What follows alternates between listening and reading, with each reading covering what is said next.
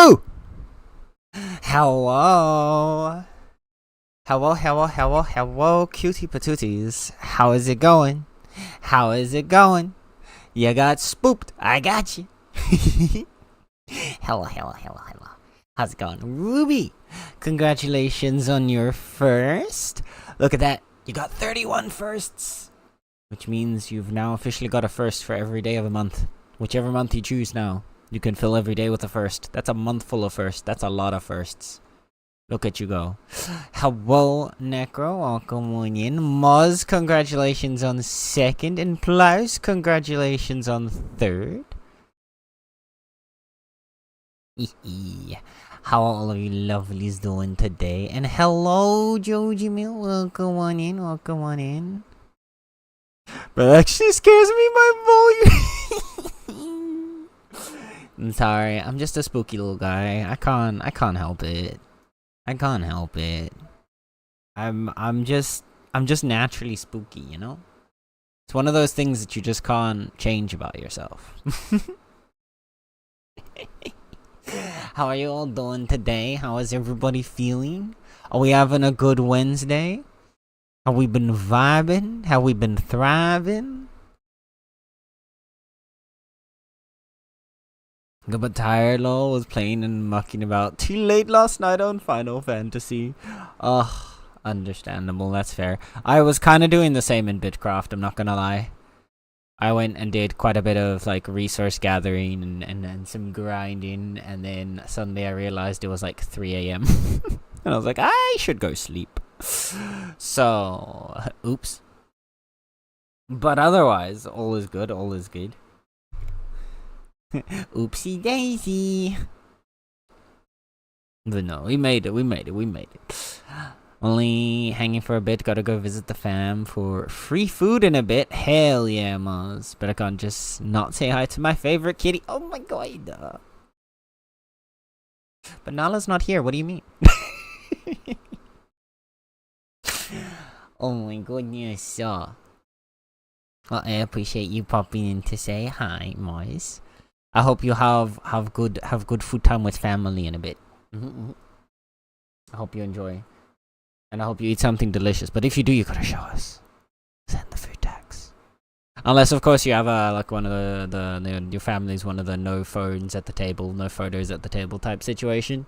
In which case, highly respected. Honestly, I think more people need to do that. But in that case, you'll get a pass on the food tax. Just this once, though. Just this once. Yeah. Today I'm excited. Well, excited. I'm cautiously optimistic to see. No, cautiously optimistic is probably also not the word. I'm cautious, just cautious, to see how our adventure is going to be going, because if you were here last night at the end, or at least in like the last like hour, it went a little bit to shit again. So we've lost Plaus permanently. Apparently Plaus was kidnapped and then killed. So rip. But so we lost not only Plaus, but we also lost the person who was going to become our mecha soldier, because Plaus was the one who got the architect leg as well, which is unfortunate. And with that, all 3 of the original starting colonists are no longer with the colony. That being said, one of them is still alive, which is Ricky, Derek's character, is still alive somewhere out in the world, just currently kidnapped by pirates. So, maybe at some point our new colony, living in the ship of the original founders, might be able to go and save the original founder. Because he is Kai's brother, I believe. There's still the familial relation there as well. So, like, maybe we'll find a way to save Ricky. But, yeah. Sneak a peek before going to the table, then throw the phone away before they notice. Exactly. I may be back afterwards, because fam dinners usually don't go that late. Okie dokie. Well, then maybe we'll see you later, but I hope you have a good, delicious dinner either way. And we can, everybody dying, getting kidnapped, or getting a divorce. Fucking love it. All 3. Plaus has gone through everything. I think Plyce's every bit of drama that happened in this playthrough so far involved Plyce in some way, shape, or form. So it's gonna be really weird not having him anymore. Cause the very first drama was when Joe had a berserk mental break, and he had that berserk mental break with Plyce. Then he beat Plyce unconscious, and then because Plyce went unconscious, he decided to try and beat up a wolf, and then got mauled to death by the wolf. And then Kyle had to save the people that were saving her. So then we get back, we get Nether. Plyce and Nether fall in love.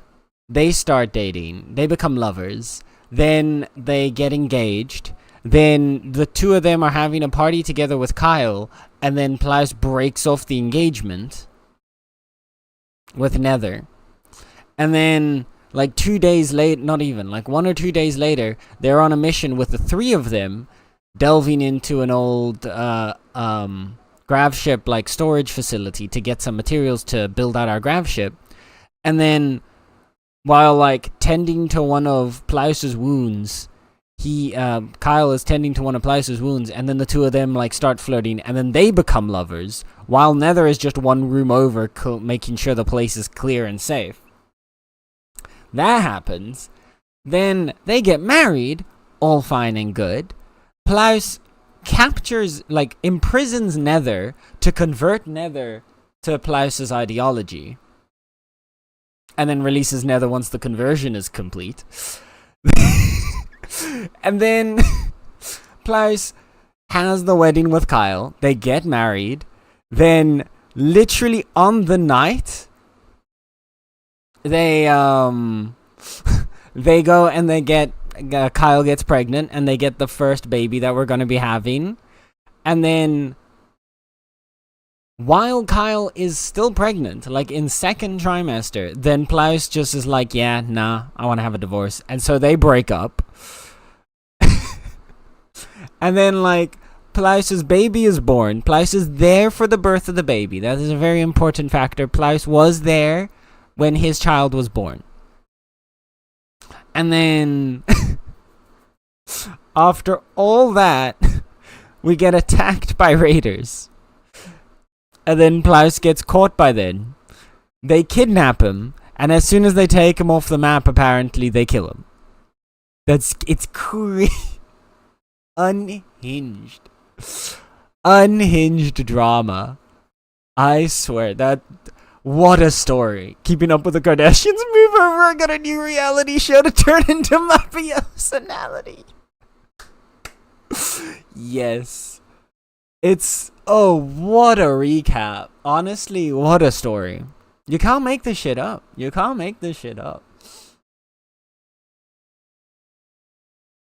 Must have been an achievement. No more drama maker. Yeah, that's what I'm curious. Who's going to be the center point of our drama now if Plyce is no longer with us? Right?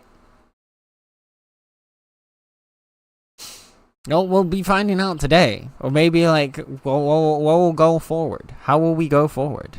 Who's going to take care of everyone? Exactly. Nether, being the last person to follow the same ideology, has now taken up the mantle of colony leader and has picked up that role to hopefully lead the colony forward after the loss of its final founding member. But will he be able to keep up with that? Will he be able to tie everyone together and keep everyone moving forward? Who knows? Who knows? I know, right? They knew what they were doing with making this game. It's such perfect stream material. It's why but it's such a fun game to play just in general because of those stories. Because it's basically playing playing a novel, right? You're playing a book, sort of, in the story that just keeps developing whenever you're playing it. It's wonderful for streams, though. Wonderful when you get to name everybody and they get to become associated.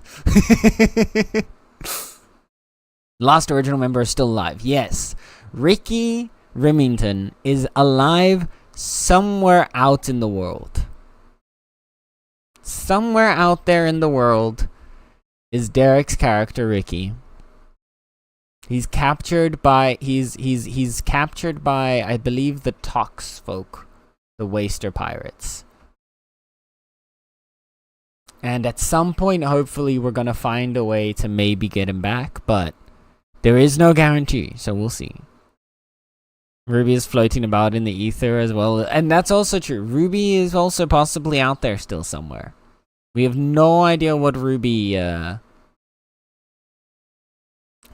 did after staying with us for a while, but yeah.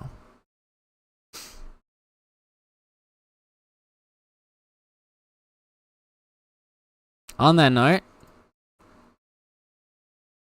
let us make our way over into the Rim world. Let's get ourselves started today, cause I want to see where this takes us. I want to see where we get, how we're gonna. I've been thinking about how to possibly set up defenses. Right now, I think without more Gravlight panels, it's gonna be hard to really build a big defensive setup for our ship. But at least a minor one with some turrets is what I want to get set up today. Is probably the first like major project I want us to get done, is to at least get 2 turrets on either side of our main doors, so that we can just set down some barricades and have some defenses up.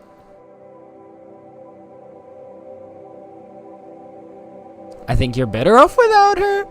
Oh dear.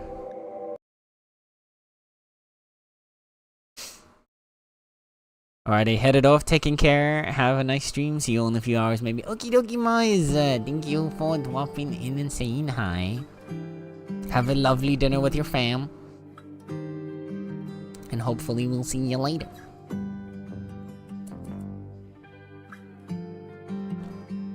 Okay. Sorry. Here we are. This is our world. This is our home. This is our ship right now. So this is what I was thinking with our basic defenses, is we at least get these barricades here so people can stand on these. And we can put like some turrets on the corners to hopefully give us a little bit of built-in defenses. We're gonna want more, but this will at least get us started. And then the other thing that I think we're gonna need to start doing is getting some more flak jackets built, which we can do now because we'll have the steel, or sorry, the cloth. So I think we want to get 6 flak jackets to try and improve our defensive system, thanks to actually getting some cloth up. Now we're getting defenses, well, because we still haven't got the research down for it.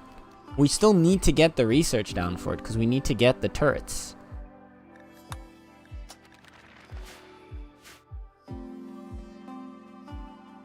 So we still need defenses. We haven't quite got them yet. The problem is, like, this is the part where it's like changing how I play RimWorld. Because usually, what are you doing? Usually the thing that I do, thank you for the follow. Usually the thing that you would do is you get your nice little box of a base built, and then you create a nice little funnel, an area that leads your enemies into a space that you want to fight them, so that you can fight them on your own terms. But because of our limited ship size, all the space of pre-built area is limited, well, has to be utilized in any way, shape, or form as we can to just, you know, function our basic base. So we can't build like a kill funnel or a kill box into our base. And so we have to try and set one up every time as soon as we've landed. And the raid that took place from us, it was just after we landed. So even with these bases, I don't think we would have had the barricades set up that quickly. Maybe if I'd made it the very first priority, but yeah, it's unfortunate. Hello, Joe. Hi, Joe. Hello, Mr. Spoopy Joseph. How go? How go?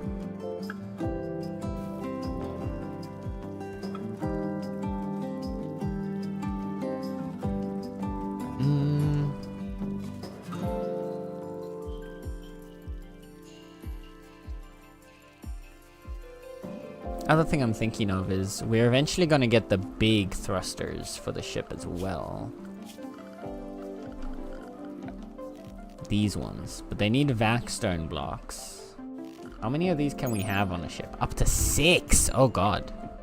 So we could have like a 1, 2, 3, 4. We'd have to move the batteries and the chem fuel tanks for that, but that will at least get us most. And then I guess we could replace these two for 5, 6, and then move these two somewhere else. I don't know, we'll have to see.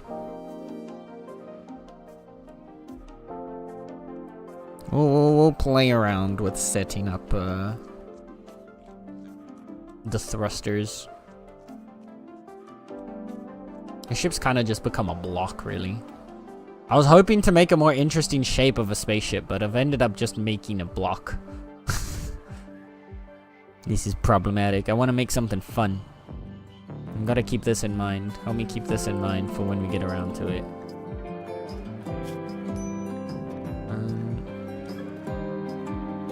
Oh, you can work on it even without power? That's interesting.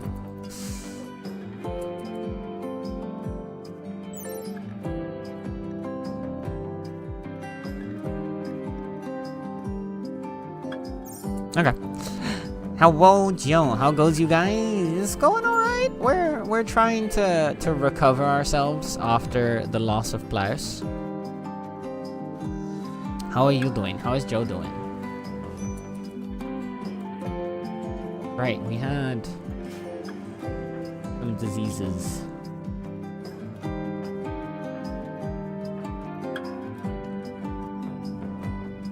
So Sluggy's malaria is doing fine. He's immunity is well ahead of it.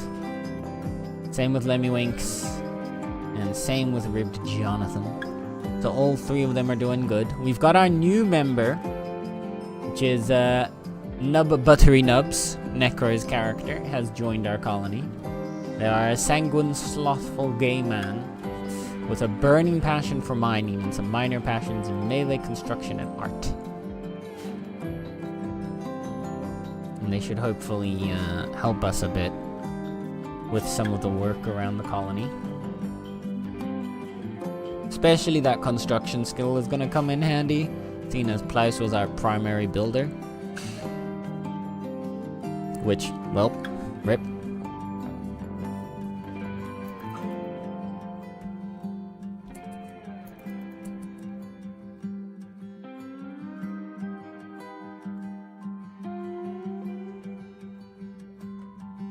So what I kind of... I need to figure out what we can do from here. Okay, we can let them mine these veins out at least. Get that out of the way. We've still got plenty of chem fuel. And plenty of wood to keep us stocked.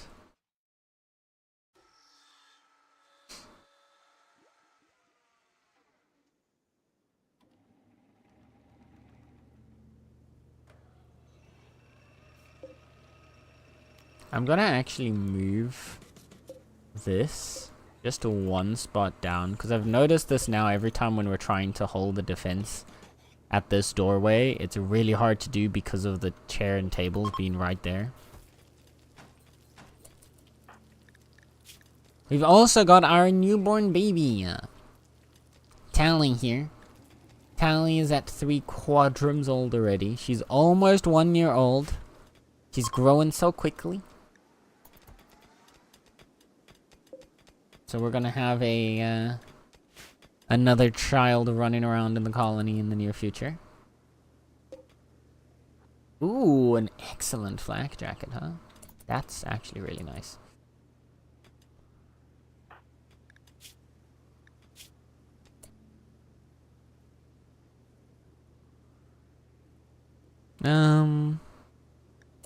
Yeah, we got baby Tally.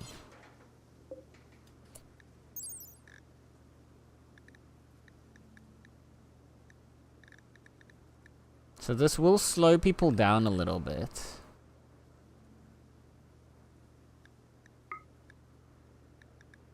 But, yeah, look at that. Much higher armor. Specifically, this should help against bullets quite a bit with a 71% armor against sharp. And a decent bit of cold and heat insulation. I think compared to, like,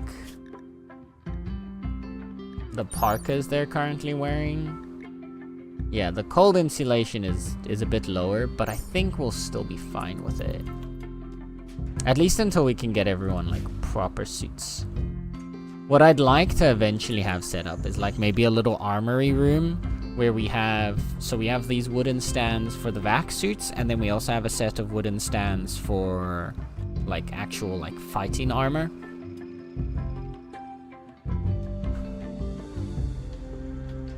Because I believe... From what I understand... Oh...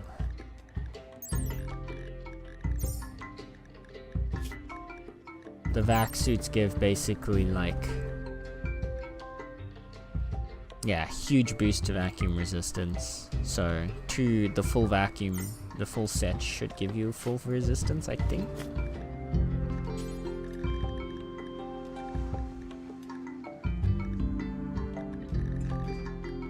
There you are.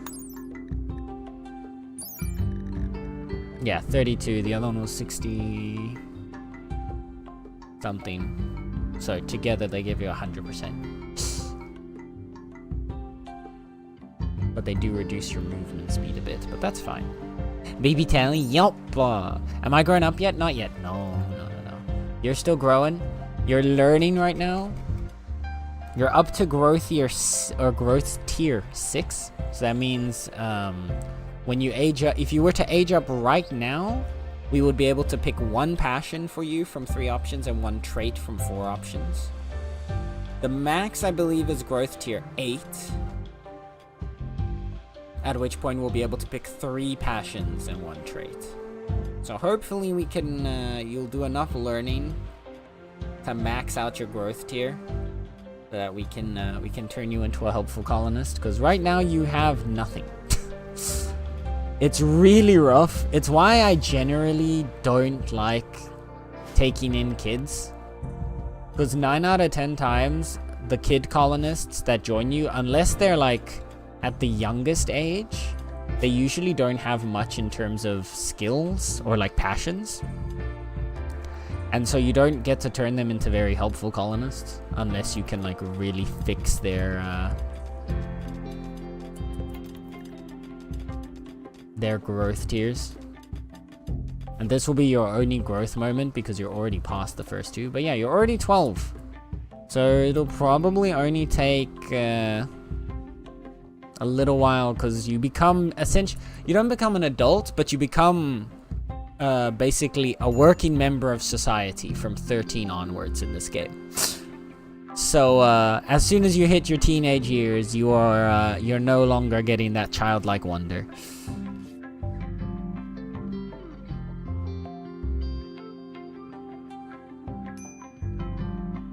Yep, at 13 you are a working adult. We need some child labor laws. We have those. Those just only apply to 12 and under.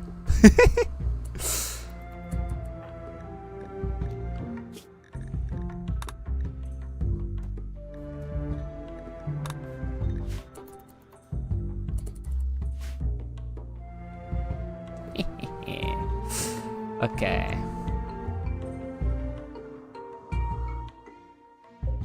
We need to get this cloth inside.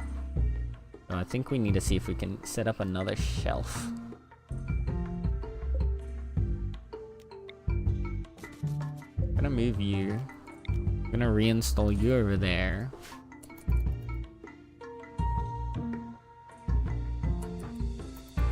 Cookie's hard at work trying to help research so we can get some turrets.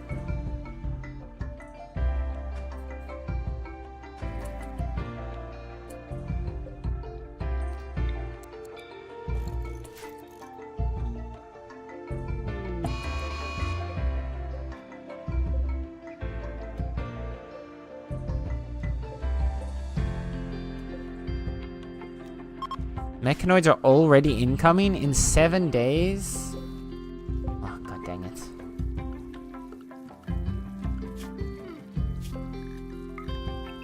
Okay, we're gonna set Sluggy to full meditation mode again.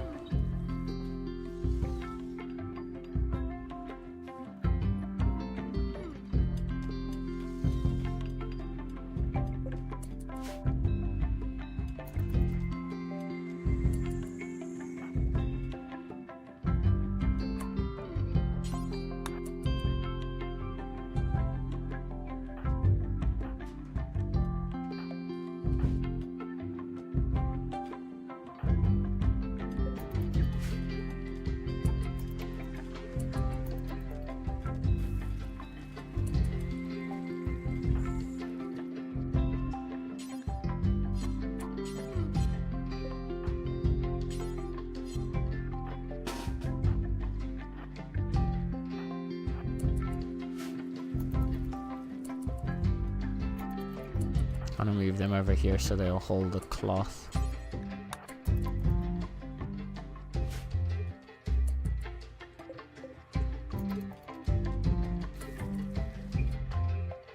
Stop trying to hold the wood.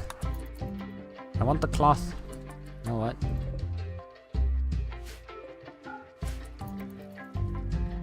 There, mark the wood as and do not touch.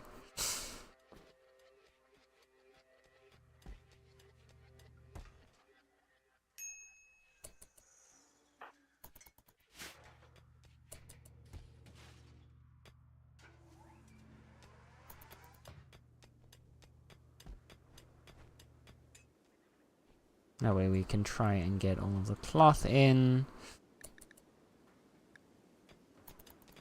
With only 7 days, okay, with 7 days we should definitely be able to get Sluggy's next tier of caster active. Like, we should be able to at least train up his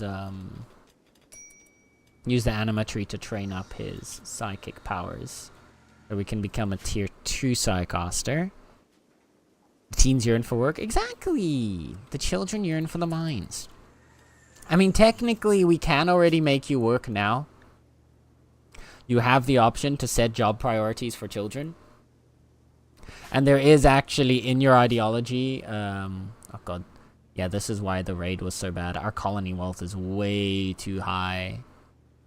But you can already set the option... in your ideology for like your opinion, your ideology's opinion towards child labor and whether children should have recreational time or you know, work in the mines.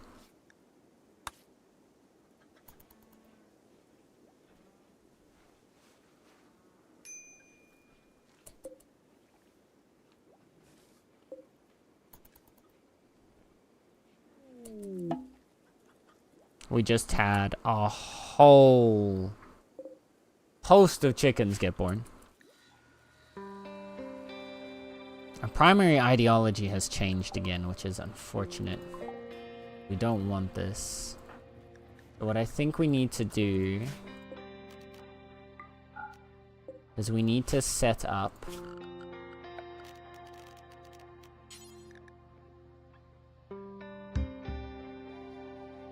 a new bedroll.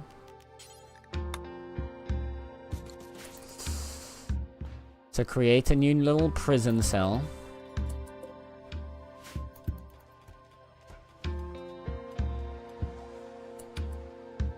And I think the first new member is gonna be Nub over here.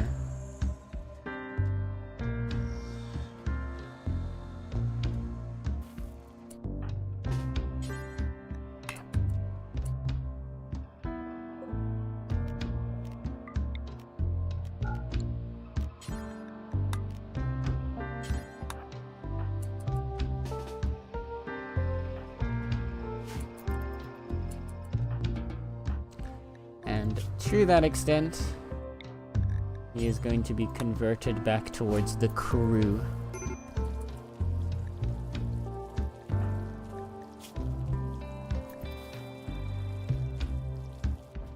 Indoctrinate the children. The children will be indoctrinated, but that one won't. That'll be easy. That's nothing to worry about.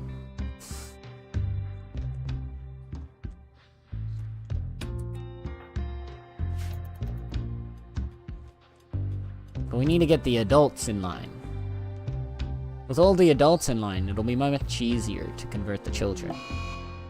And Kyle is in a daze again. Kyle just dropped Tally on the ground and went into a daze. Great. Thank you, Koki, for at least putting Tally somewhere safe.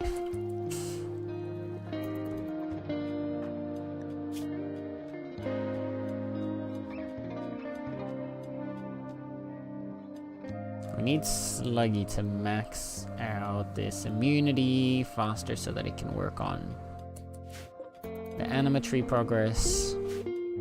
He's got 6 days to get 5 grass. He can definitely do that. So we shouldn't be too worried about it.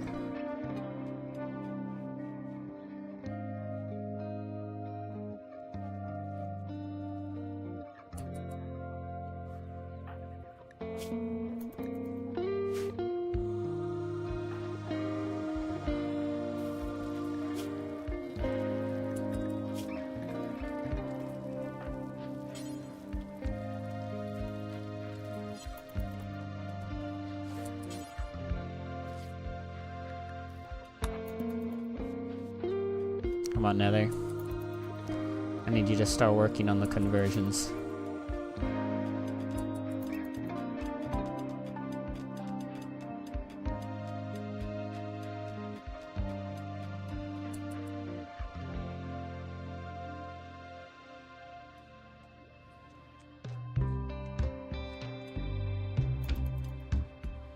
Did we get all of the flak jackets? No, we need more, but Kyle's not here for that.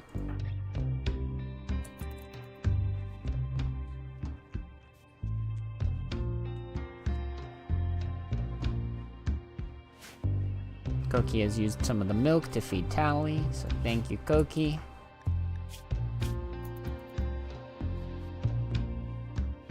The baby is happy.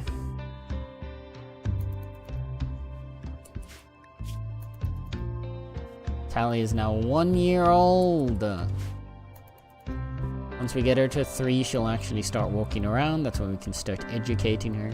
Like, children take a good amount of time to invest and like investments into, but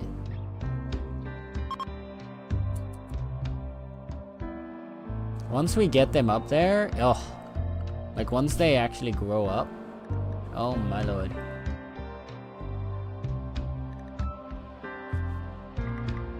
I'm gonna have Nether mark a few animals for hunting.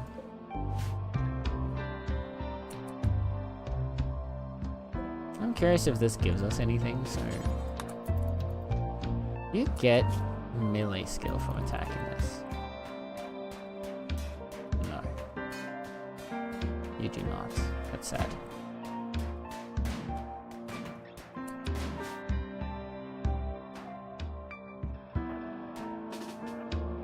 Next thing.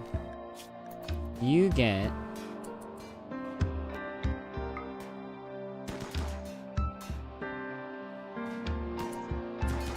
you do not get shooting skill from shooting at it.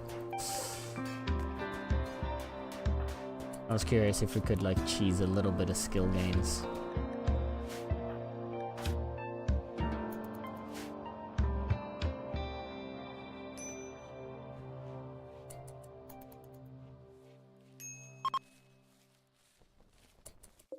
Oh yeah, we'll turn off sewing.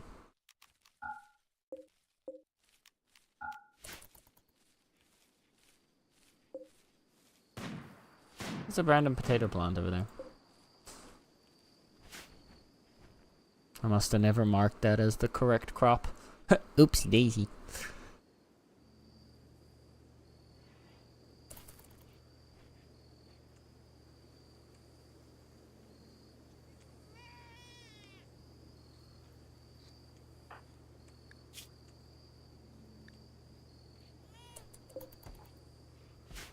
Tally's crying.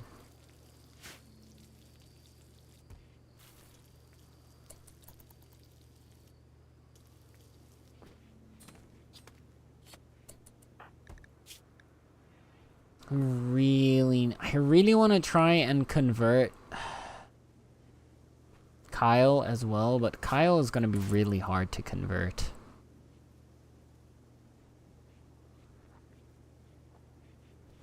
But it would solve a lot of the problems we're having with Kyle right now, because Kyle is getting a lot of negative mood from their ideology.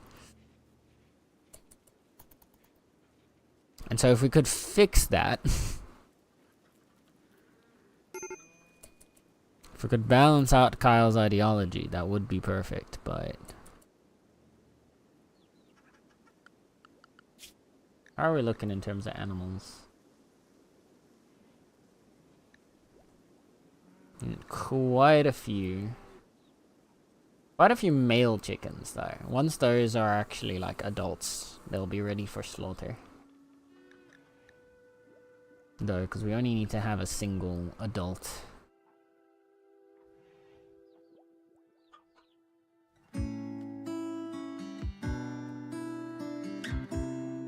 All of our cows are also males. We need more female cows for milk.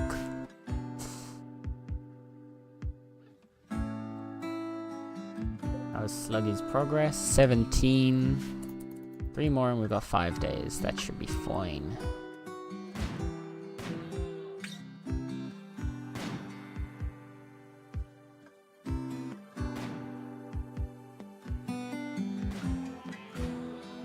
Let's go Nether.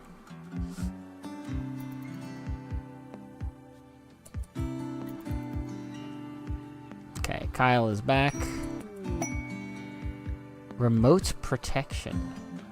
An anonymous AI has requested your help defending surveying equipment at a remote site. The surveying operation will take 10 to 15 days and will require traveling to the destination. In exchange for your services, the AI is offering a valuable GravTech device, a pilot sub-persona core.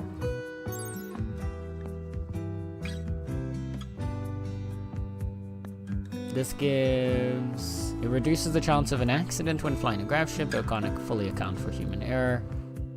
Only requires 30 watts, so it doesn't use up too much.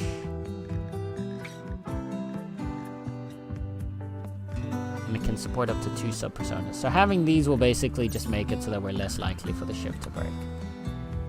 Also, I think we're gonna take this.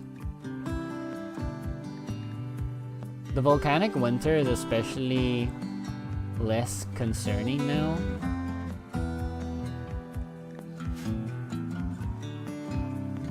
Since like our crops are basically all ready to harvest. We'll wait for a little bit. We'll grab the quest at the last possible moment. Just to make sure that everything is as grown as it can be.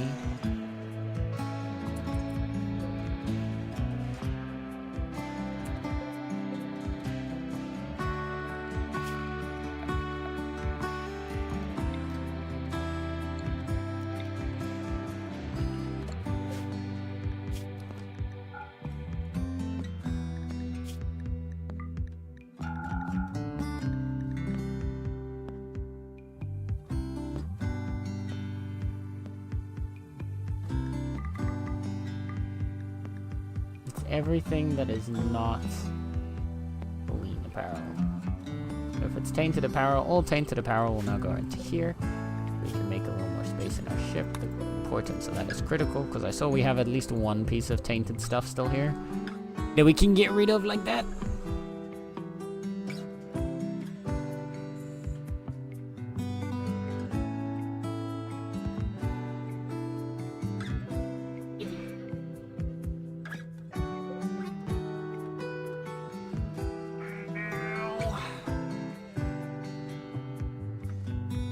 A lab cat, chat.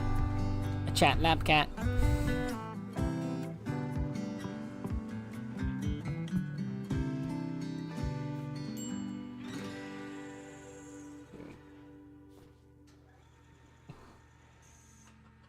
There you go.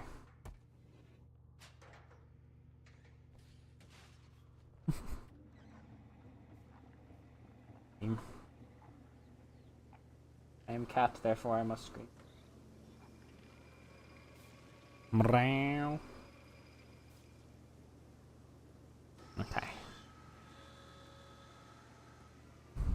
Hi, kitty. Yes. Want food so bad? Why can you not have food, Joe? What is up with your supply of food that you are not able to have some when you need it or want it?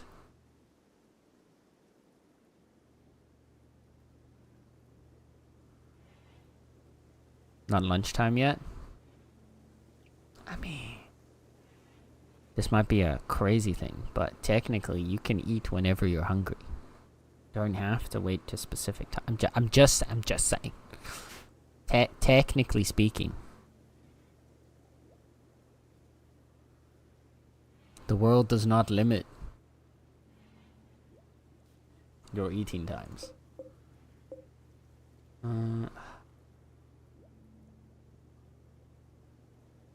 See, I don't want to have these pants over here. But there's no way to mark...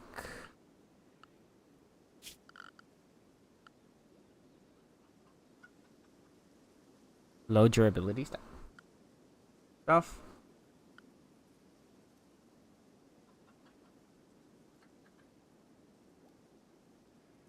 Goodness. So much, what?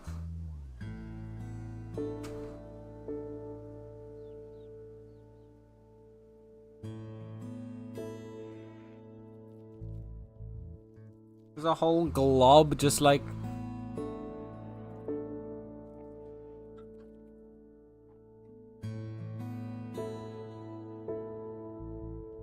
It was just a whole glob drip, like, hanging from her mouth.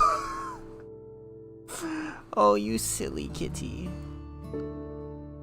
Oh, you silly kitty. Normally I would have had a breakfast snack or something, but Salt and I are splitting lunch, so I'm waiting for him. But then, why does that mean you can't have a snack, though? Yeah, no, now there's this bean. Hi, silly bean.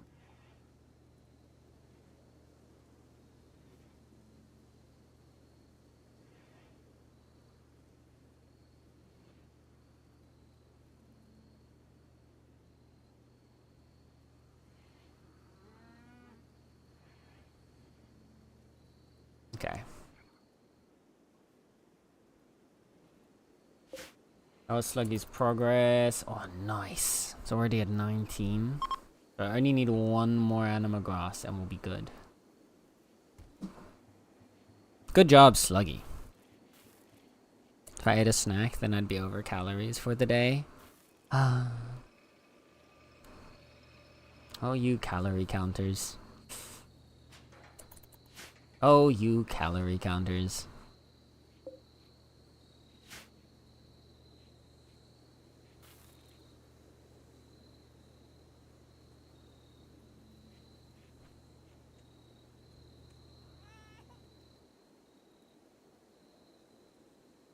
I'm so glad I don't have to do that.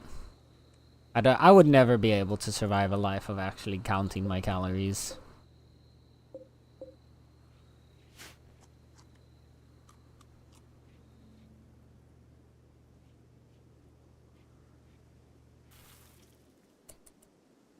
I am not made for that world. You're gone. There's no setting here for, like... Yeah.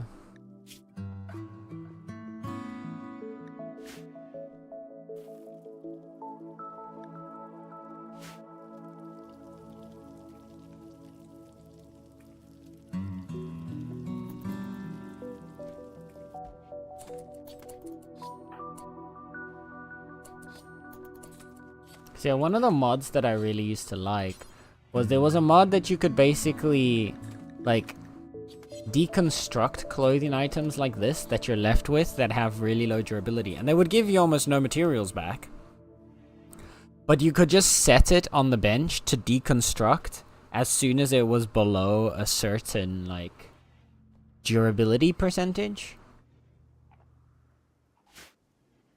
And that would just let you get rid of those items instead of just having so much clothing around you. I don't particularly like it, but it was ingrained into me in a young age.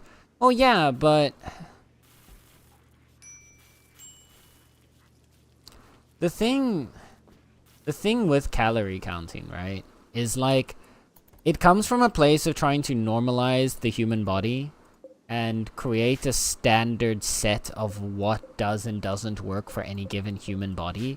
But people are so, like, different, both just like in their actual biology and how their bodies respond to different things, that there is no catch-all process in, like, maintaining or, like, controlling your weight, right?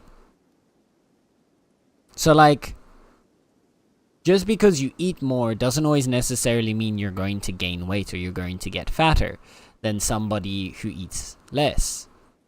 Because your body might just be more active in processing that food, in which case you don't gain weight. The perfect example of that is my sister and I. I eat a lot more than she does, but I've always struggled to gain weight because I've always been underweight, even till now.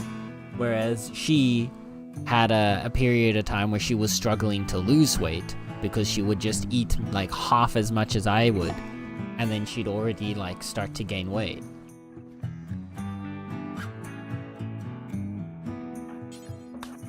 Okay, we can link Sluggy to the tree.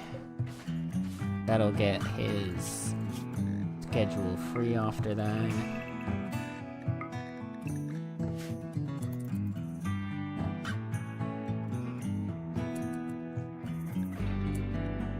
And now we'll accept the volcanic winter.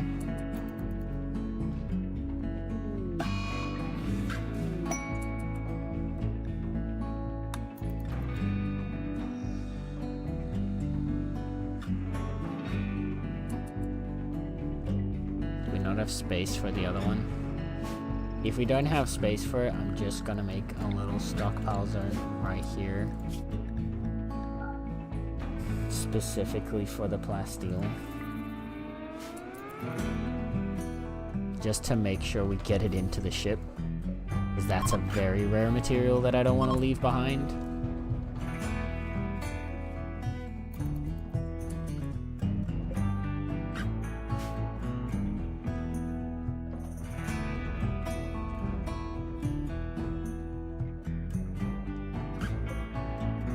Got an excellent and a good flak jacket. Nice.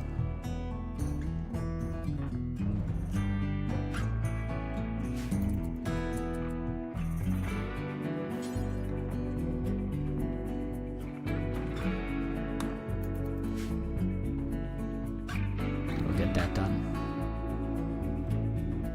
Get Nether to wear the excellent flak jacket.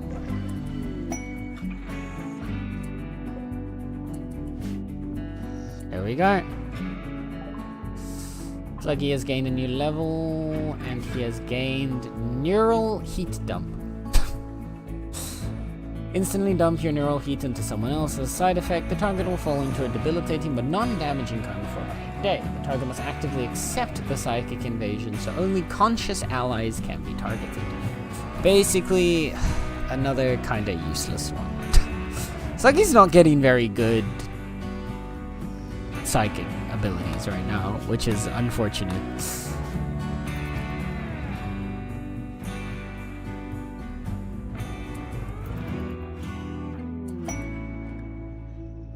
The rest of the refugees are leaving. Mukbogop thanks you for allowing her to stay for these 18 days. She is now moving on with her people, which is just her alone because one got kidnapped and the other joined us. Mukbogop says she won't forget what you've done. Well, that's good. How far are we on Buttery Nubs' conversion? 46%. Tired Refugees quest has been completed.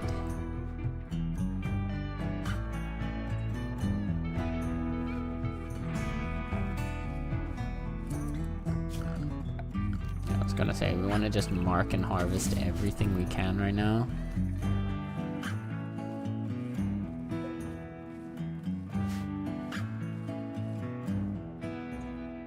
Because there will be no more crop growing today.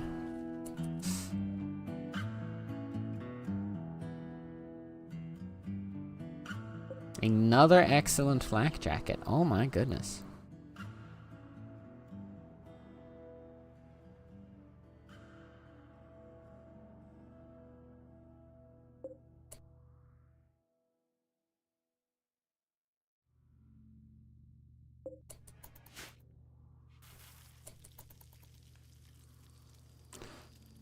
Oh, what I can actually do... Okay, wait. Gonna have Koki wear those pants real quick. And come over to here.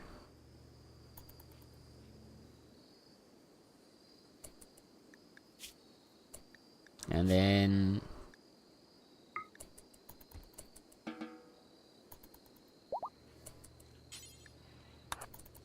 put on the good pants again. There we go.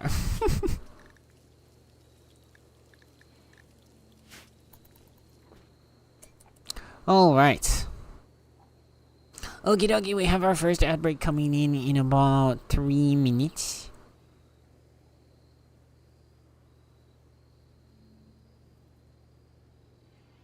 I should actually set... I think I'll set the warning on that next... after this ad break. I'll set the warning on it to like 1 minute before they start.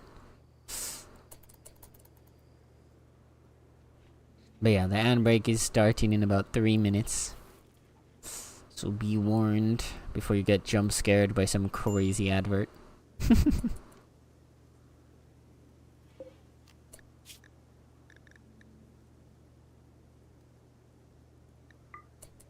Oh, that's for the cloth then as well.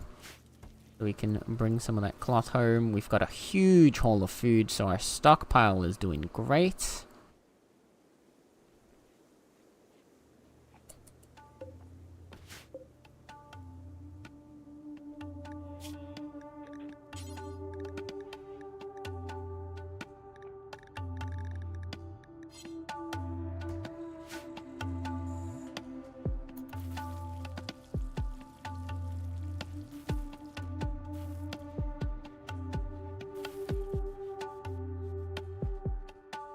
All of our food is being brought home.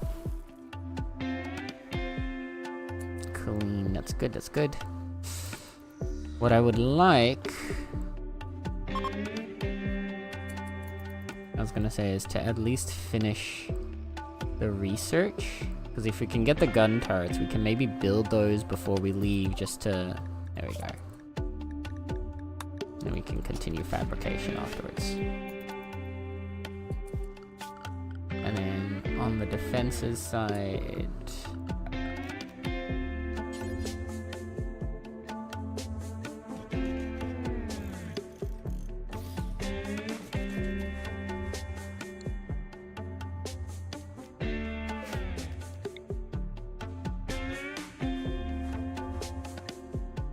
I kinda wanna just align this nice and neatly along the middle, so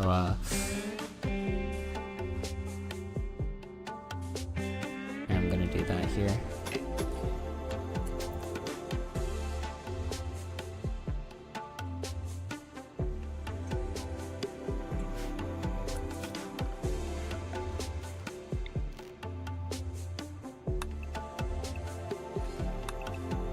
Deconstruct those conduits because it'll retie us up on this network here. Anyway.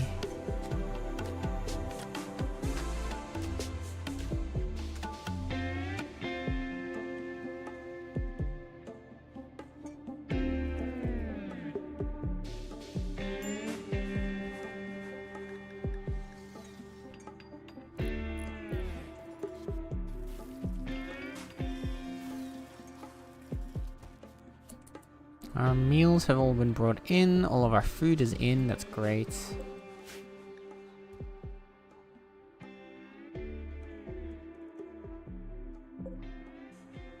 We're gonna bring the animals back inside.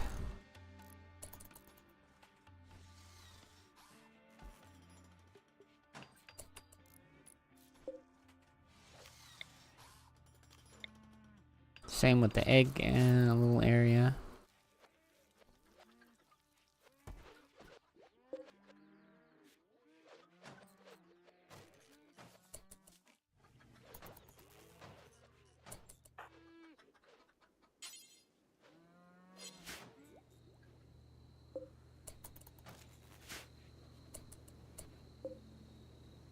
Then we want to turn off all the turrets.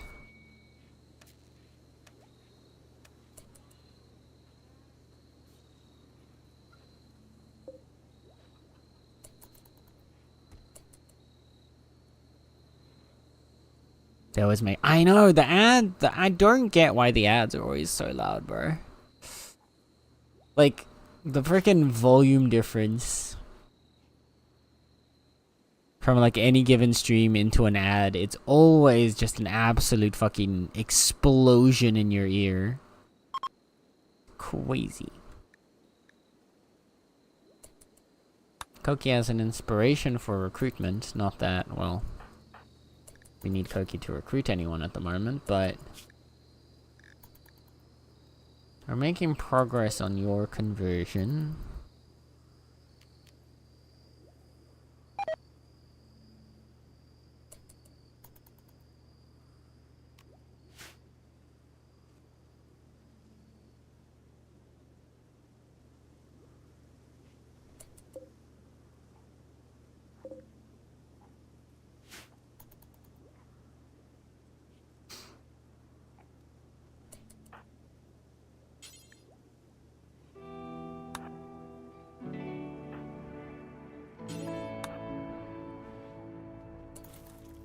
I want to get everybody in their protective jackets.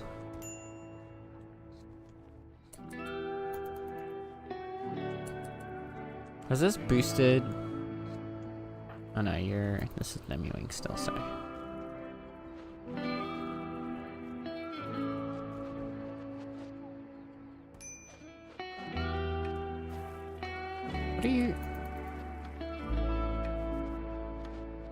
Why do you keep failing to...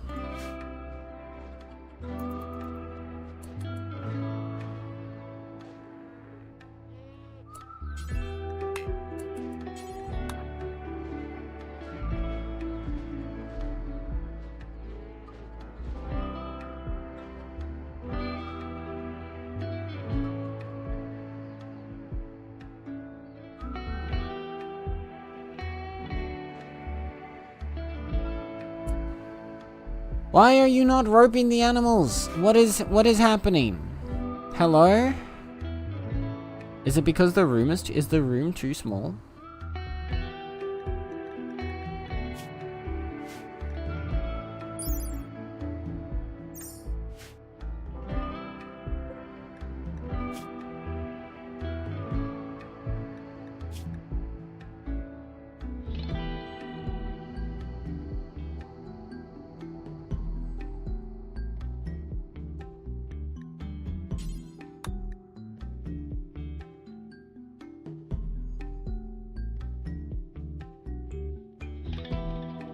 Why?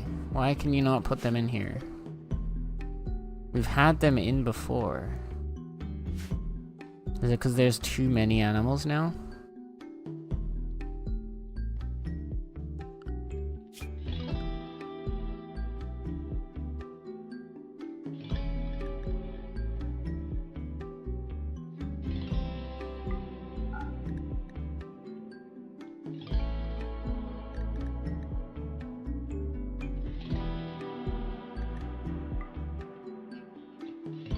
How's this? We get rid of some of you.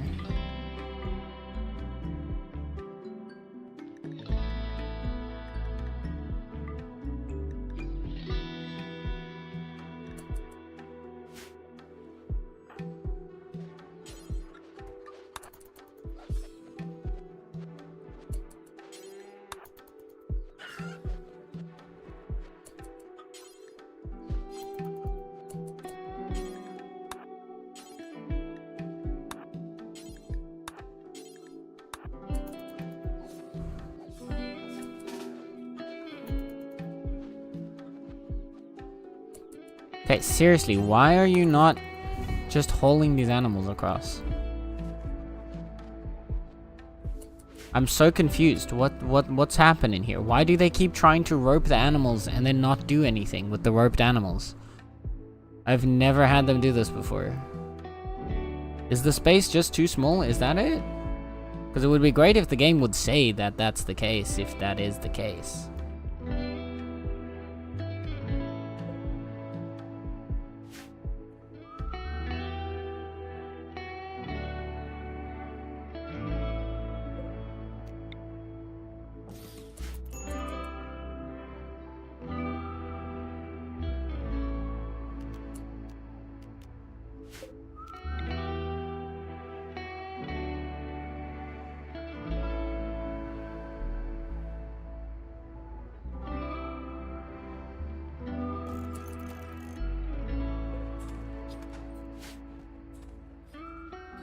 Will you do it now?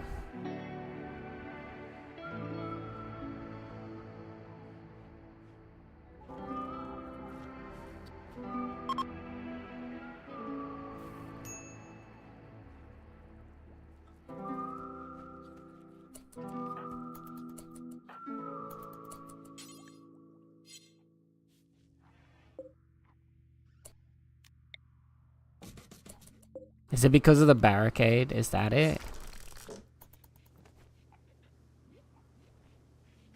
Do I need to break down the barricade?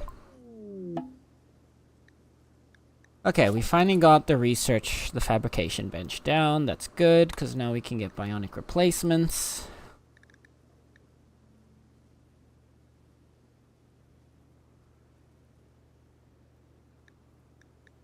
Which we're really gonna need.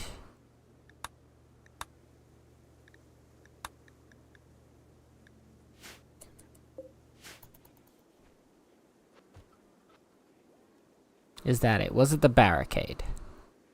It looks like it was the barricade. Okay. Well, thank you for being clear, game.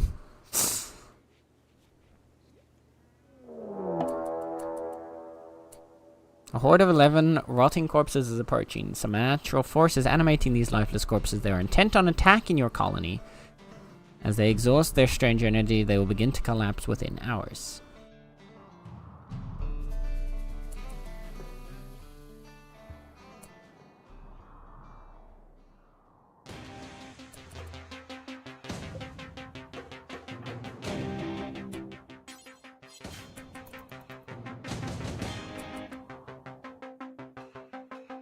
Okay.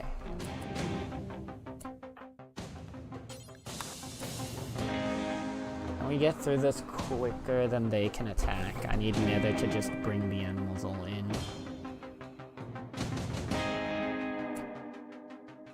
What we'll do is Lemmywinks can be a little bit of a distraction, maybe.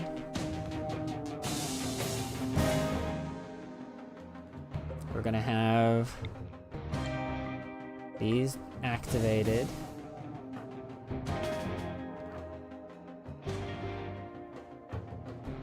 Nope. Loki's gonna turn these on.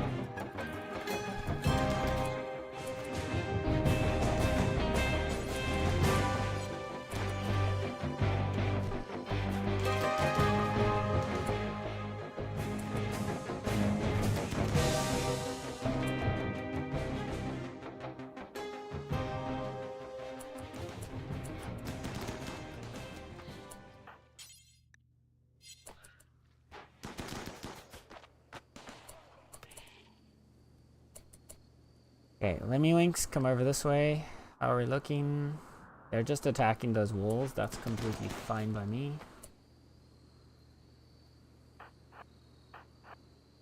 Is everybody else inside? That's perfect. Get everyone in.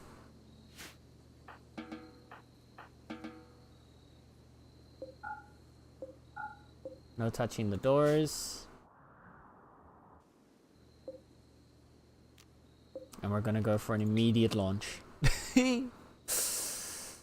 Kyle, lead, Koki, assist, 42%, good enough.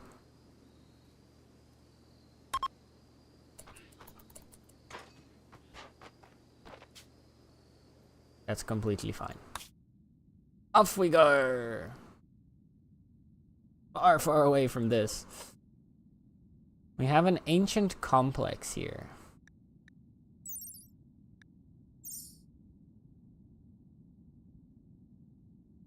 I'm curious to see what it's like if we just land at these, like, points of interest instead of, like, traveling to them normally. So let's give it a try. Ancient complexes can be interesting. There we go. Bye!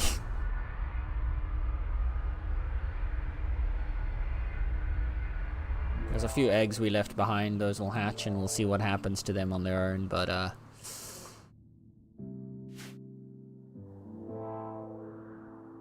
there's the ancient complex. Oh, it's not that big, actually.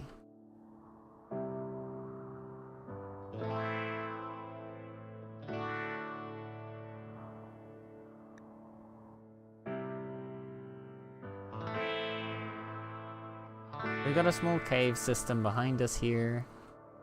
We've got another little cave system over there. Overall, this place is pretty small.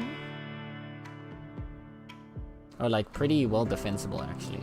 Yeah, because they're all just, everything has to come in from this side, basically.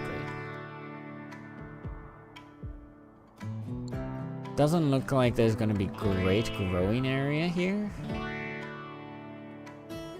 There's a little patch over there that we can do some growing if we need to.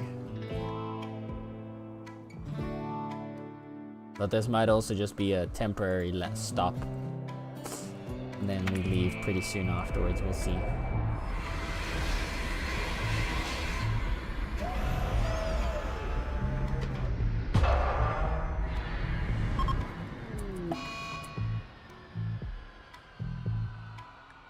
Okay.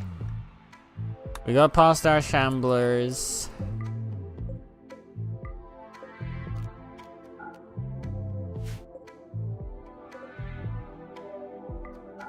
These all need to be deactivated. One needs to get rebuilt.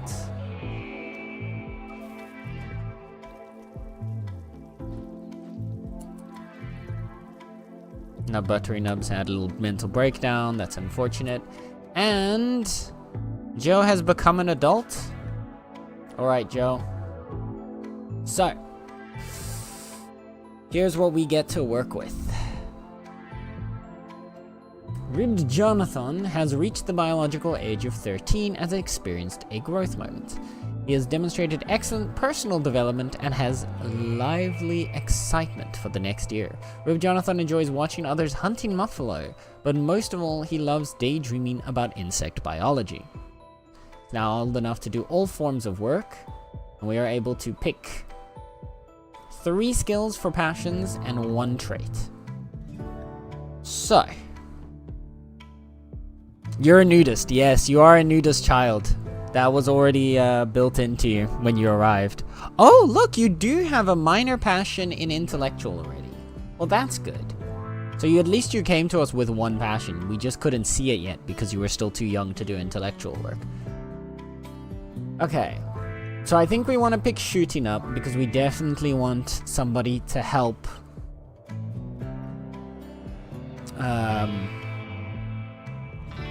deal with the world around us. Social might also be really valuable because we don't really have anyone with social skills.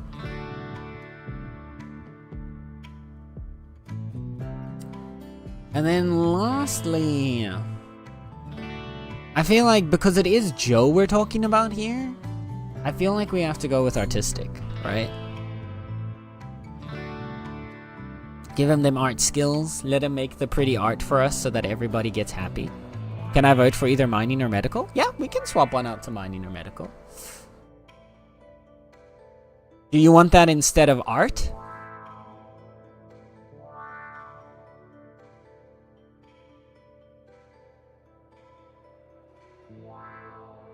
Art works too.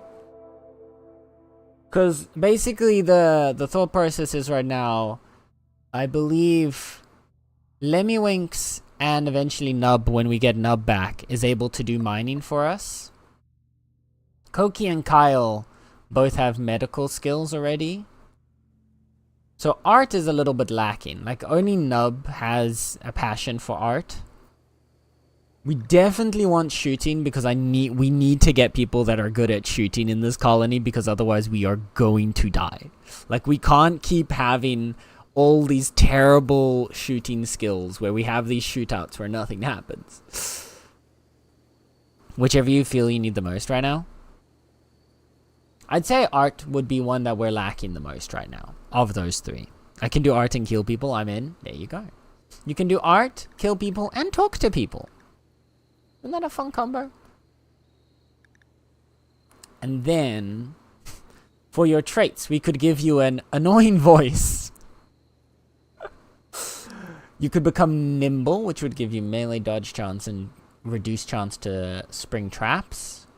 But we're not going to really have you fight in melee. Psychically dull, which just makes it so that you wouldn't be able to gain psychic powers, but you also wouldn't be able to get affected as badly by any psychic abilities. Jogger, which I'm leaning the most towards, which is just a flat movement speed increase that makes you faster than everyone.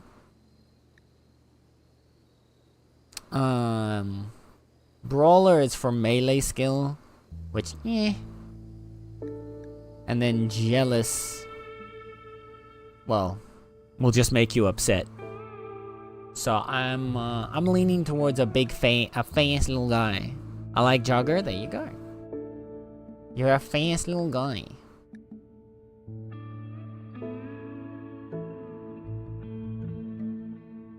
Okay. That's everything. There you go. You are now officially a member of the colony.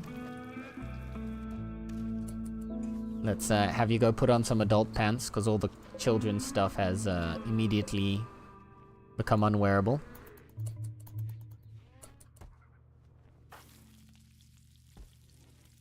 You're an adult with your own adult bed now. Look at you.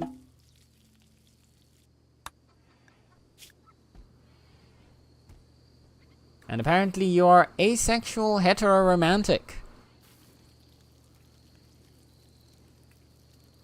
So there you go.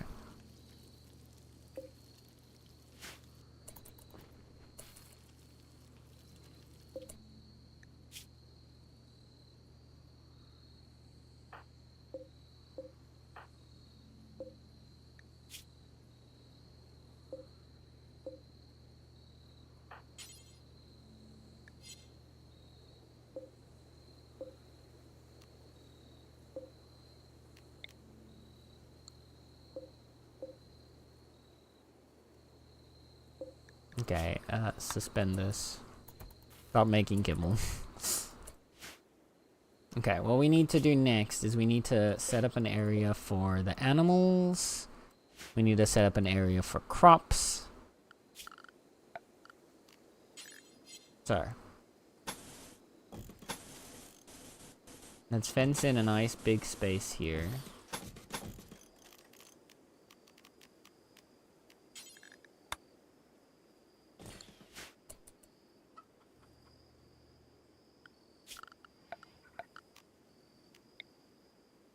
Chop down all the trees within that space.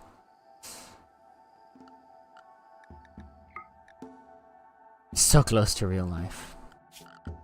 So close, yet so far.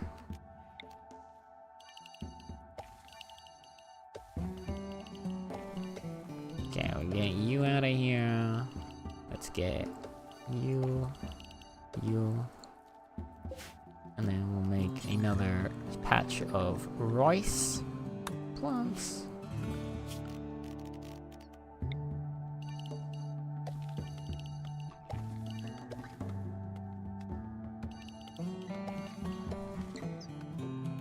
And another patch of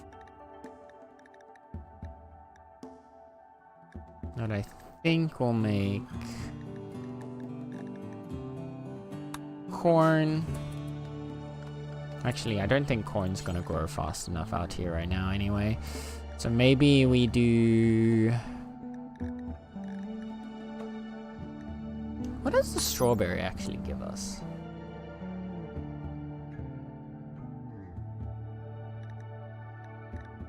Because they're delicious, huh? Yeah, it's just because they're tasty as a raw crop.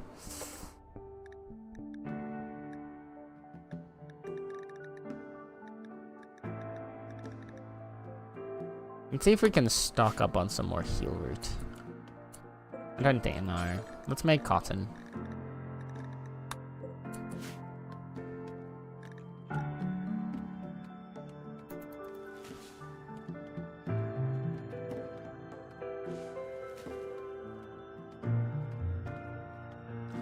And then for Jonathan here, we're gonna have you wear your flak jackets.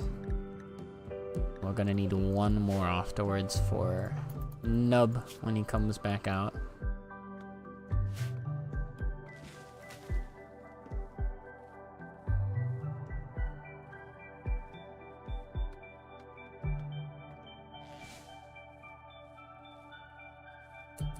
The game even knew, Joe. It gave you the twink build. It gave you the twink body type.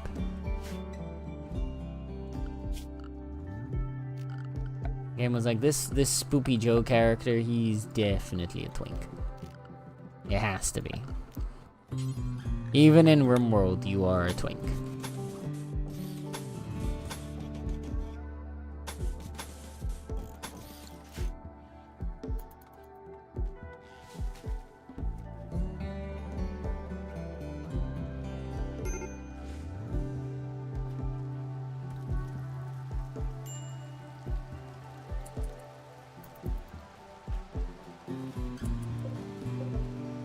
Why are you on again?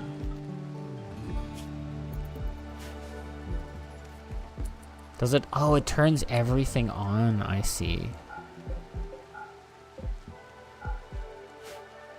It turns everything on when we move across.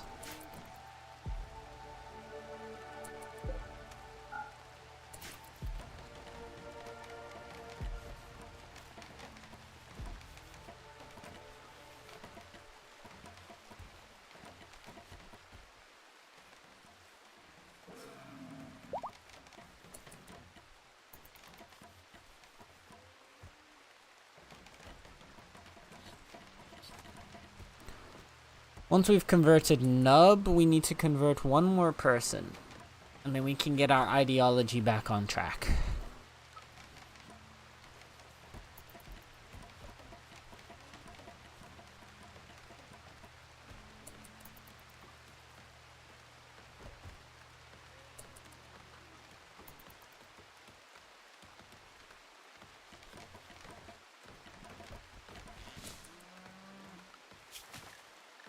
What is our auto slaughter at?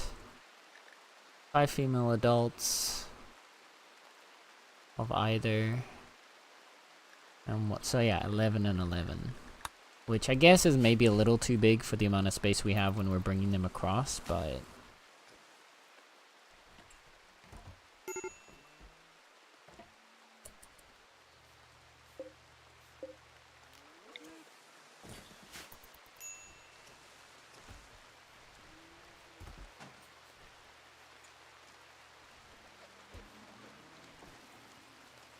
if we're lucky, we might be able to expand some aspects of our ship today.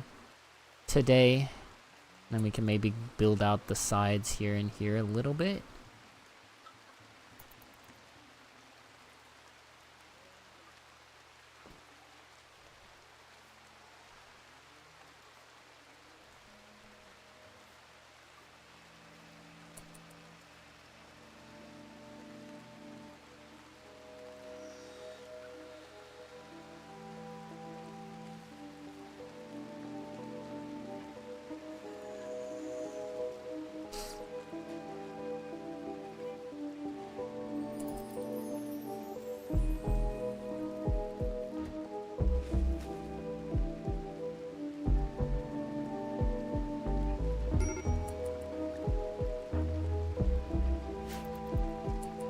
is Kyle at a major break risk again?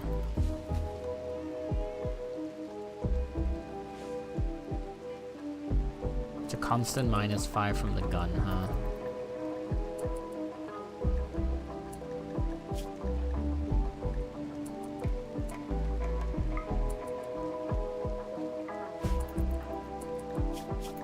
There we go. We'll take the gun off of her just so that we can get you a little bit happier.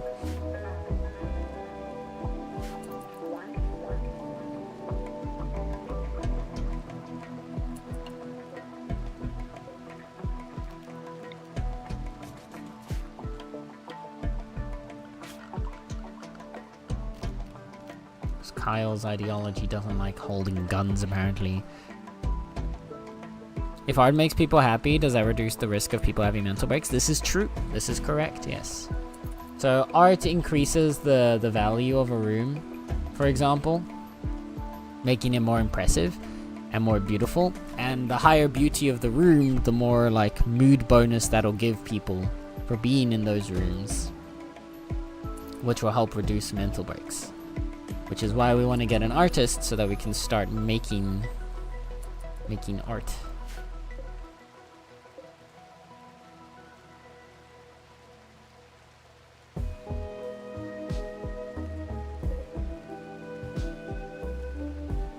To that point, I want to start making some practice art.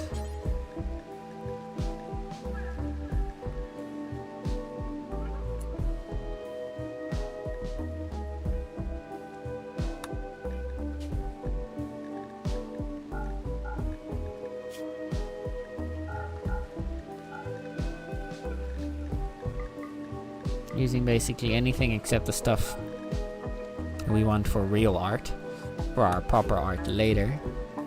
And then we'll have you, Mr. Joe.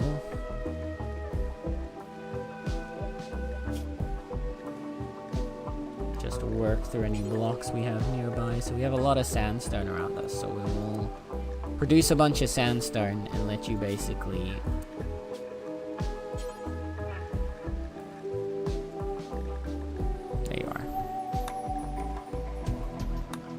Oh, and the last thing we need to do is work.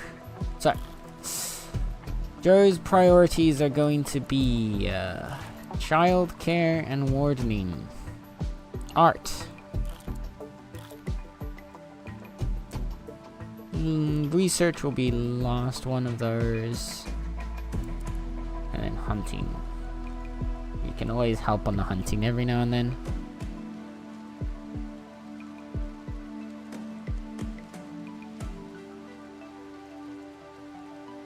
Those are the primary tasks that we're going to want you to help with.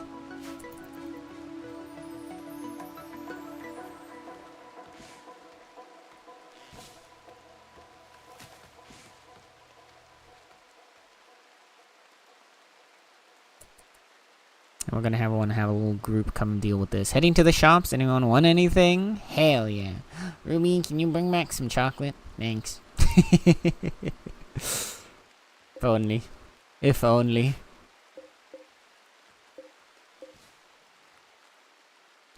Don't know why, but I'm really craving chocolate today. We've got some steel in there to mine. So we'll set that up as a task for our miners to just, you know, do something. There's also another batch over there.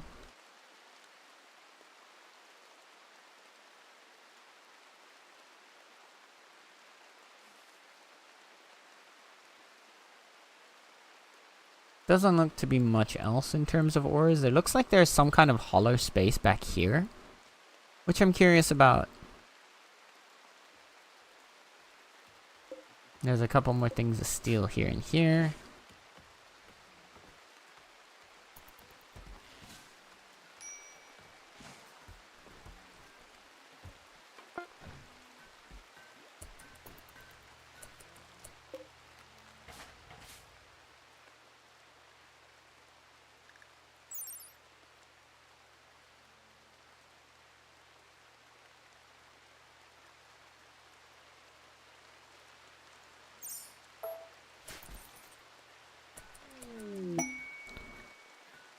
Okay.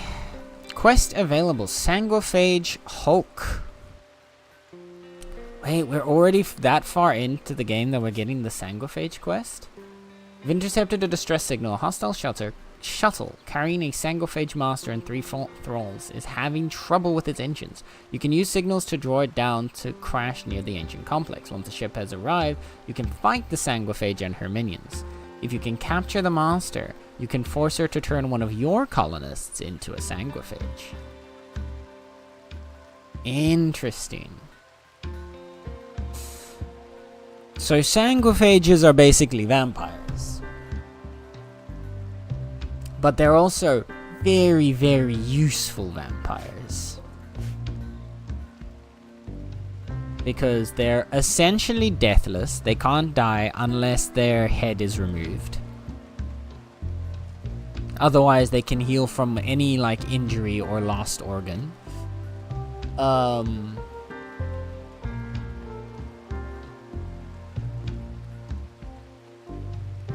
They also have really good melee fighting skills, so they might actually be really good to, for example, swap Lemmiwinks into... Oh, but psychically deaf is unfortunate, because they have psychic sensitivity built into them, but her being psychically deaf means she won't be able to make use of that. But that doesn't matter too much. Sanguiphages can be very useful. Can we bring a vampire home? We can. If we... So, what this quest is saying is that there is a vampire ship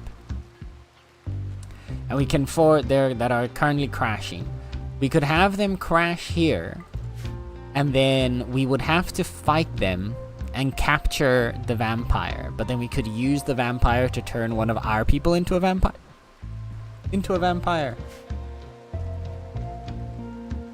Or we could end up converting that vampire to join our cause.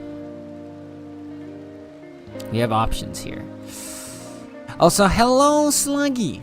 Welcome in. I need to stop eating sweet stuff, slip back into too much sugar. Fair for fair. What is my go-to chocolate? Ooh, that's a tough one, actually.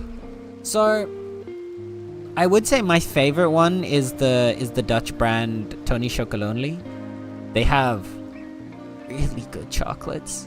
Like, they have really good. I love their, like, white chocolate raspberry flavor. Oh! It's so good. How is Sluggy doing? How is Sluggy doing today? I'm grabbing a kilo of Coke on the way. Oh no. Fizzy drink Coke, right? Right. Okay, so what I would like to do ideally is before... Oh. Do we have a anima tree here? It doesn't look like it, actually. It doesn't look like this map has an anima tree on it. It does not. Alright. I think that's because it's a quest map and not a normal one. So we can just assign Sluggy a random place to, like, meditate for now for this area.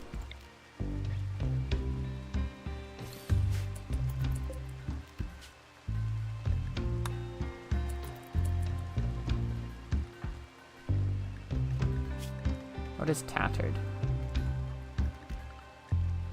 Mega sloth. Oh, the shirt.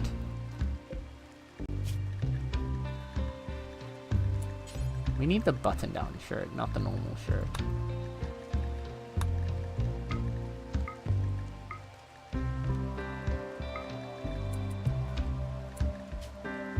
And then, not you. We can use Devil Strand now. I'm fine with... No, actually, I don't want the wools used for it. And as for the leathers...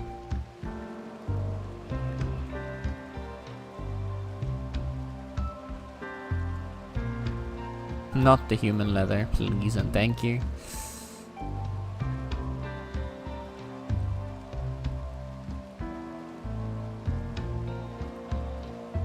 Okay. That should get us going. My hello, Nether. How is Nether?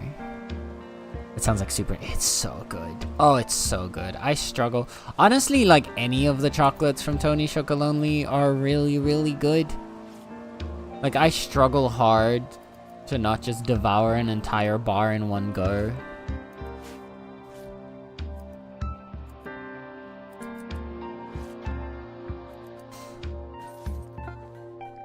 Just finished paying my tavern tax. Ooh, well, let's go check out that food real quick. Nom nom nom nom. Ooh. Those look tasty, Sluggy. Ooh, those look tasty. Can I has? Can I have some, please? Can share, please? Please, thank you. Thank you, please. Actually, shitloads of chocolate and Coke. Got it. There we go. Thank you, Remy. Finally bought some rechargeable A batteries for my controller because I'm sick of changing them. Fair. Needs the food turner. It'll be there in the moment. Perfect. Thank you, Sluggy.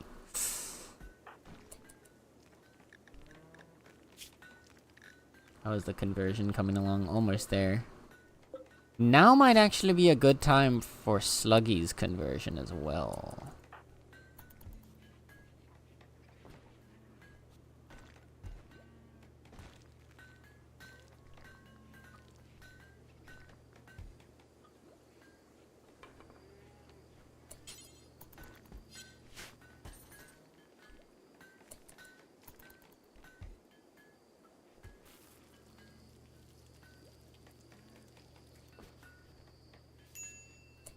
Be careful when converting me. I'm a compressed format. You know what? Fair.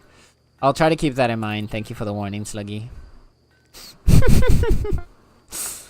Oh, dear. What's with the conversions? It's very we gotta just make sure that everybody's on one line, Nether. You're the one doing the conversion. You're the one converting buttery nubs. See?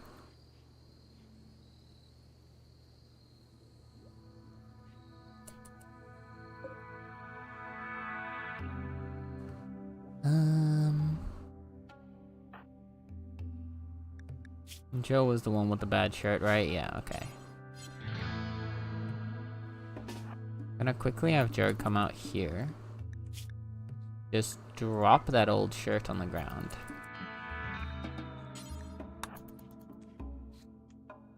Go wear the good one. There you go.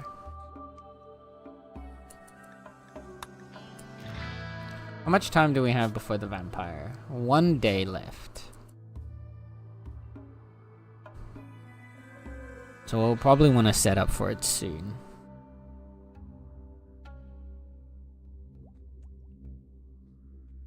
Sen is stripping me. This feels like workplace harassment. No. No. I'm not your coworker here. I am God. Don't worry about it. When God does it, it's all fine.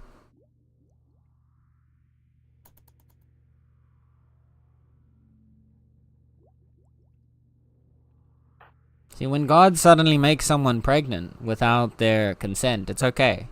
It's the will of God. So if God suddenly decides to strip you, it's okay. It's the will of God. There's no harassment there. There's nothing wrong.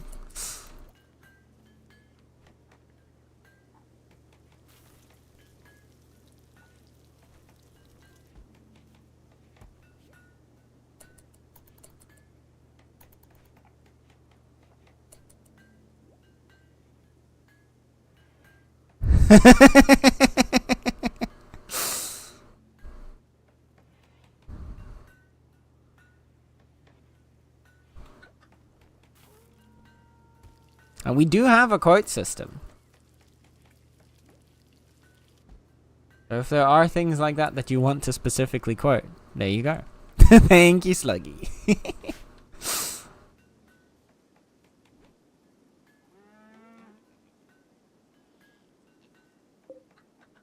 Let's harvest that heal root while it's there. How much longer until Nubs is ready? Sluggy being the goat. Yup. As per usual.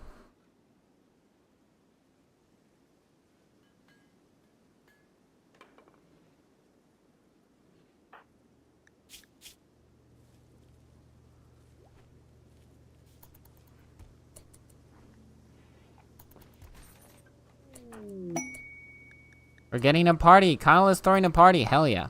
That's perfect, actually, because that's gonna boost Kyle's mood.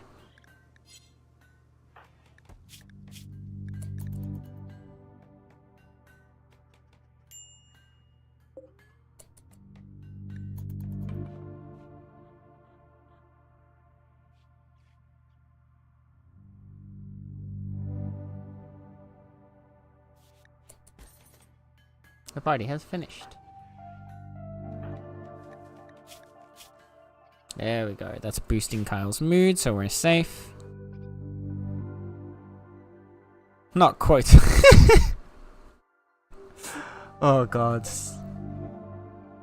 I love that quote. Alright. What I think we're gonna do is have Sluggy and Lemmywinks check out this first part of this building here.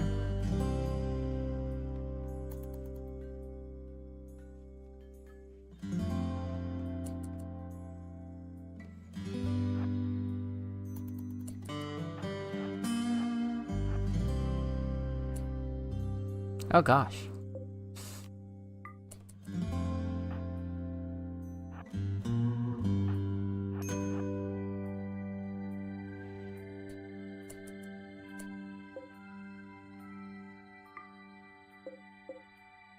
Ancient enemy terminal. Hack to call nearby enemies.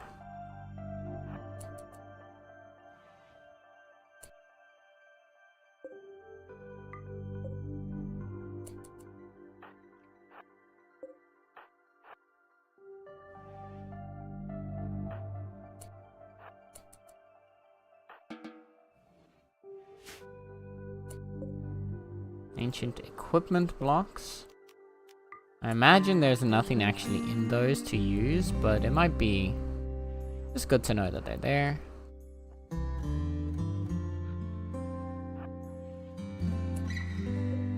Another ancient enemy terminal. And an unstable fuel node.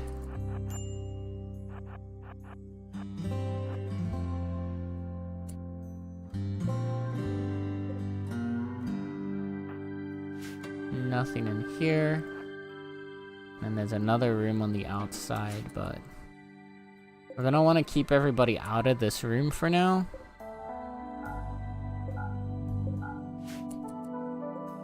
Until we've at least deconstructed the walls, because this fuel node has a chance to explode.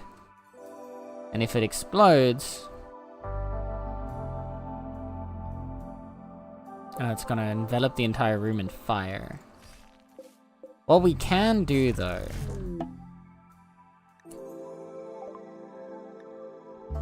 What's this? Oh, right, that was for the stone skin gland. Oh well. We didn't have the time because the thingies were coming for us, the mechs. What we could potentially do is we could try doing the ancient enemy terminal to bring enemies in and bring the pirate, or sorry, the vampire in, and have those two deal with each other while we chill indoors.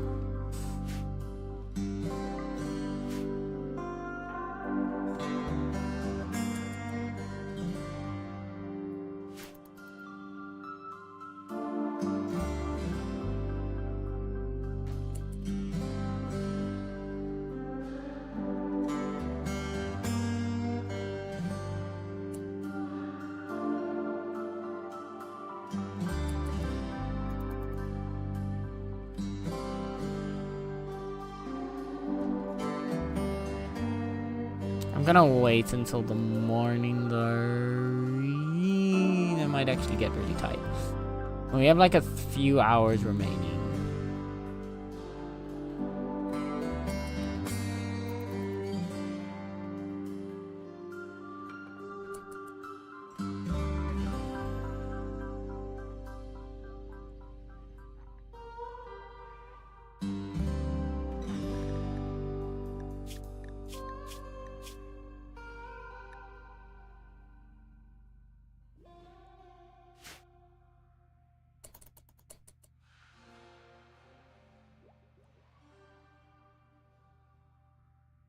Out of context quotes are the best, I know, right? They're just, ugh.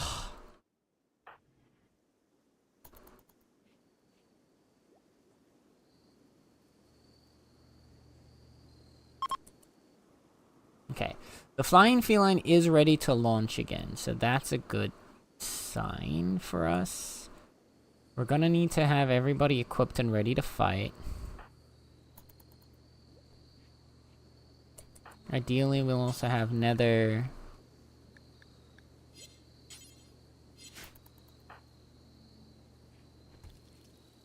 Successfully convert buttery nubs for us, because that would be perfect.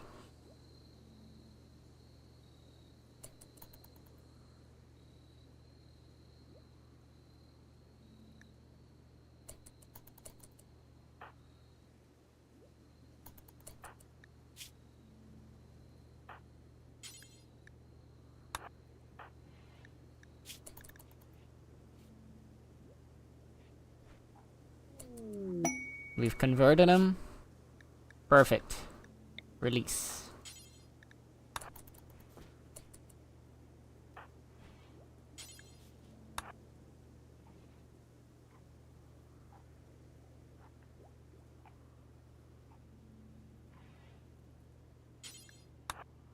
Get you your gun equipped. And let's get ready to deal with some vampires and probably pirates or something. We're gonna actually leave these off for the time being.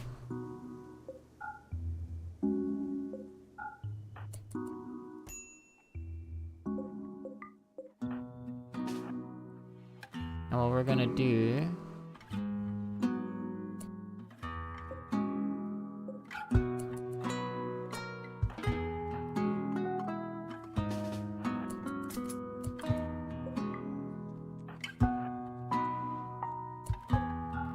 is we're gonna have Joe hack the enemy terminal.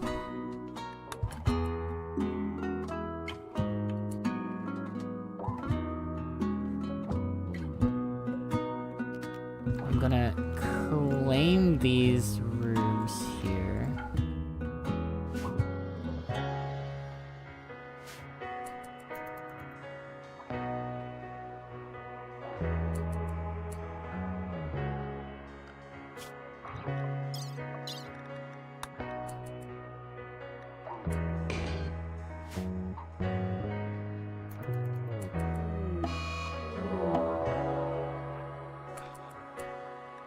Okay. The ship has crashed right next to us. But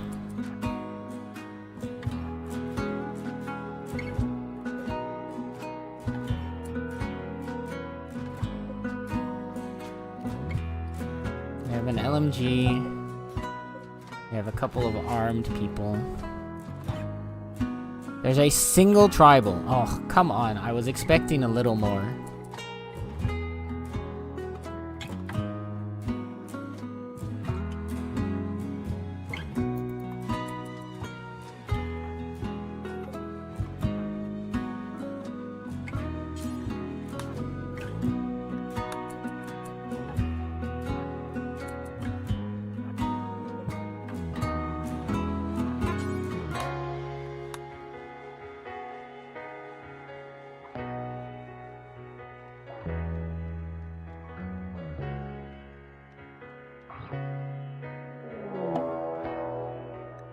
There's now a Toxoid Company raid, which is another single person.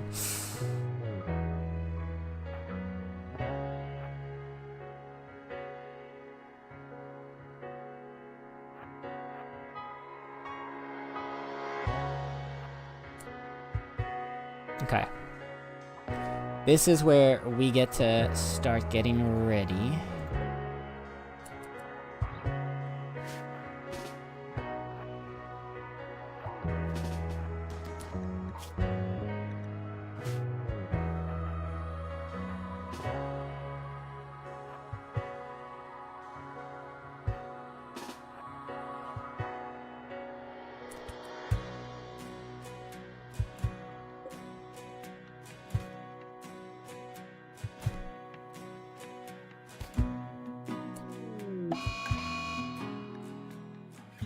Sanguiphage is gonna attack us, but that's fine because they're gonna be dealing with... What?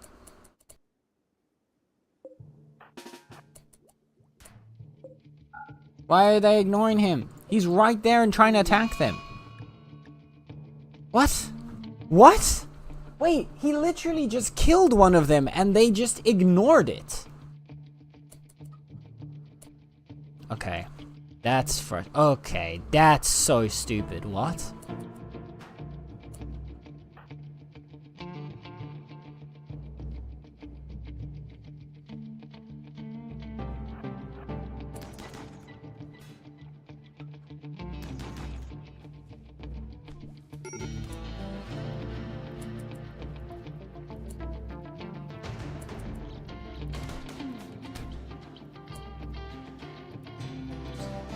Okay.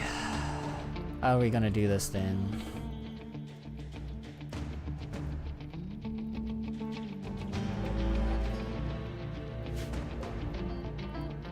Not entirely sure how they damaged the fuel tank there. But we're gonna activate these two.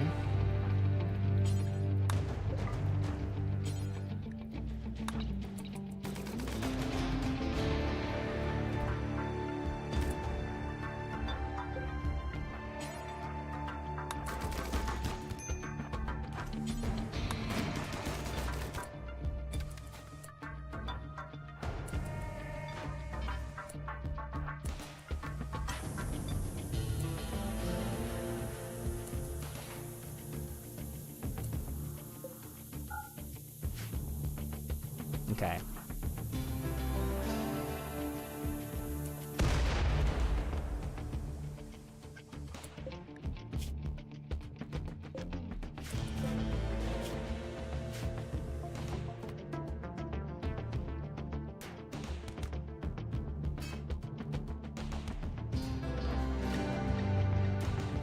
It's not quite working according to plan, but we're getting places. Okay, let's see how we're looking in terms of injuries.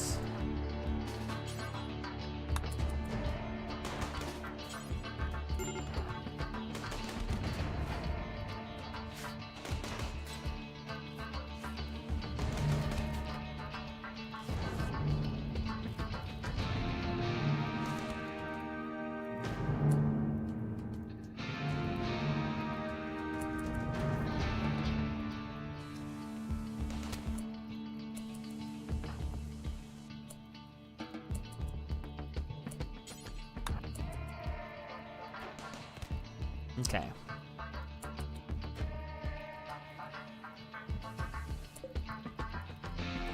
What we're gonna do is we're just gonna do a little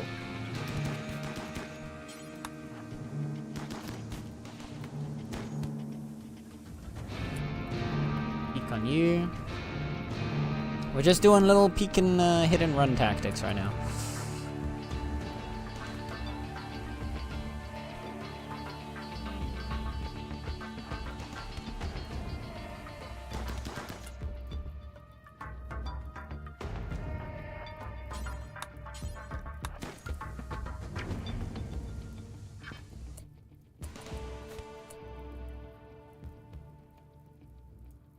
Oh god, Lemmy Winks. Please save Sluggy.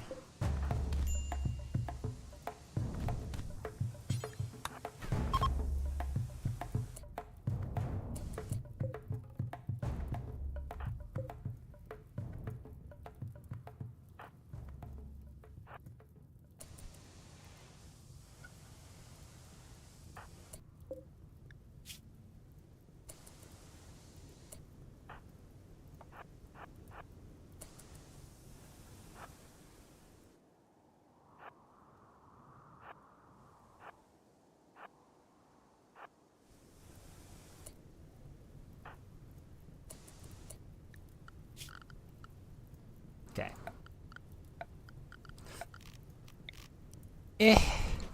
Not the cleanest, but we did get their thrall. Fast learner, nimble, creepy breathing, bisexual. Only has shooting, melee, and social. Incapable of skilled labor, which is almost everything, and hauling as well. So you really are just kind of here to fight.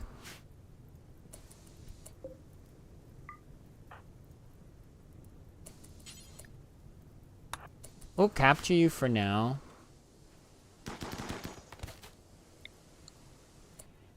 There you go. Nether. Capture the vampire. Rangbu are the cutest. I have no idea what those are, Nether. I'm sorry. I'm sorry to say. Those words mean nothing to my little brain.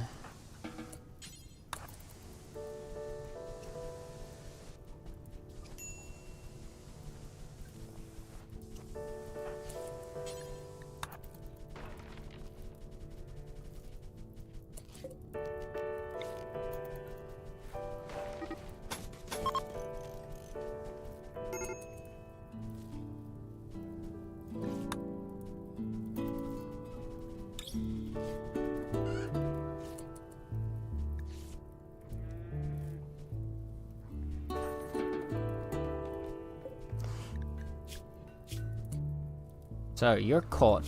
What do you have here, dear Sanguiphage? Chemical interest, greedy, creepy breathing, and gay. Gosh damn. With burning passions in intellectual, medical, and a minor passion in construction. This is such a terrible set of traits that even though you are a vampire, you would not be useful to us in the slightest like this.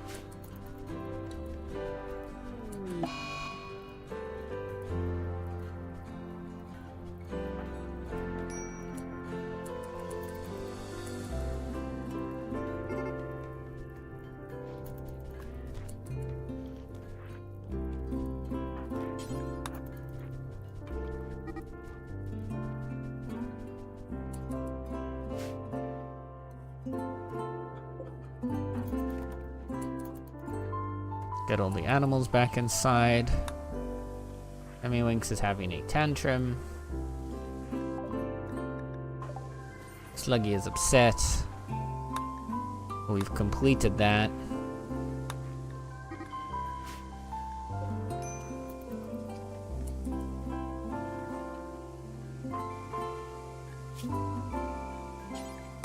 Nether, if you would be so kind as to help rope in the animals.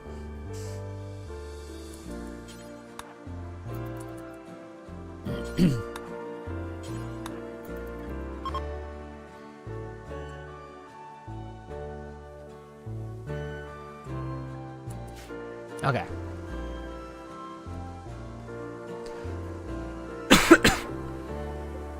All that's left now is to rebuild what was broken.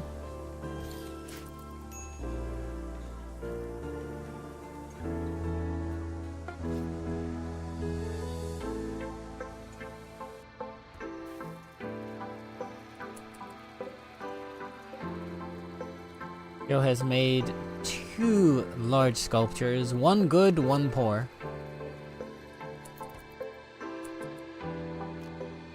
Shall we look at the art?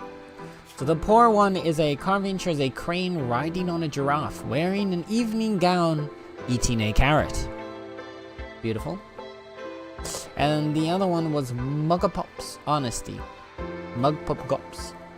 On this carving is a representation of Pigorg Mugpogop, closing the diaries of Sirius for the last time, a satisfied smile gracing her face while relaxing in her favorite reading nook. Mugpogop is forever changed by the teachings of the diaries of Sirius. The work makes the viewer think of violence. Provocatively, the subjects are in front of dozens of pumpkins. This artwork tells the story of Mugpogop finishing the diaries of Sirius on 7th of December 5502. Well, Joe, there you go. So, they are currently death resting. And we're gonna get to decide who we want to turn into a Sanguiphage. Now, the important traits here for our Sanguiphage, right? Sanguiphages are pretty insane. But they have a gene implanter, meaning they can turn other people into sanguiphages. They do not age, they do not die, they do not become frail or get like chronic age-related diseases. Their metabolism is just well optimized. Basically, that helps balance out all of the metabolic cost of a lot of the traits they get. They have perfect immunity, which will protect them from a lot of diseases. They are scarless, which means they will heal any old wounds, chronic illnesses, or scars over time. And then they've got that they need to drain blood, so they need to consume hemogen, but we can make that a thing that we can just operate on our people for every so often.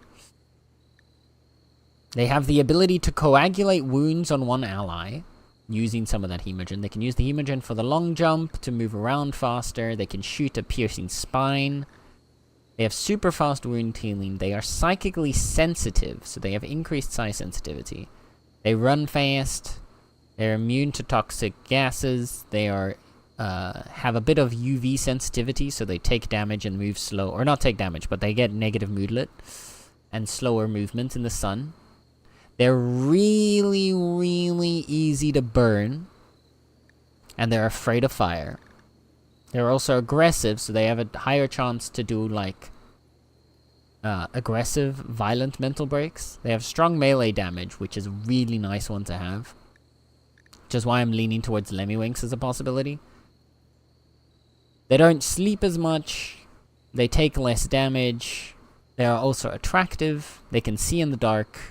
They have strong melee skill, which just boosts up their melee skill. And they also have strong intellectual and social, which helps boost their intellectual and social skills.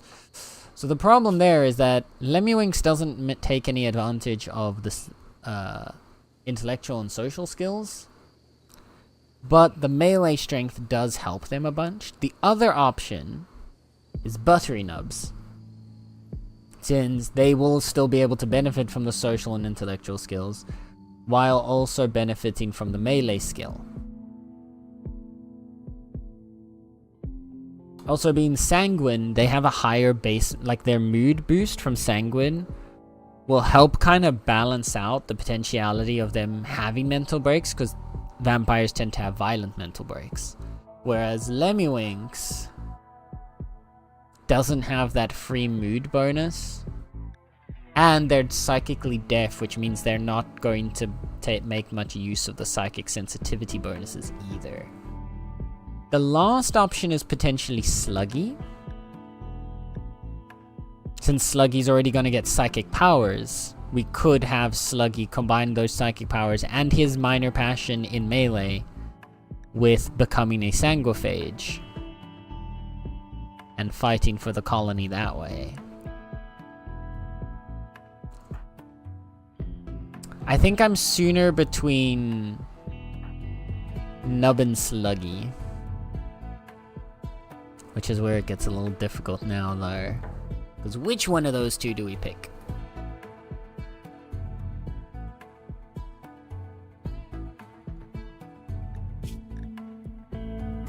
This would heal Sluggy's stab scar, and it would overall make him a better Psycaster. Which, once we can get, like, better psychic abilities for Sluggy, that could make him a very strong combatant.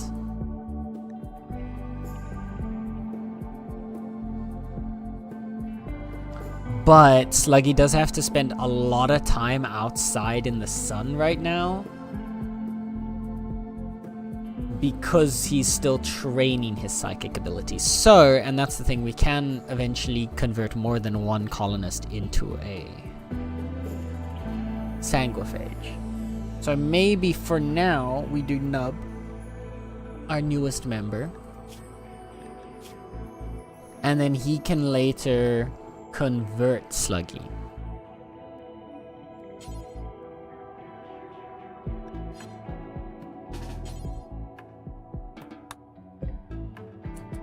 You're currently stuck in a death rest.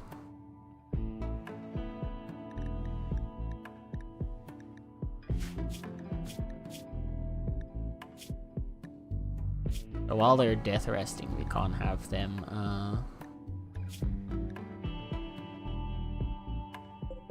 do anything. So, the other prisoner.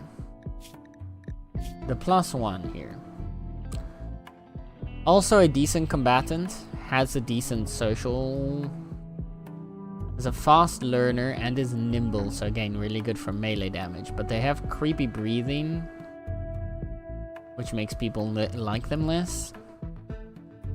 And their skill set just isn't that great.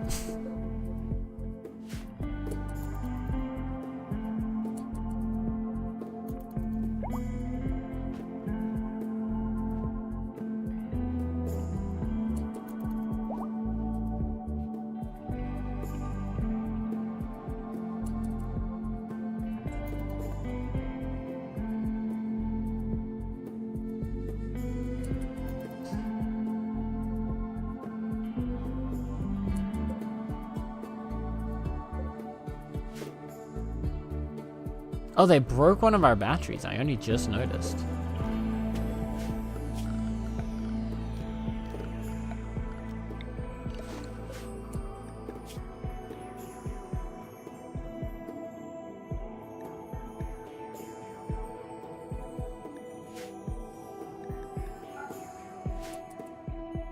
I need to deal with that.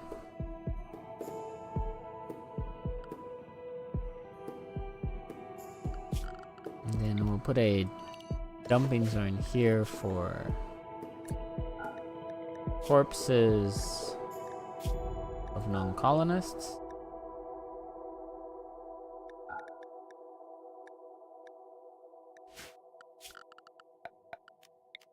And another one here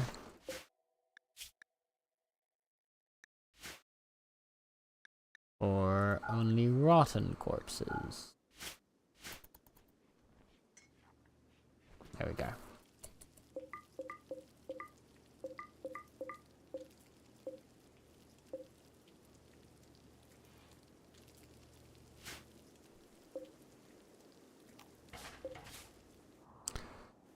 So,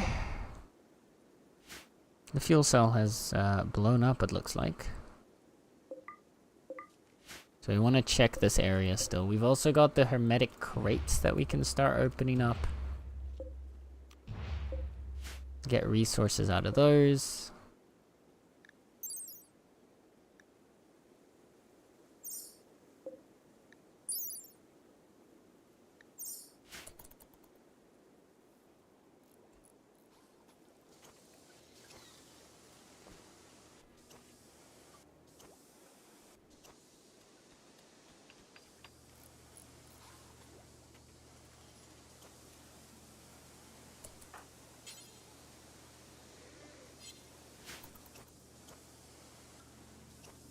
So what the vampire is doing right now, this is one of the unique things. So she would have died here, but because she would have died, she has instead now gone into forced death rest, which is something the vampires need to do every so often. They need to get rest by essentially, you know, the classic vampire, be dead in the ground for a bit, or like in a coffin for a bit. So she's doing that right now, where essentially what it has done is it has put her into a comatose state in which her body is regenerating.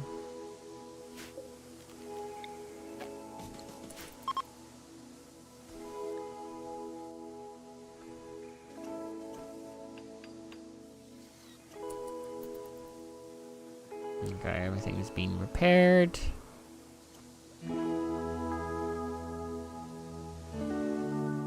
Majority of the base is being put together. I don't think we're going to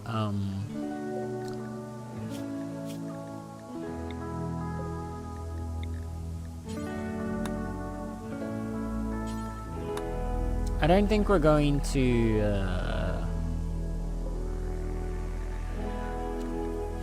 take either of these two in or convert them to join us, because overall they don't really have much for what we'd be looking for.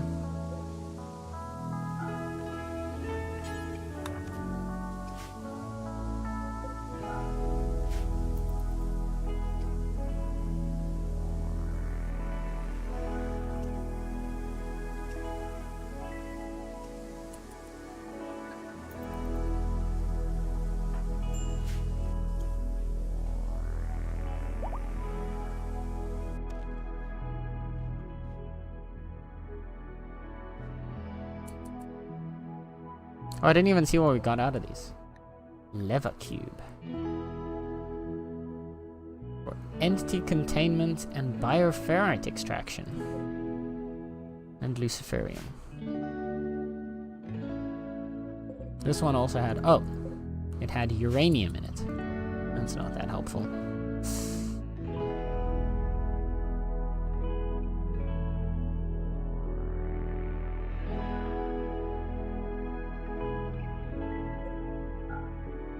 Leave all of those. Please don't start hauling all these bodies across the map.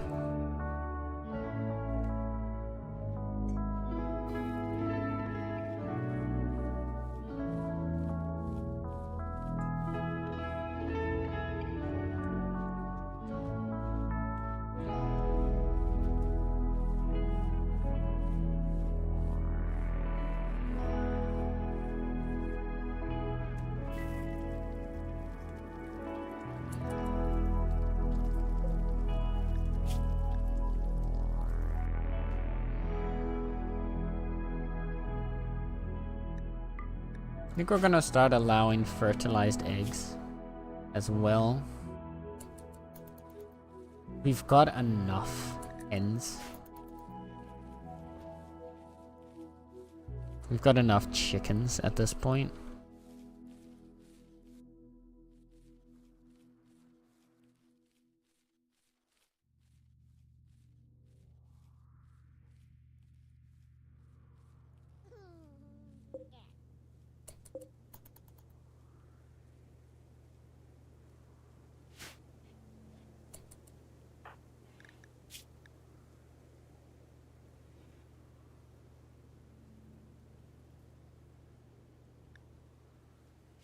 Ah, another wants to be wearing a beret.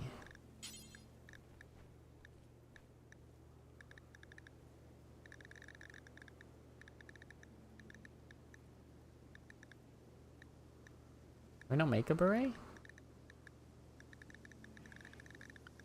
No. I thought we would already be able to make one.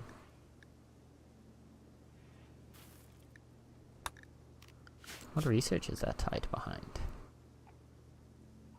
With noble apparel? It is, okay. We'll pivot back over to noble apparel then real quick to get that out of the way.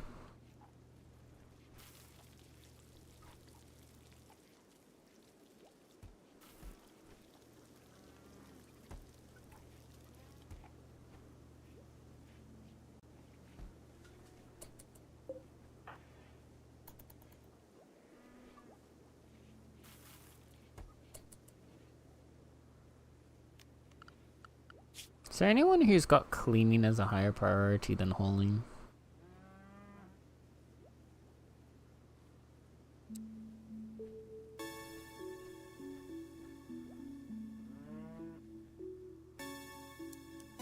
There we go.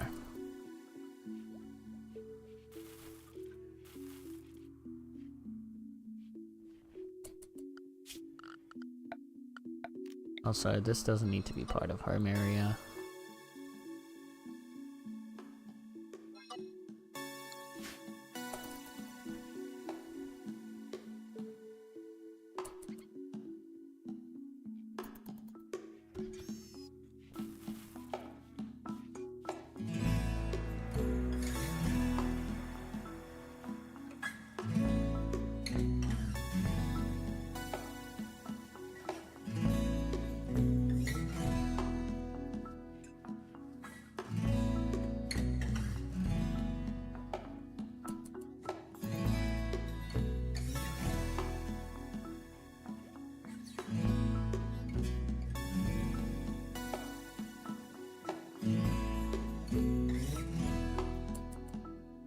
Okay, now everything's kind of cleaning up again. We're getting the home back together.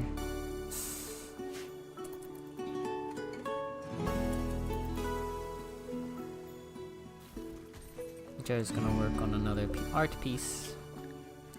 Again, we just want to train up Joe's art skills right now, so that we can get it to a level that he can start consistently putting out like good pieces and like higher quality art pieces.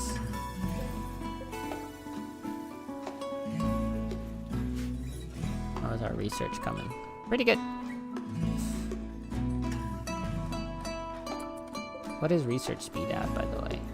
123%.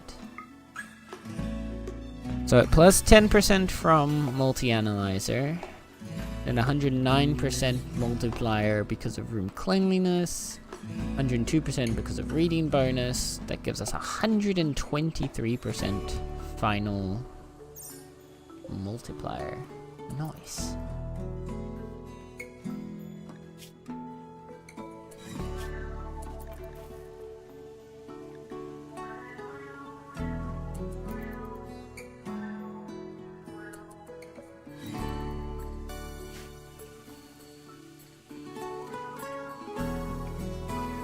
And we've gotten an anomaly book that could essentially help us to develop some of the anomaly skills.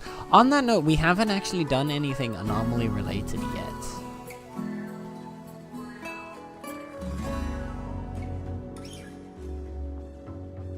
But also, I don't think our ship is big enough to incorporate more stuff right now.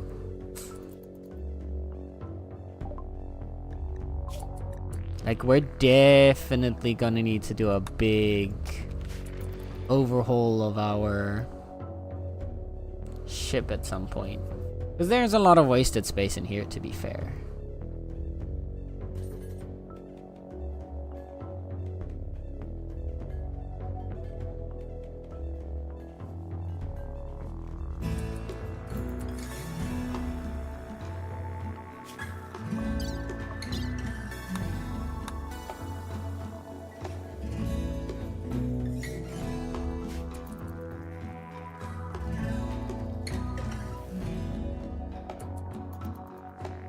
Once his vampire is no longer death resting.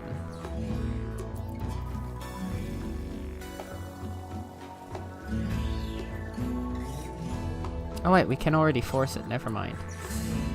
I thought we had to wait until they were done death resting. In that case, nubs?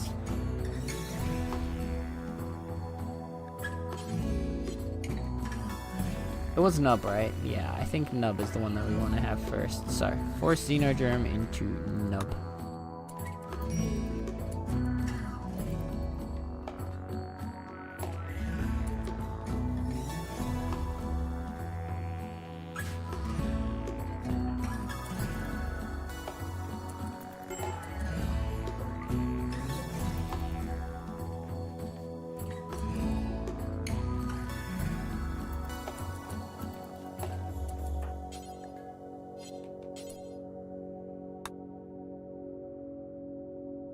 On that note, Sluggy.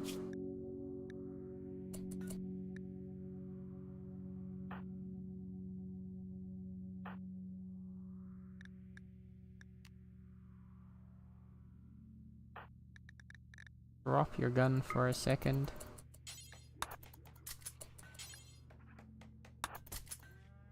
There we go. Just so that the gun's not in there with them. That would be unfortunate. So, he's now gone into a minor coma for a short period of time as he converts into a sanguiphage, which he should wake up from there in 1.9 days. At which point, he will officially be a sanguiphage. He's then got a decent boost to his intellectual skill from it, and then a good boost to his melee skills as well, so we'll be able to get him a good sword. And then he's going to become a really strong fighter for us.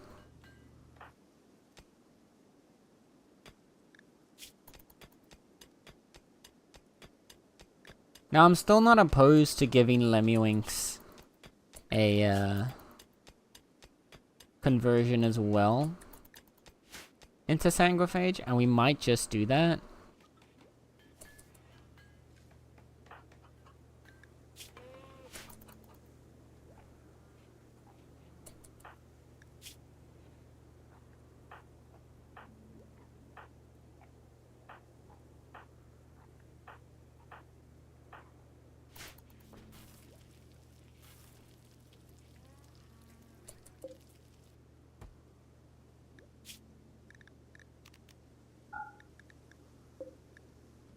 The other thing we needed to do, I've been slacking.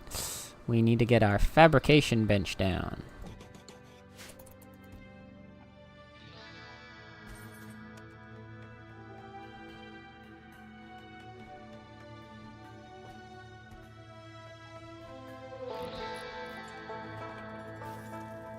Because this is where we're gonna get to start making the good stuff.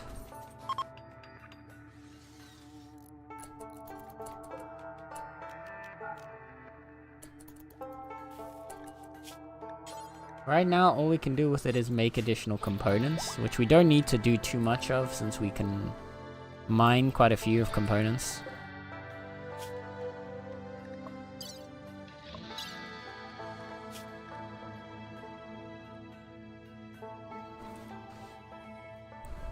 And then there's what we do with the vampire and her remaining thrall. Chat. What are we gonna do with them? Hello, players. How's the drama going? Pretty solid, honestly.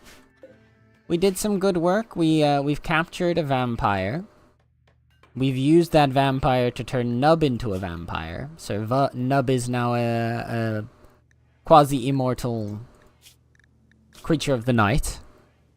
Yeah, we captured. Right there. There's an imprisoned vampire here. And also one of her thralls.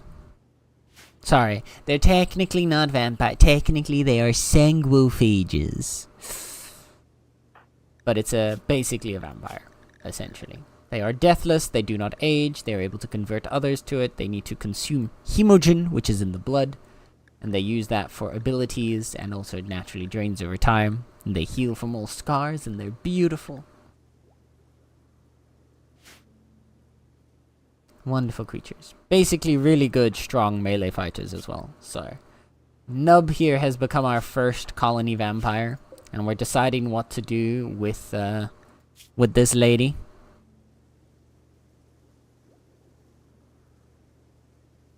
How did they get here? She and her 3 thralls were crash landing to the planet, and they ended up over here. Shuttle engine. Oh. And they ended up here. We allowed them to land. Why do we have to keep them in prison? Because they're aggressive. They crash landed here and then they wanted to fight. So we fought and they lost.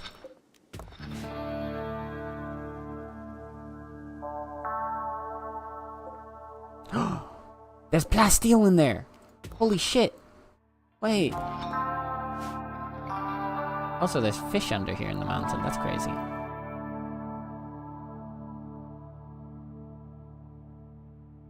Also fish in these. That's wild. Weak ass vampires? Yeah. She was a single vampire. She had 3 thralls, which are just basically mindless servants. This is one of her thralls. The other 2 are dead. Dead and gone. And you here? Yeah. Which, oh, you would have been a nice one to capture, actually. You have some decent, useful skills. And then this was the other thrall. Also kind of okay. Social, crafting, melee shooting, especially. You might have been a really nice thrall. But oh dear. Okay, the crew is back to our primary ideology, because both Nub here and Nether are members of the crew. Everyone else is not yet, but we're gonna work on converting some more. The scenarios you can have with this game, forcing vampires to turn others into yeah. So it's because they're not technically vampires, right? So they have, as sanguophages, they have a gene implanter. This is basically a xenogene. A xenotype, which are additional genes injected into the body to change how the body works by the laws of RimWorld. And so this gives them a little injector organ in their body that they can use to inject a copy of these xenogenes into another person. And you can force them to do that even when they're unconscious. So we did that. Look, don't think too hard about it, okay?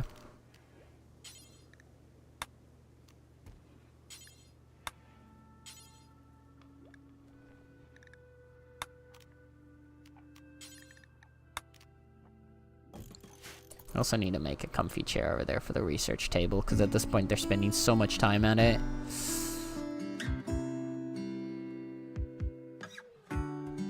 Our food supply is set right now.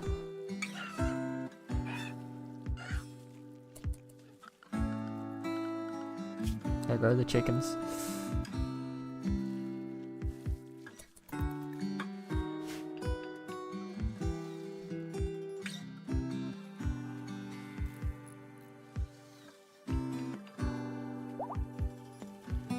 Construct compacted machinery. Hell to the yeah. This plasteel I'm also very, very excited for.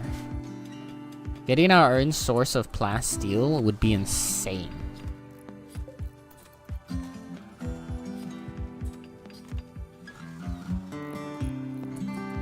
Oh yeah, also, Joe grew up. Joe is an adult now. And Joe's hanging out with Sluggy. Oh, look at this. Aw, Joe and Sluggy are friends. Because Sluggy taught him some skills when he was still a kid. Look at that.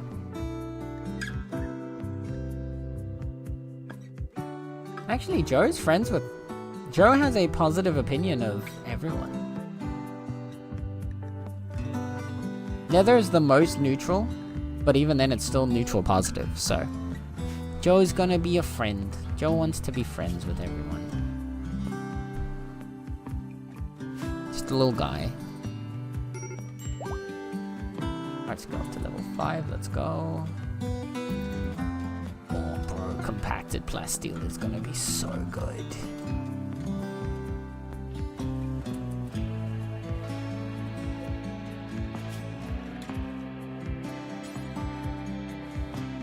That means we can start making vac suits. And if we can get vac suits for everyone.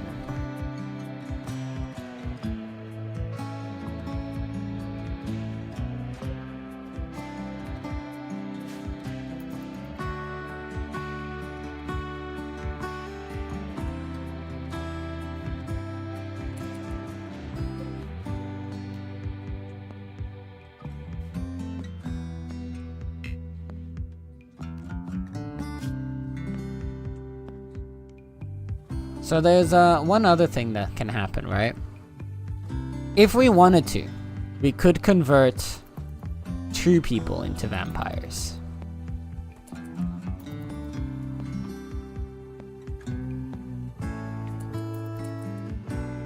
are you doing?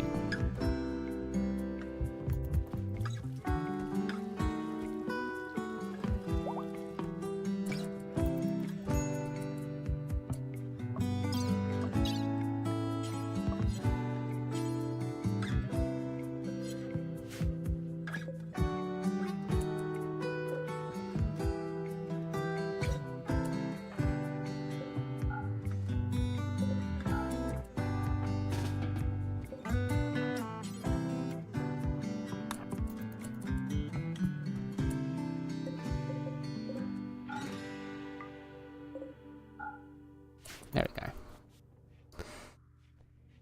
You don't need to feed her a hemogen, that's fine.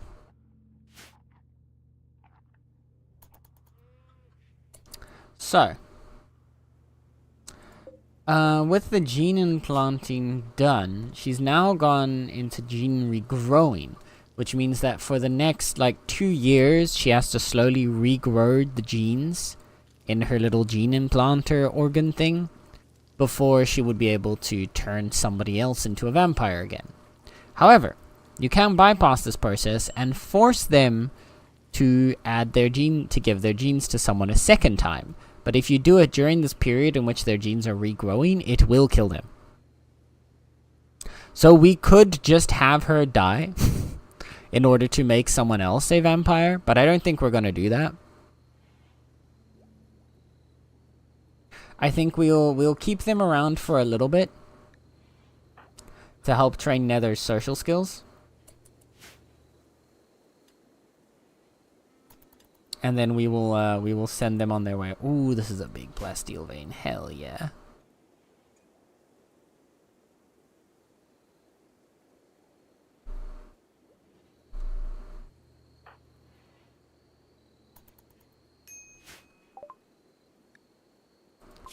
We've got our bionic replacements research complete.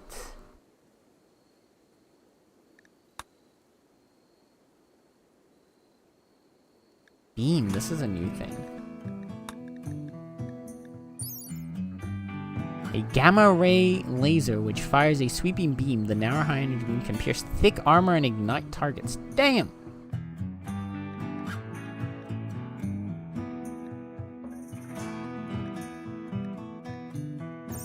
And a beam repeater.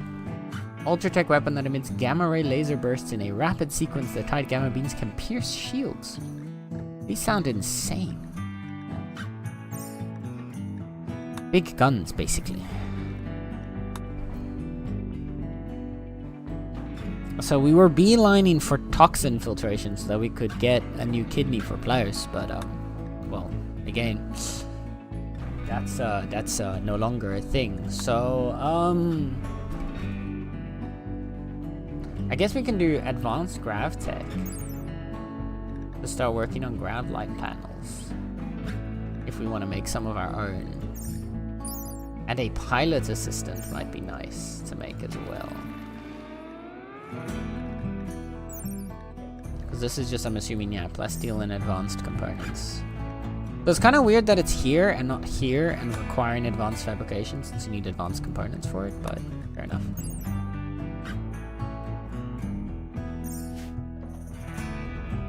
Actually, if that's the case, maybe we should first research advanced fabrication so we can make advanced components.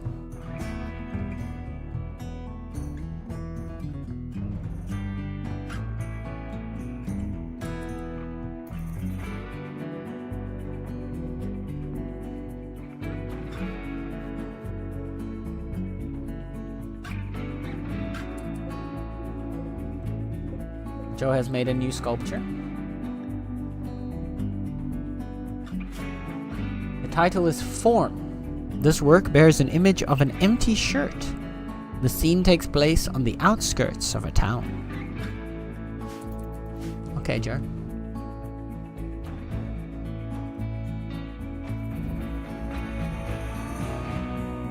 How are we looking on Tally? Tally's still 1 year old.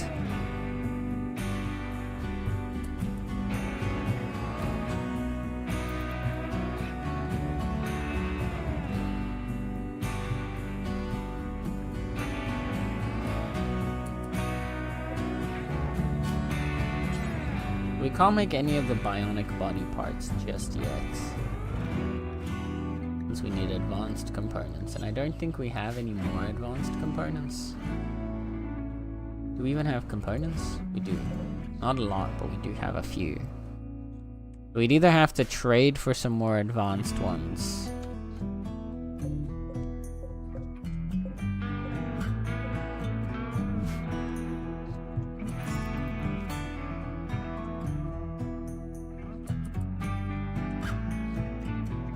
Am I missing one of our guns? Did it move? Did someone store it somewhere? Oh, there it is. When Nub is healthy again, he can pick it up.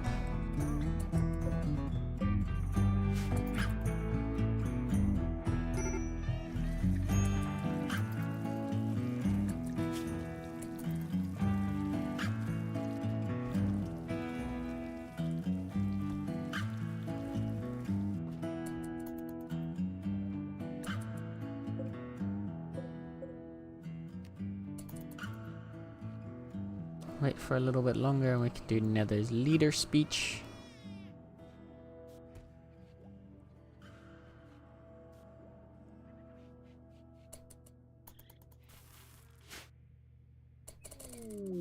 We're getting a quest as well. A huge structure.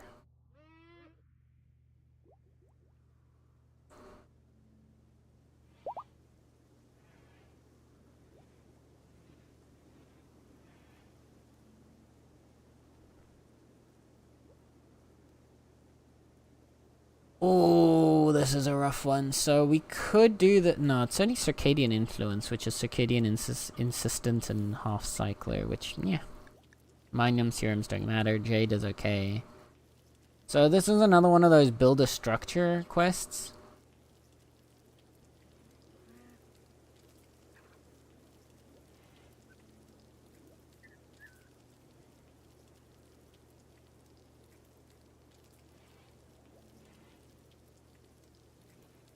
It says, after completion you have to protect the monument for 45 days. The architect will be upset if you abandon it during this time. If any piece of it is destroyed, the architect's enforcement system will activate and a mech cluster will land at the ancient complex.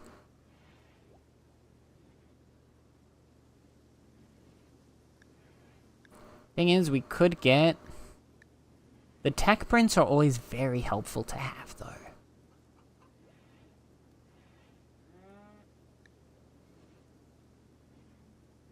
We're gonna need a heck ton of stone blocks, but we can get that.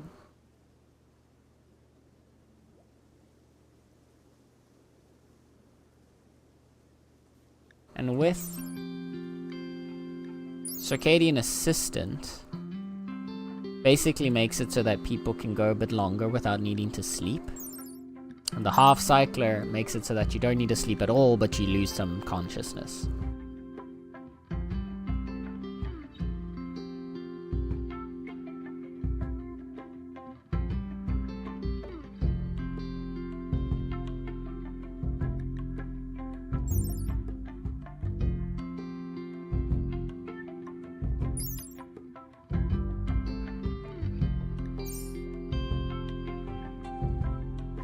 We're gonna need a whole lot of sandstone then.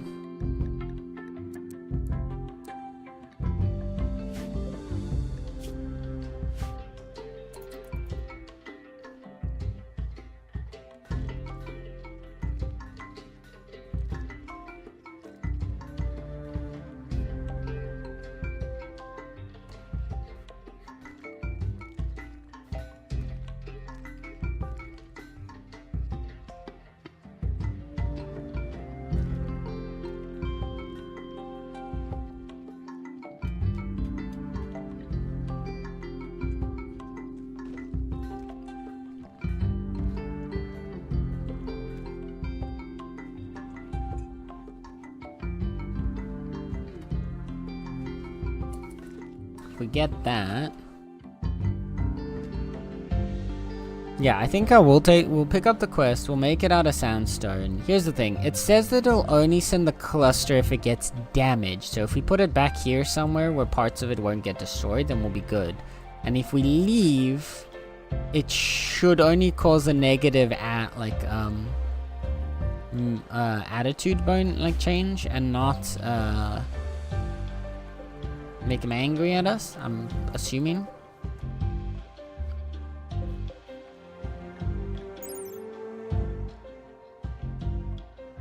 So this is to make a small shuttle. So maybe we wanna...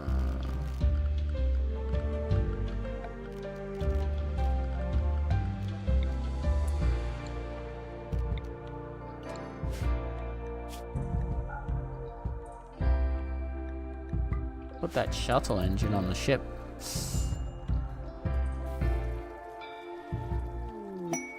That might be useful later. We have an inspired surgery from Koki. Which means if we can get enough,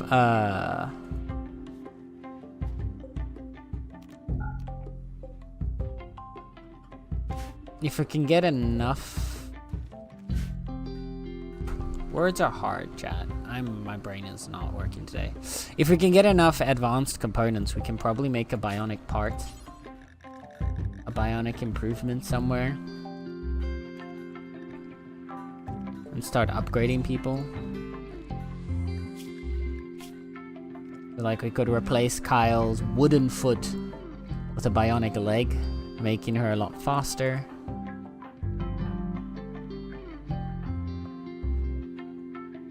Or we could do the same with like Lemmiwinks's like left hand.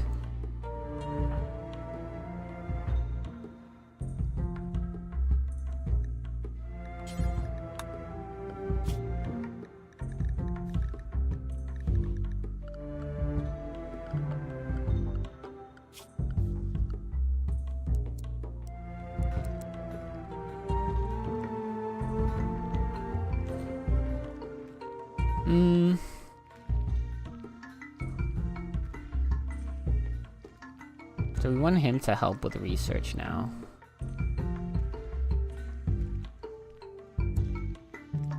Since he has increased intelligence.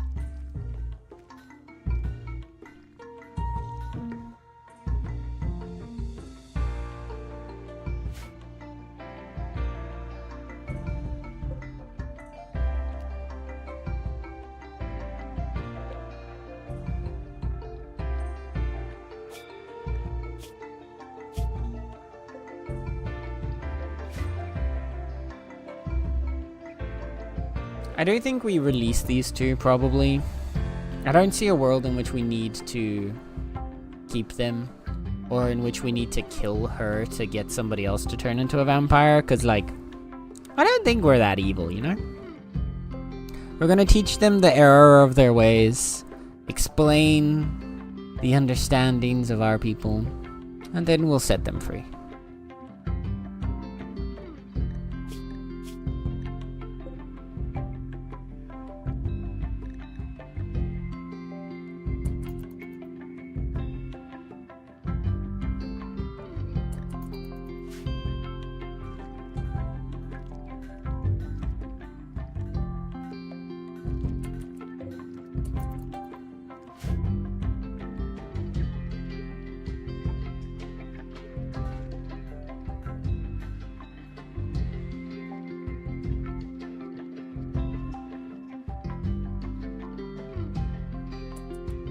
Okay.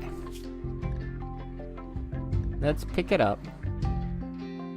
Let's take the tech print, I think. Because it's a single advanced component and a bunch of uranium, but we're not going to use the uranium anytime soon.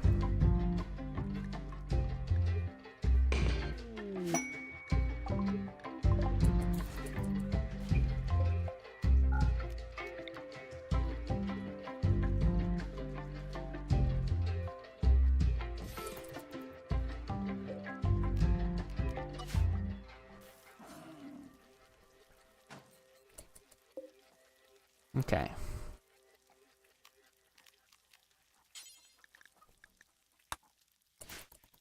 Start placing the sandstone walls.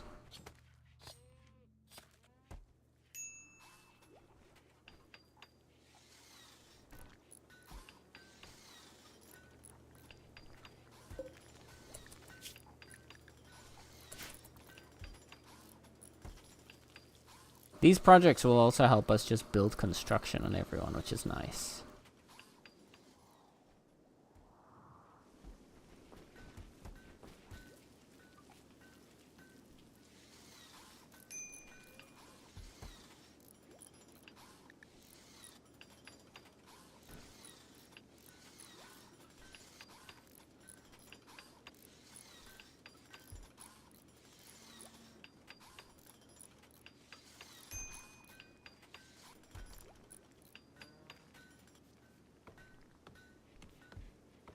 I just realized the doors are facing the wall. Oops. Oh well.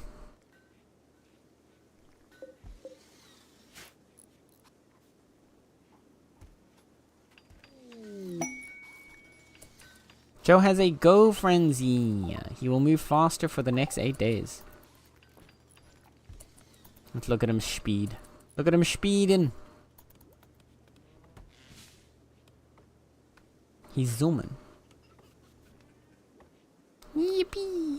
Exactly. You're just being a fast little guy. Zooming your way around town. Gotta go fast, exactly. I've been wanting to see what's behind this little hole in the wall. I don't think there's gonna be much, but... there we go. There's just a little raccoon in there. And more steel.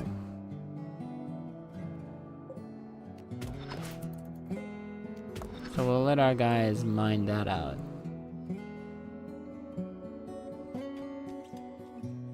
Again, this will just improve their mining skill.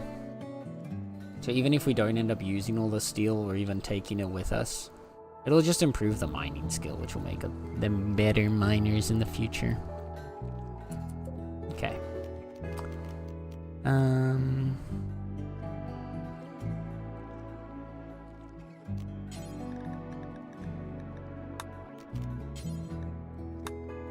There we go, just place all the blueprints in sandstone.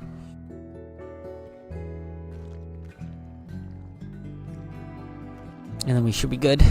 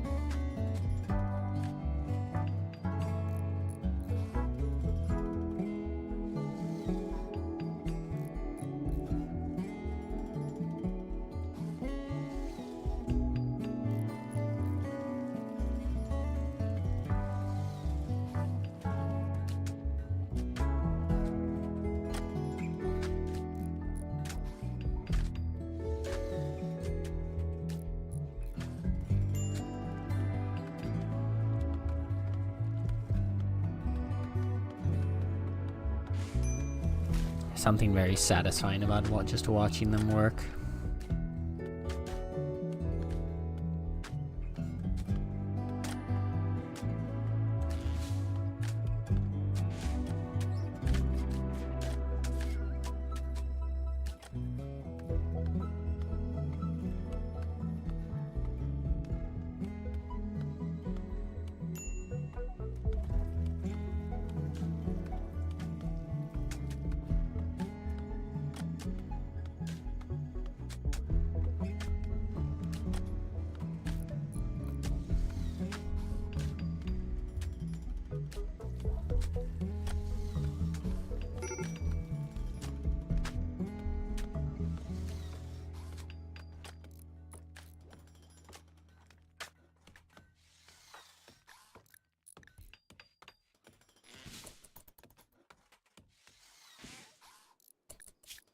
Why are you so upset? Kyle, go eat something.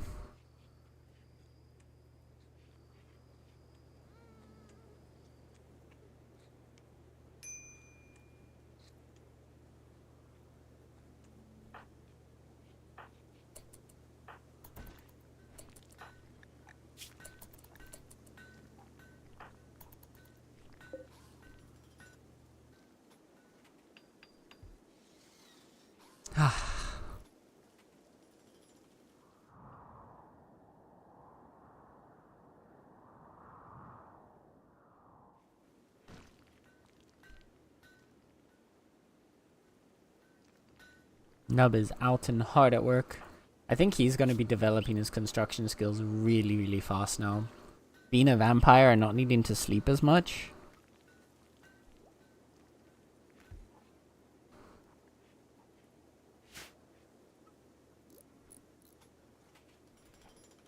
It's going to give him even more time to start building and getting stuff done.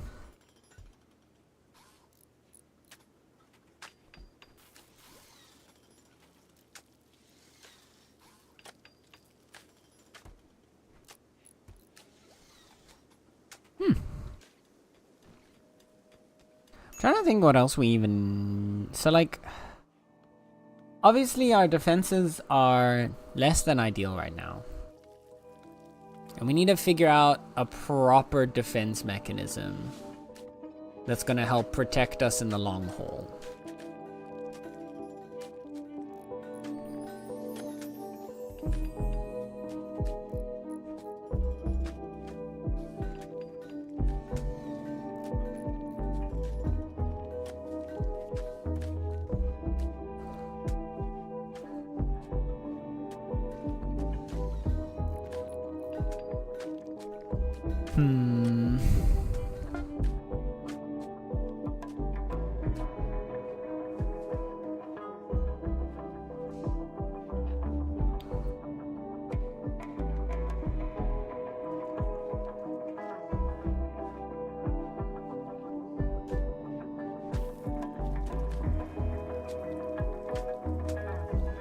We still need sandstone blocks here. Yeah, okay. Make 10 more.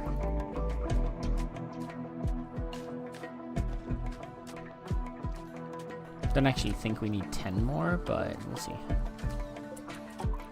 Each of these need 4.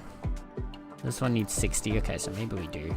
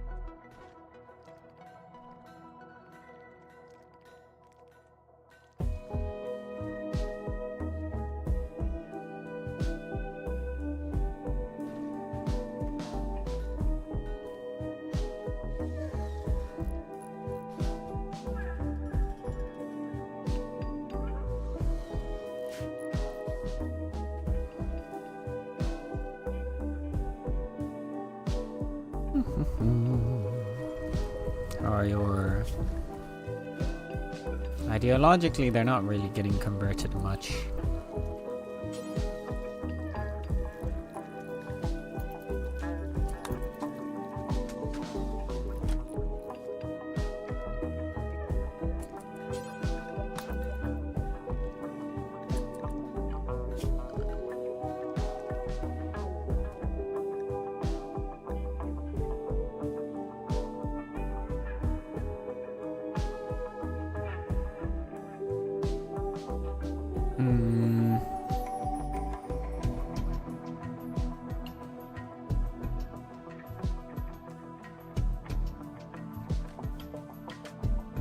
Look at Joe here doing his research.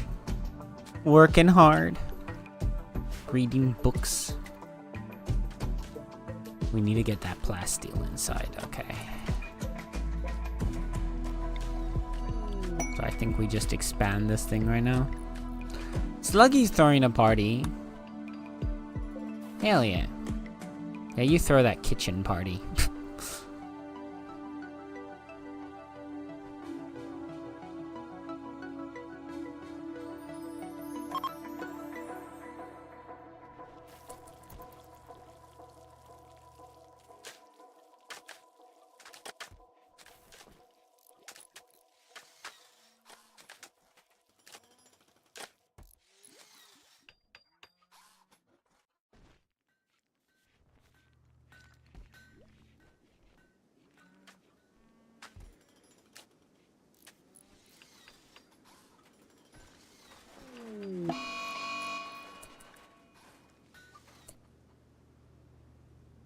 Grand Seer. Uh-oh.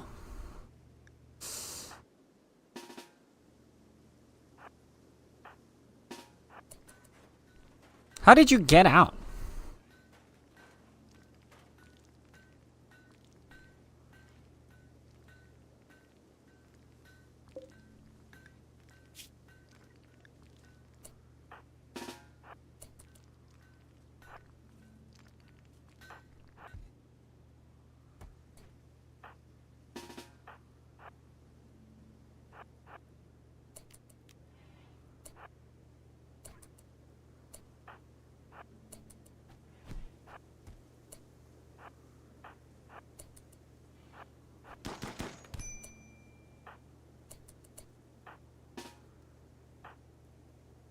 Okay, slow down here.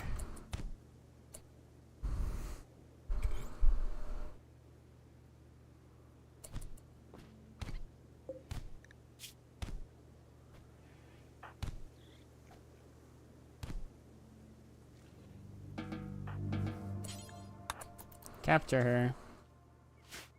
Now why'd you have to go and do that?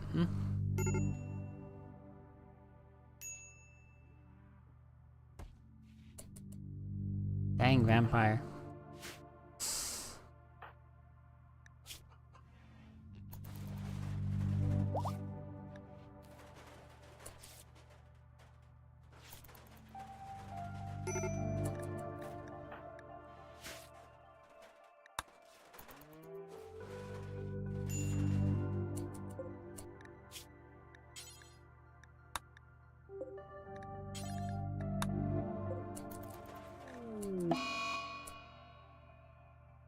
And Kyle's going on a food binge.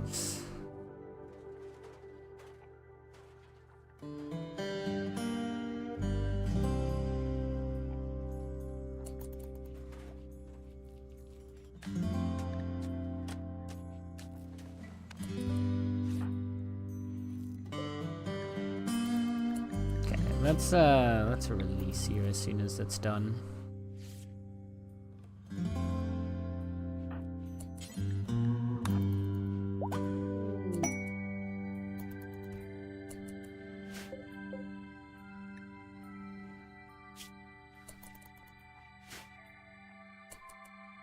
We discovered a quest. Quest active, Crypto Sleep Warriors. While reading Monstrous Robbie's map of hidden settlements, Kai discovered the location of an infamous company of mercenaries. These ancient soldiers are from a long-forgotten era in the planet's history. They have recently awoken from cryptosleep and are causing trouble in the area. The company is led by Vaughn, who possesses a unique masterwork weapon. The group contains one ancient captain and 2 ancient soldiers.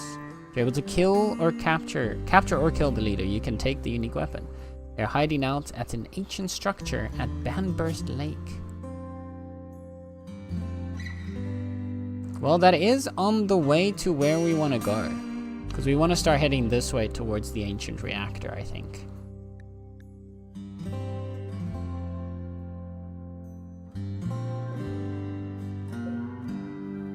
So...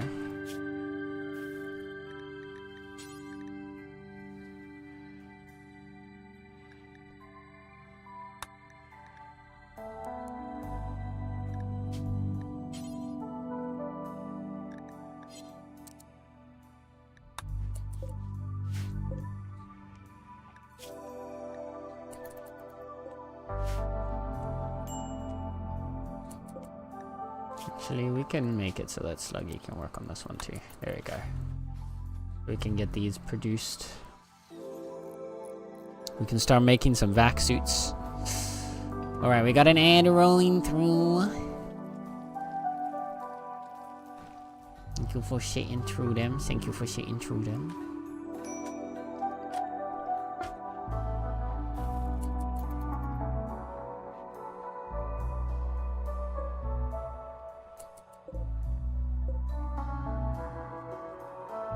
We need more.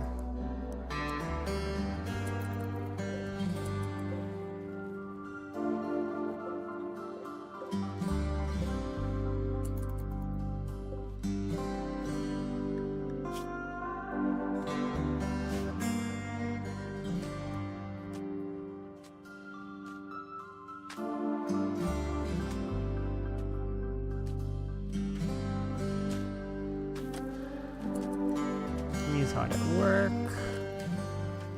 How's your hemogen need? It's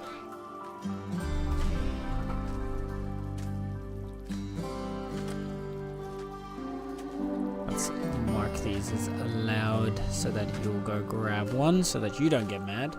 I'm gonna quickly let Nala out.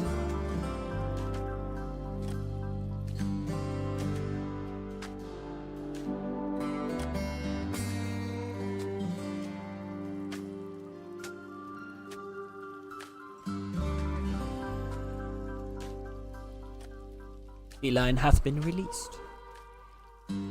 Alright. Yeah, we got the last bit here, so I think we need to make like 3 more blocks. Oh, 4 more blocks then. Oh, yeah, because there's also the pillar. So, maybe 5. Because you need 8 more. That would make 9 more. 10, 11 more. 19 more, and then 60. So yeah, 4 more thingies. Should make enough stone blocks to complete. Nether has a shooting frenzy. On that note, let's do a little bit of hunting with Nether.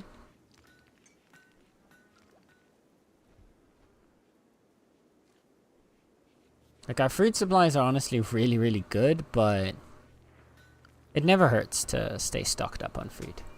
Thank you guys for sitting through the ads. Welcome back, welcome back. I appreciate you sitting through them.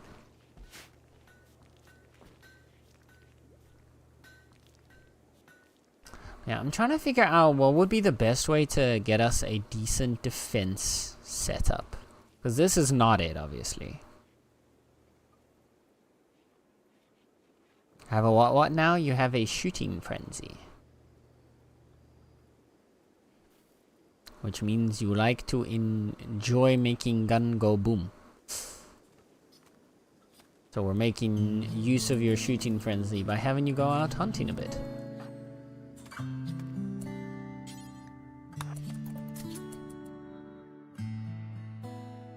Also, I want you to quickly check what's in this last room here.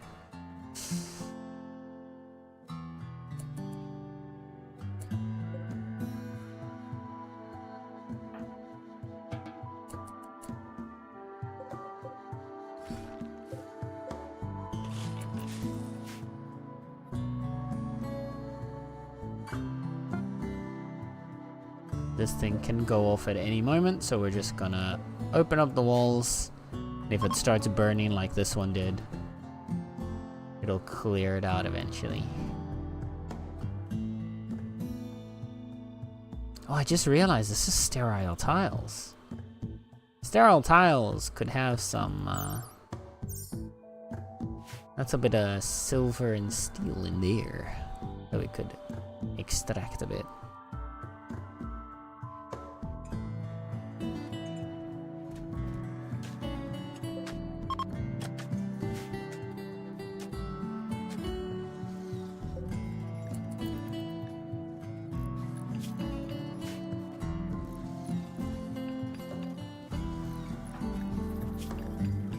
I was doing doing. Oh, also.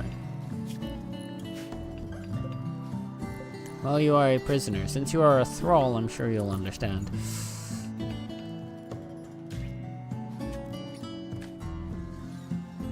We're gonna need some hemogen from you, so we're just gonna harvest that on the odd occasion.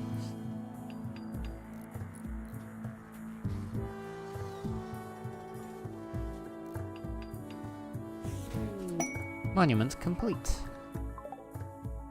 Okay, so Kyle is obviously already maxed out in terms of intelligence. I think we have Geo apply the tech print, since applying the tech print gives you a burst of experience. There you go. That's shot him up to level 7 already.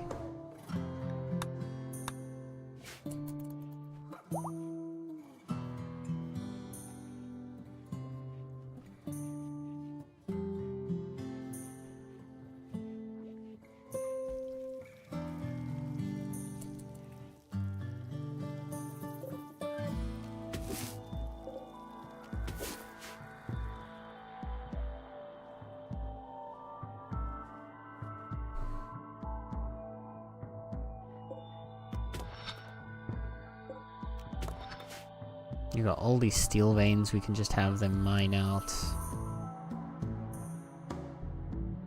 Again, while we're not going to use all the steel, having them mine is just, one, it's going to train their mining skills, so it's going to be much higher when we need, if we do have a situation when we need to like rapid mine through some resources and then just GTFO.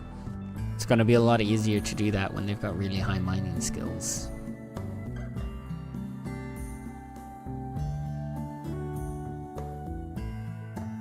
And it keeps them busy. I need to think what we can be doing to further our progress at this point. So we can, actually, we can toggle you on. We can start some, there we go, incoming mechanoids in 11 days.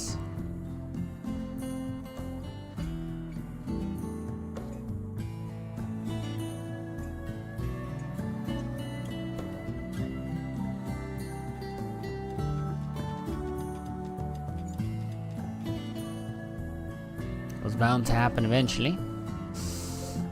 Still, we've got a good supply of steel, so there's nothing to worry about there.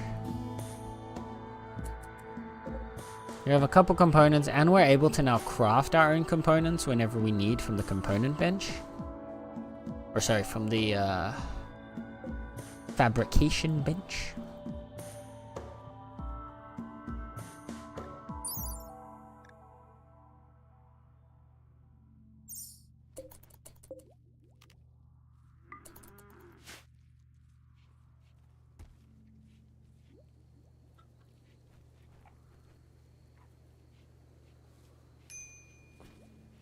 Or probably...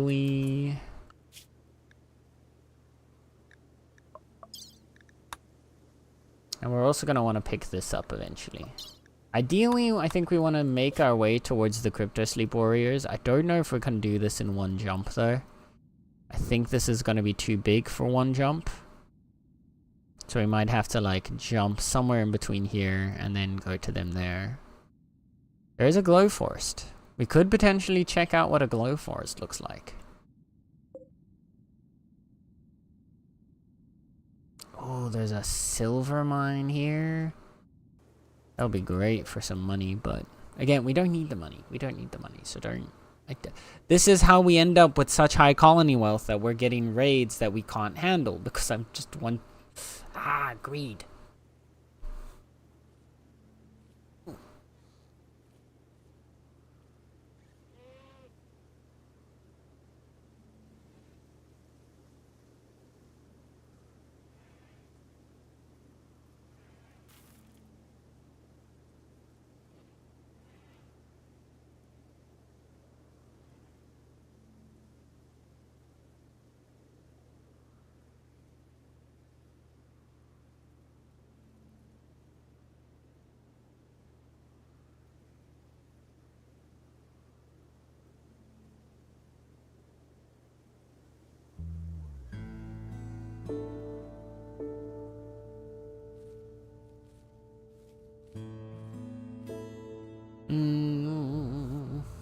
Okay.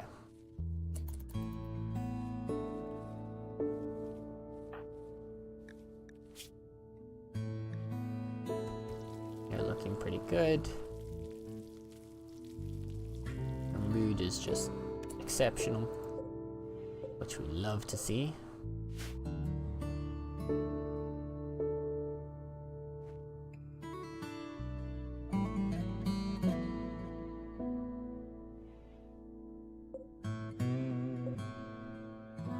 Bunch of random birds just sitting in there.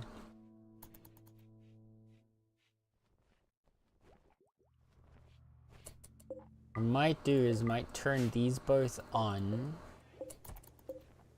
Stock up on chem fuel while we have the next couple of days.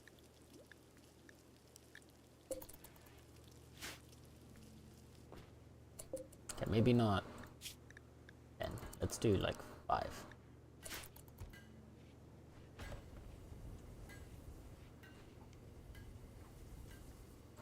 Use up the wood that we have nearby so that we make sure we have enough fuel.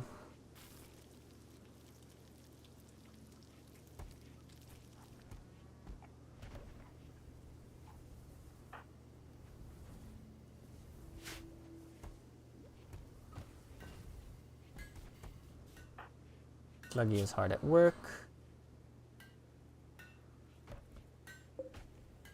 Fabricating.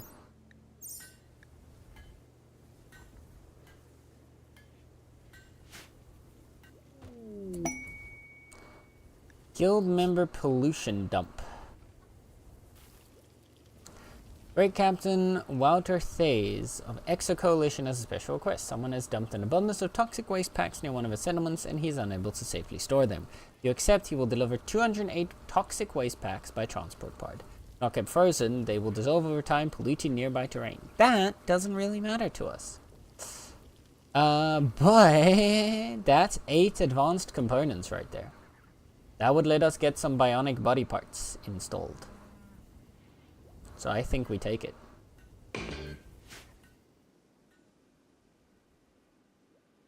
And then...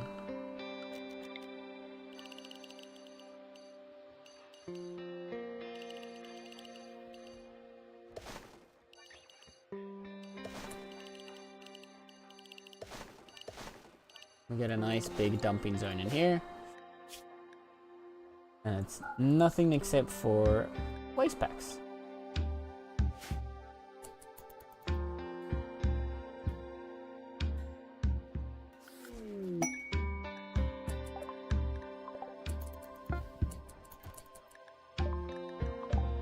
Oh, the waste packs are all the way over there then.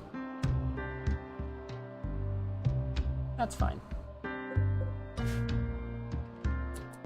We don't care about the environment anyway, right, chat?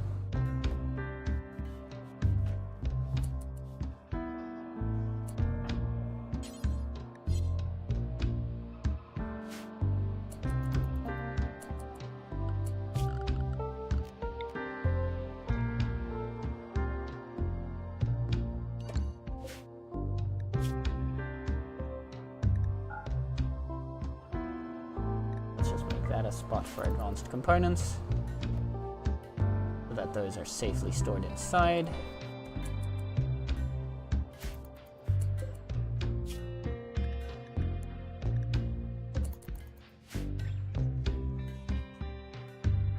Make another batch of you.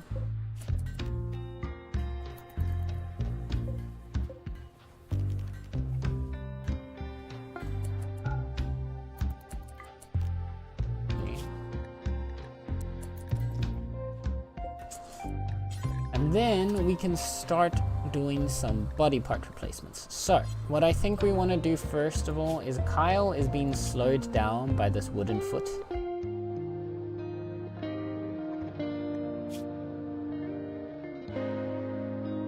So I think we want to make a bionic leg.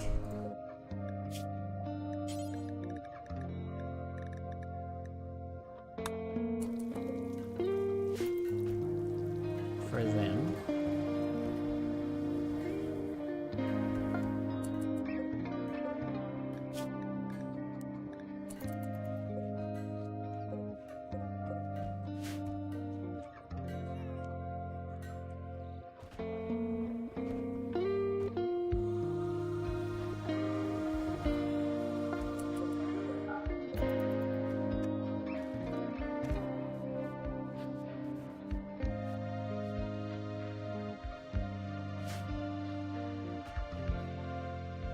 Go.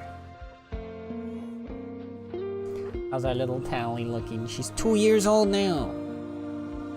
Tally's growing, chat. We're gonna get there. We're gonna get our little fish and beaver eventually.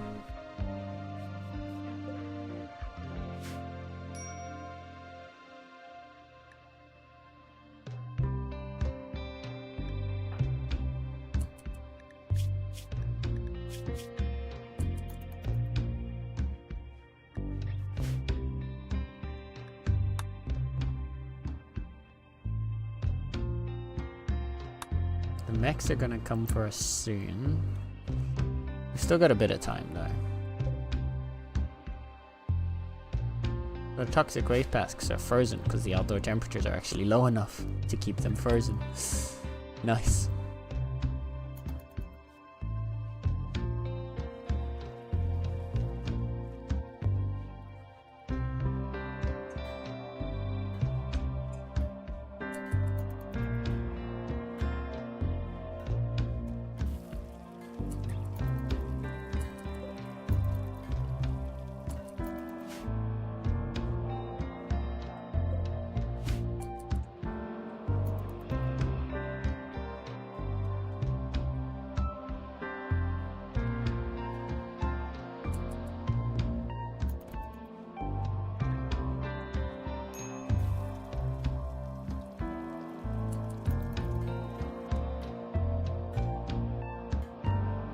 There we go. Kyle is busy making their own new leg.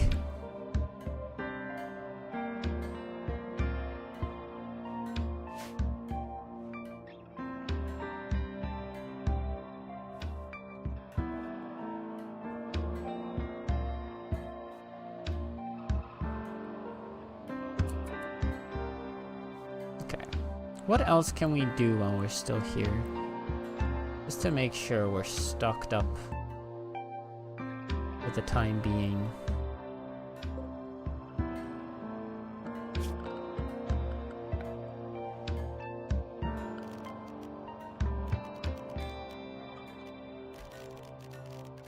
I don't think there's anything else we need right now.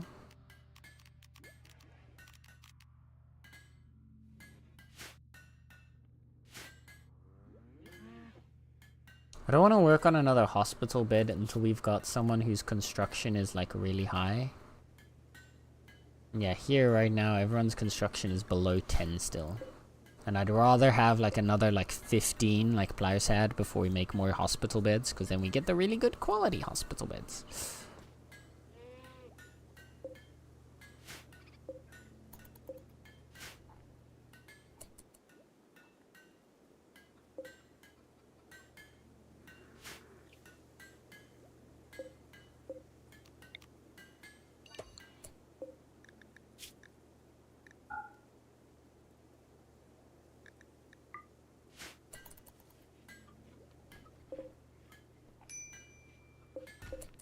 We can get Joe started on another large sculpture.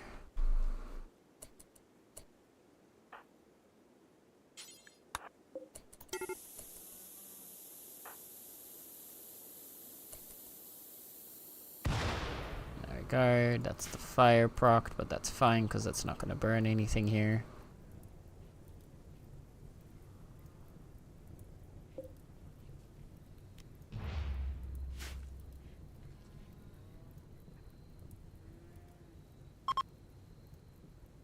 Cookie's no longer inspired for surgery, but that's fine. Ah! Some chem fuel.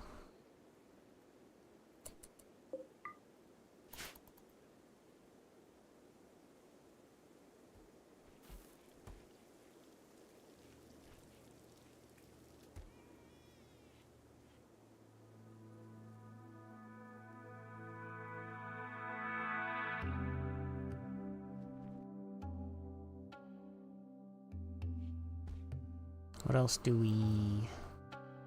We've kind of scanned this area for everything it has that's useful to us right now without like mining into the mountainside.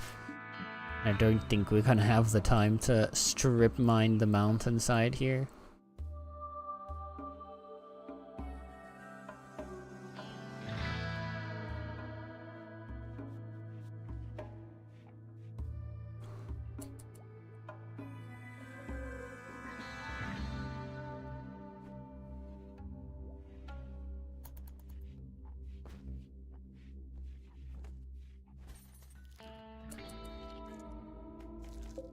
So, we could do...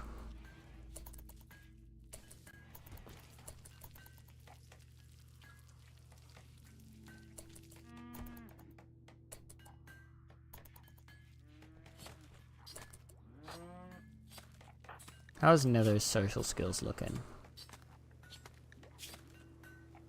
Still really nowhere. I was gonna say, we could do a leader speech.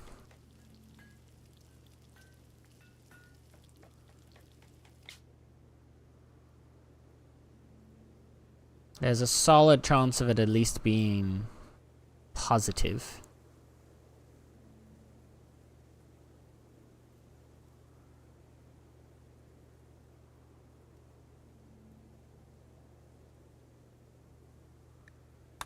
We could also do an astral party.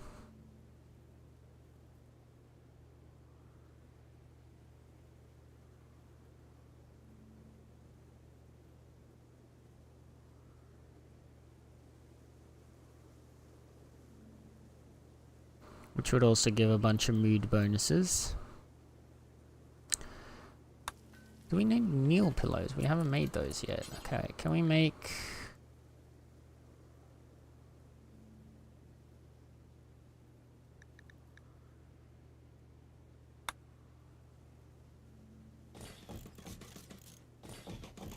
How much camel hide do we have? Do we have enough for that? We get 6.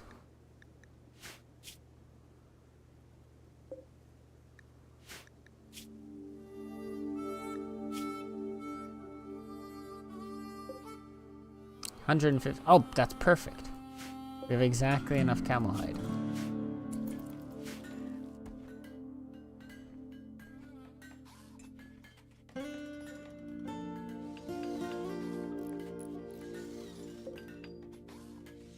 Ooh, excellent quality.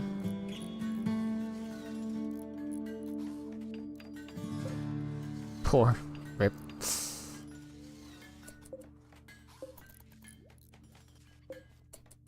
Excellent, poor, good, normal, normal, normal. Right. That should make the Astro Party a lot. Oh, that's a really good quality.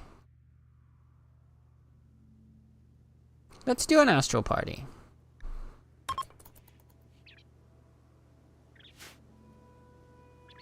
Get everyone gathered here.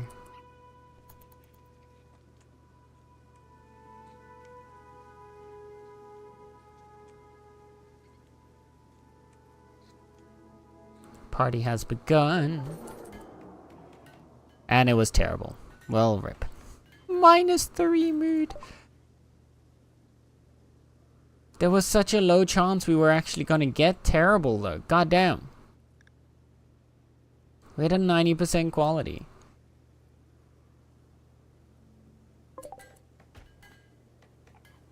I was gonna say, we had like...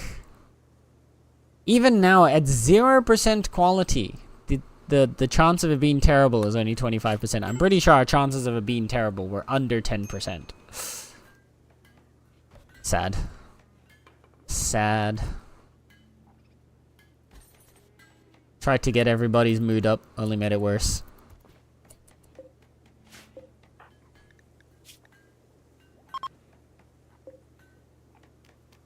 Let's see if Nether can maybe fix this with a leader speech.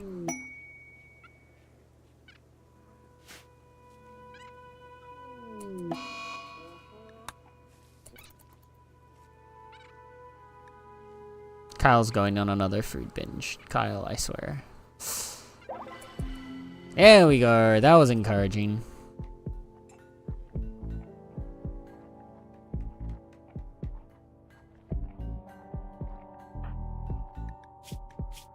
But of course, Kyle... Oh no, Kyle still got the encouraging speech bonus.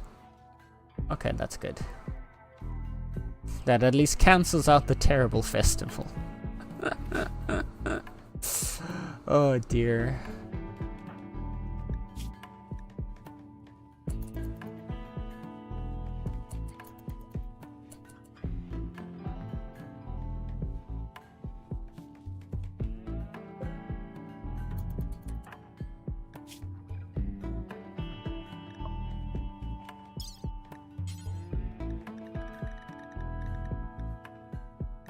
Stole a bionic left leg. Replace the wooden foot on Kyle when they eventually get out of their mental break.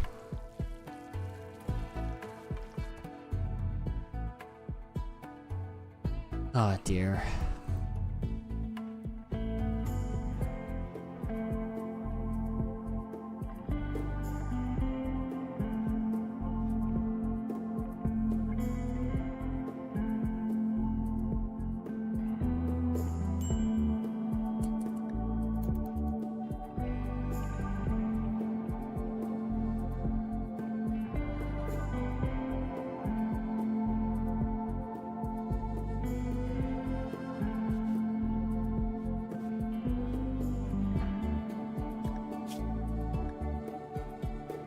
I'll get Koki and Nether.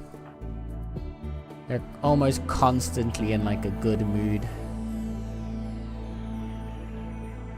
Because they're giving a bonus because they each have a good opinion of each other. Look at this beautiful marriage, chat.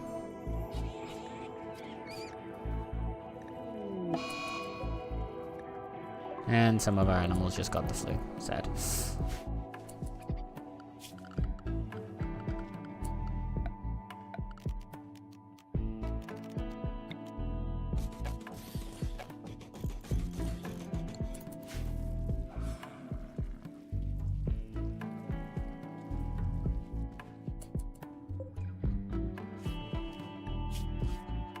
Well, one of the ones that had the flu is now dead, so that makes life easier.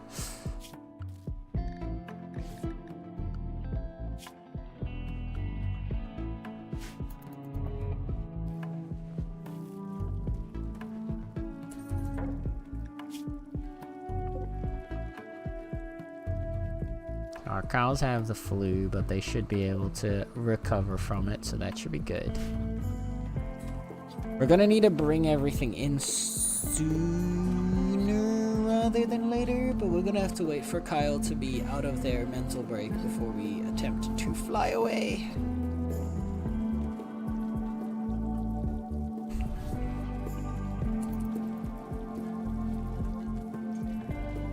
There we go.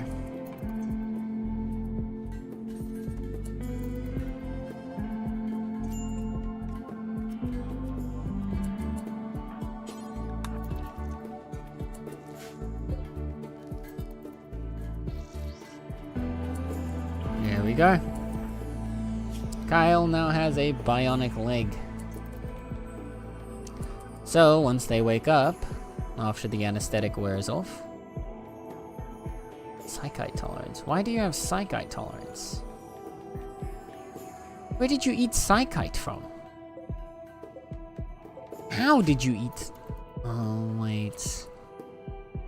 No. That's Luciferium. Never mind. How did you... Where did you eat psychite? That's so weird. Okay.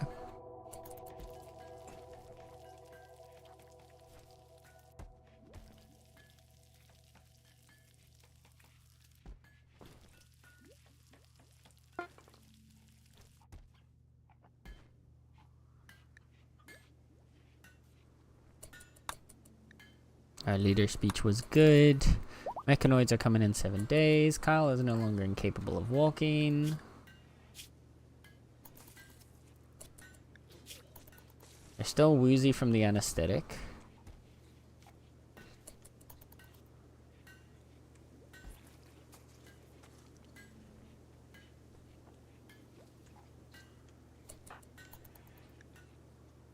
Tally is 2.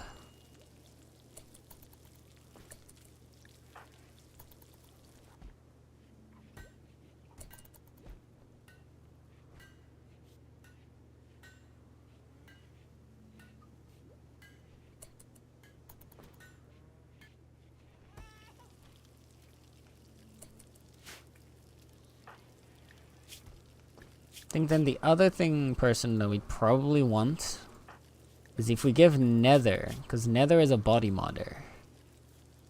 So, yeah. Giving Nether some enhanced robotic body parts will definitely boost his mood. So we want to get Robo Nether. The question is, what do we make for Robo Nether? I'm thinking another bionic leg to make him move faster is probably the go-to. Yeah. Since Nether's our primary hunter, having him being able to move around faster is just gonna make his hunting easier. And his aim's already pretty solid, and I'd like to eventually see if we can get like an Architect eye for him instead of a bionic one. Because Architect eyes, now that's the crazy shit. And we have exactly enough, so, to make the leg. We'll do that. Thank you for the hug, Nether.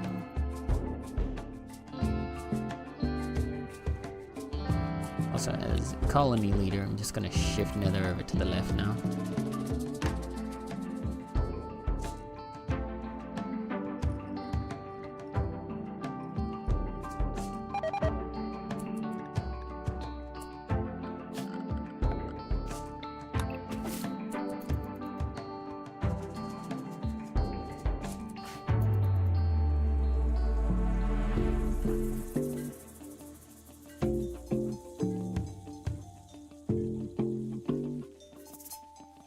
Harvest, Koki, harvest, quick!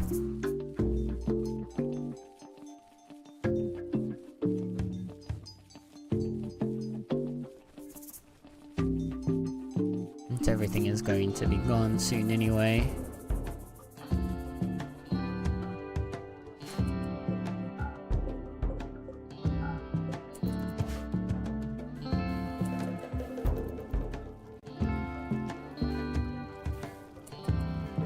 Oh, Joe's next statue is up. It's another poor one. The art is Distant Curve. On this sculpture is a representation of thousands of whips. The work seems to symbolize affection. An elm tree behind the focal point seems to symbolize despair. Joe? Joe, would you like to explain this? I'm a little concerned.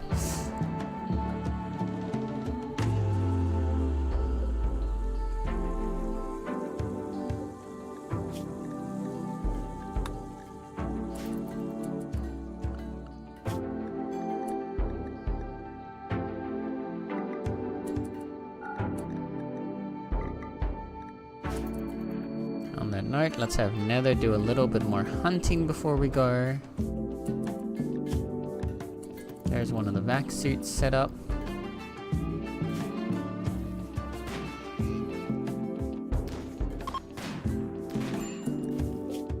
A mining work site over here. Oh, sorry, a hunting work site.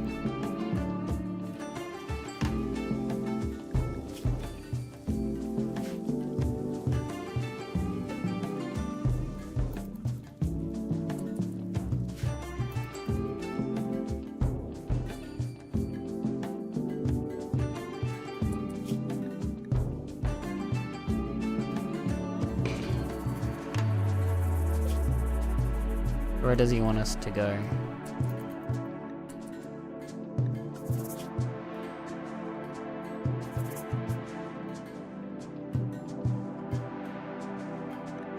Where is the server? Oh my goodness.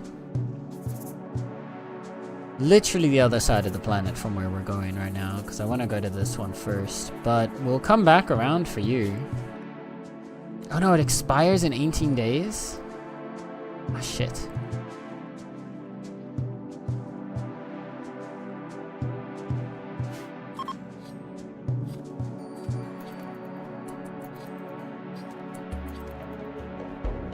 I think I'd rather get the weapon than...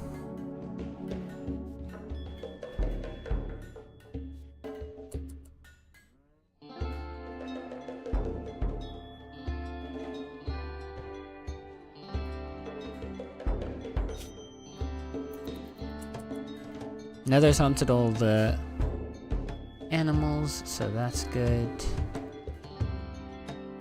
Let's move the animals inside again.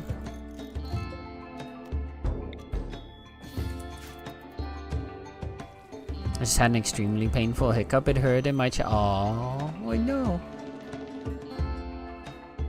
That's kind of impressive. I don't think I've ever had a hiccup like hurt like that.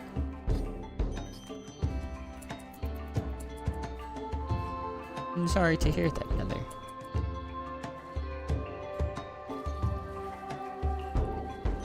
Okay. Our animals are in. Our resources are in. Well, aside from the hordes of steel, but that doesn't matter. Everything else seems to be dealt with it. So...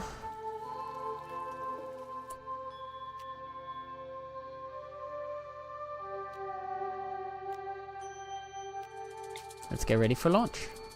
Joe's already smart enough to co-pilot now. Let's go, Joe. Look at him go. Do we want to keep this guy around, by the way? I think... let's just really... you know what? We'll keep him. We'll release him when we go to the next base. Launch. Begin.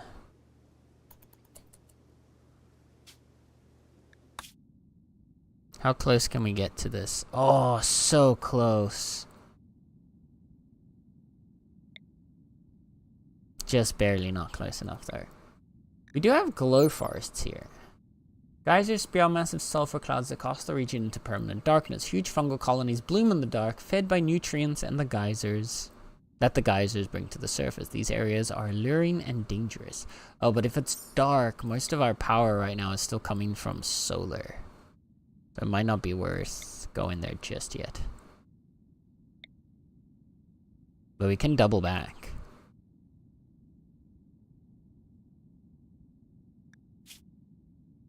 Let's try and see how close we can get.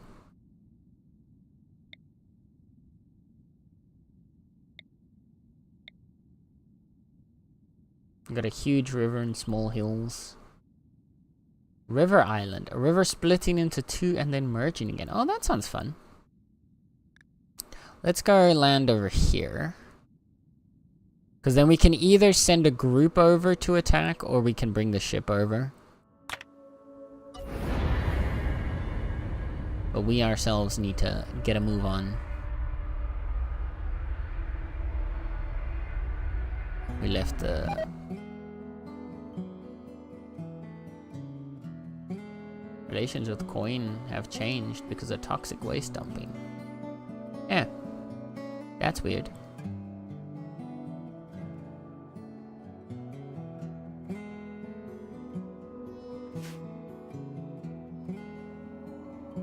Okay, here's our new space. Give me 1 second, sorry.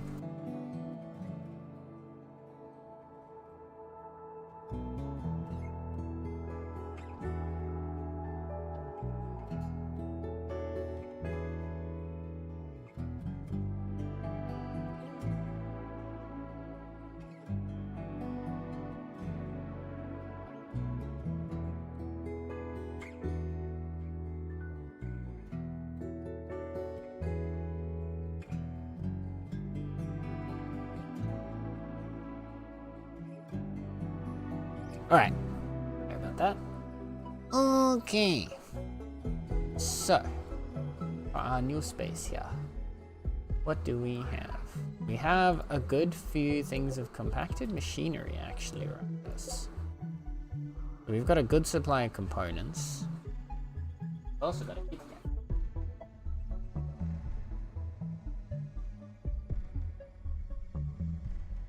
I have Lapcat now.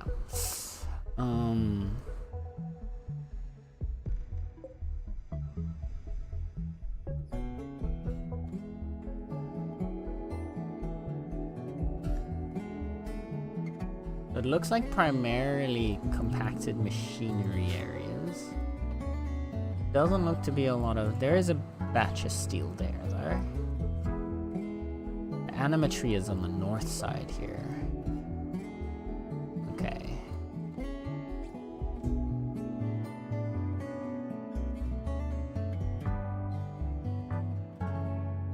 More steel is... Okay, the steel seems to all be on the north side here with the animatry. A little bit of compacted machinery as well. This is a very big river. Although technically we could land the ship atop the river here.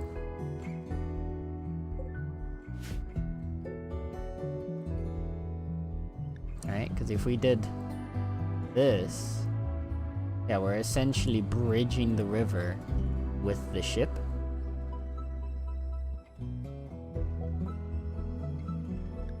Yeah. I like the idea of that.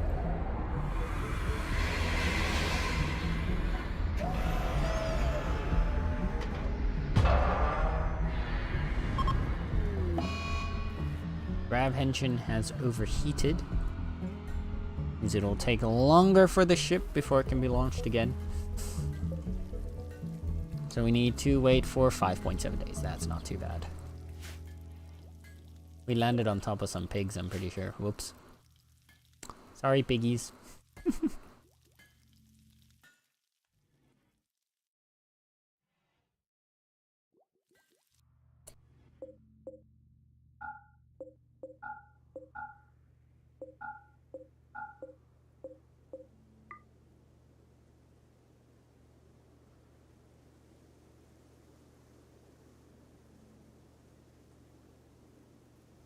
Nice.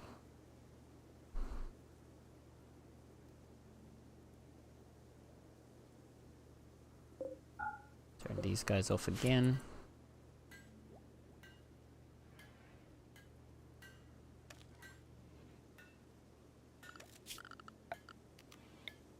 I'm gonna need to chop a bit of wood.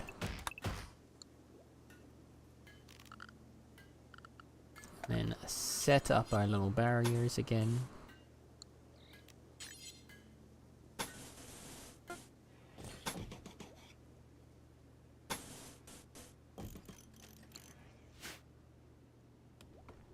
Bionic leg has been made.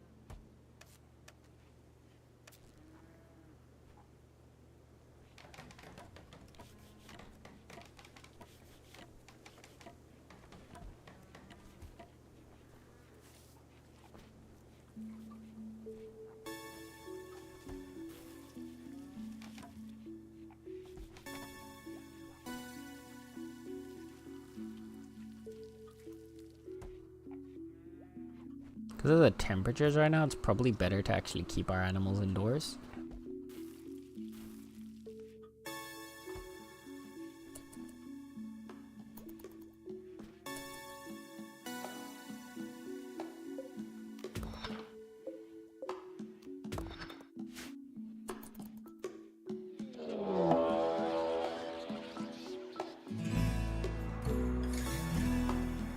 We've got mad raccoons. Some sort of psychic wave has swept over the landscape. Your colonists are okay, but it seems to have driven many of the raccoons in the area insane. Uh-oh. Oh, okay, so there's one there. One there. One there. And one there. So we're being attacked by 4 angry raccoons. What a situation. Ow.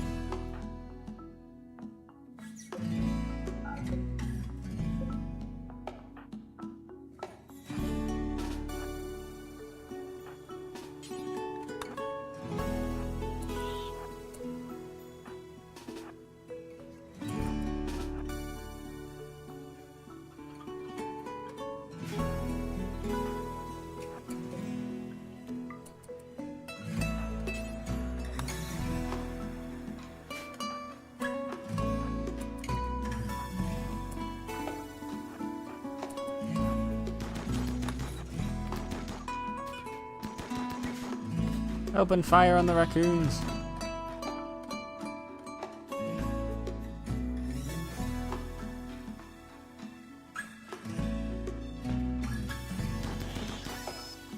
That's one down.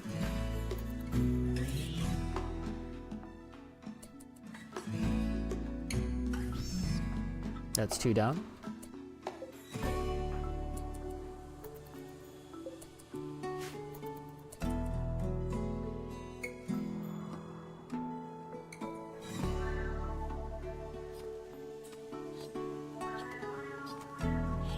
Here comes number 3. Down.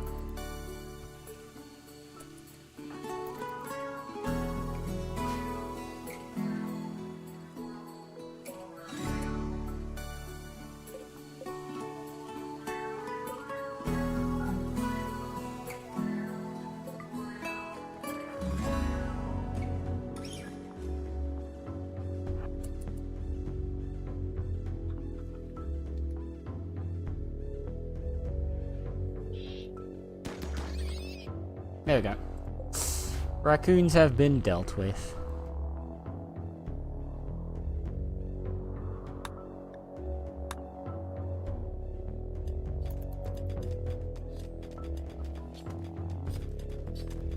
Problem solved.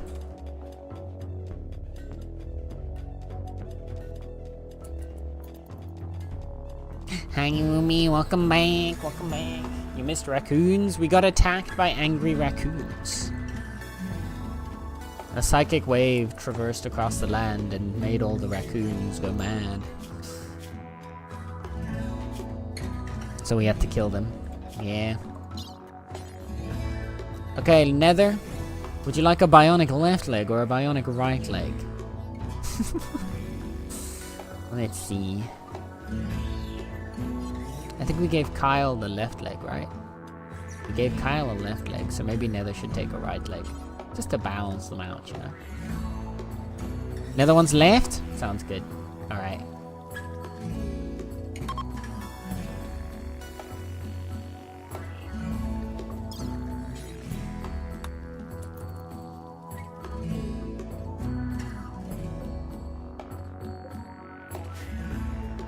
Okay, Koki.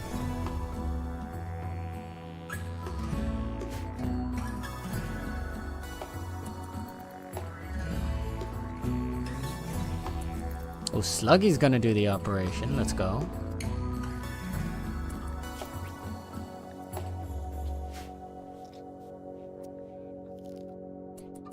There we go. Nether, congratulations on your new robotic enhancement.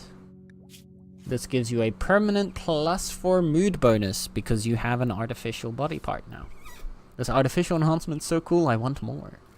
Because Nether is a body modder.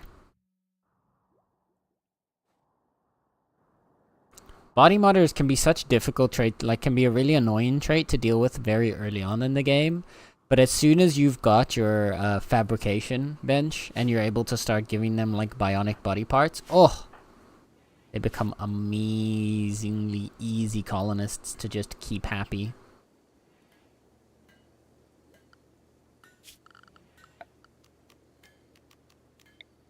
Oh, sorry, let's mark a nice little fishing zone here.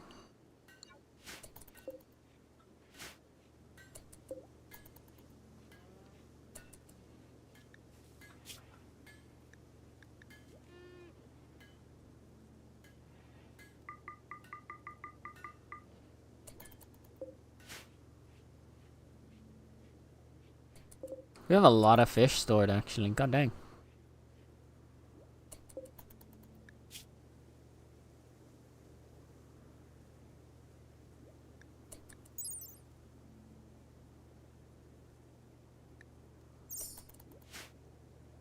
I was gonna say amazing, but sad. Yeah.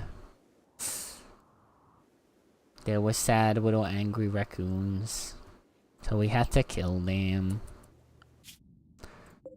How long would it take to send a caravan here? 1.4 days? Nah, I think we're gonna just go with the group if we can. Well, actually, we could have a raid party for this. Because if we do a raid party, then we can have...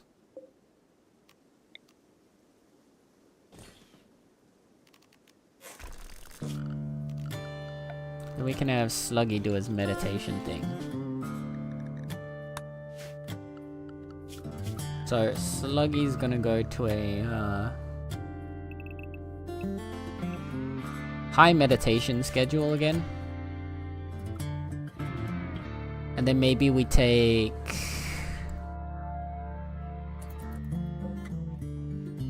What might be nice, actually. Okay, if we set you on... Can we make the fancier sword yet? Not yet. I think we need to update our research project real quick. Step away from advanced fabrication. Do the long blade so we can get a long sword. So we can get Buttery Nubs a nice long sword.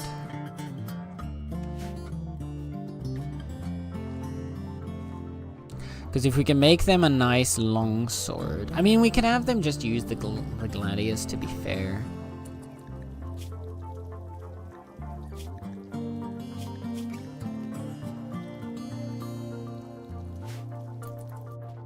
But if we have the resources available to make a long sword out of obsidian, that would be pretty solid.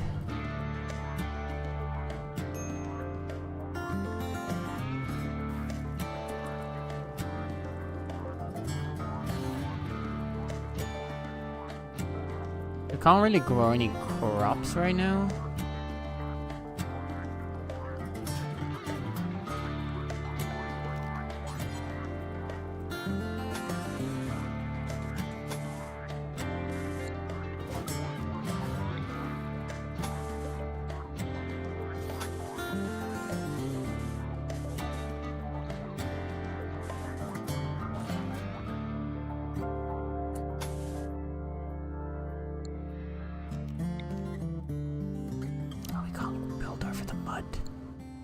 Right, the frick, I didn't check the,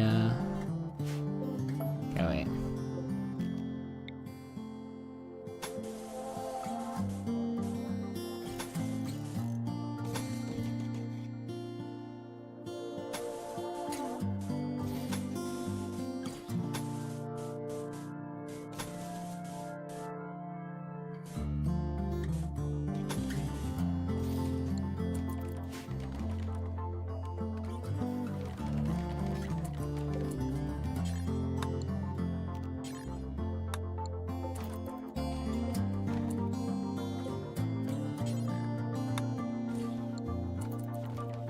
defense gate there.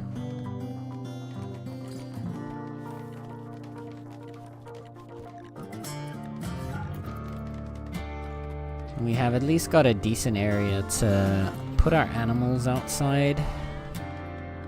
Because the grass is still there for them to eat.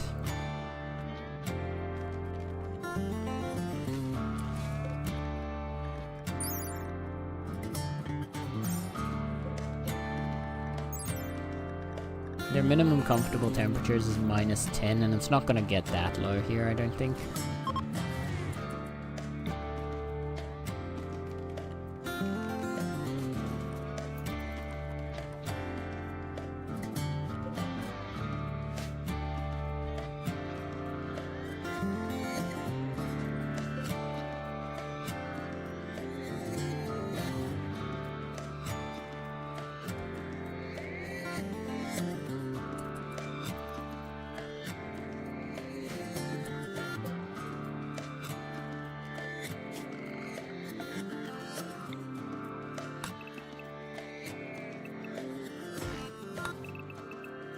And we can chop the trees.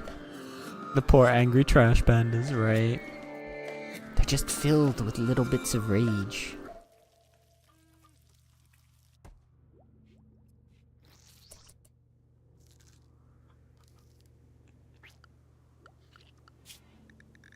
We'll have Nether do another bout of hunting.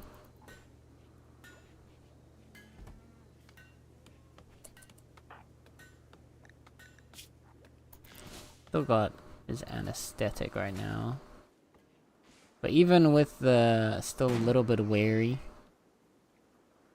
God damn, good shot, Nether.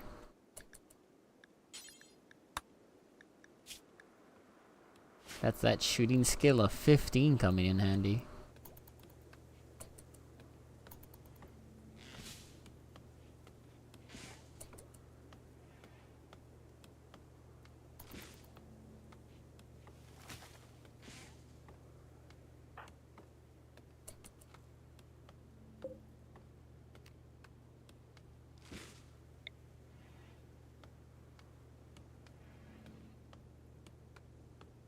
I'm gonna need... Let's make 4 bedrolls. I don't think we're gonna send 4 people on this mission, but we'll probably send Nub.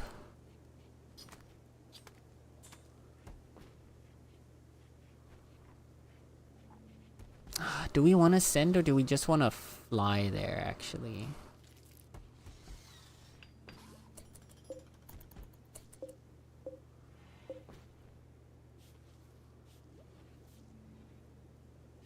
The more I think it's probably better to send, actually, to fly there. Bring the whole ship over, not just a small group.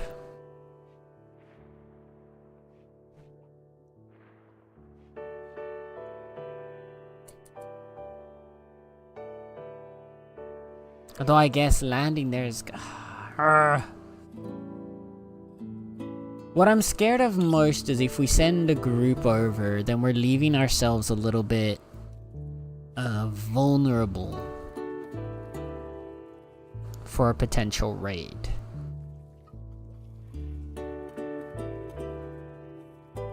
And I don't want to risk that.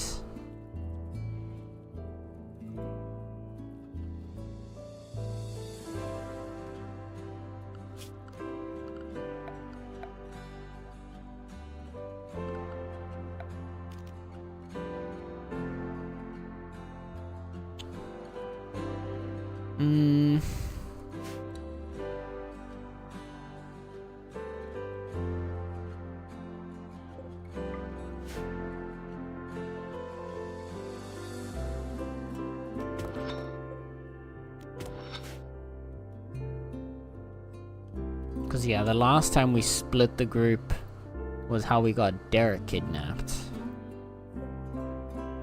I don't want to risk that potential outcome again by splitting us. But I also don't only want to send 2 people to deal with a group of 3.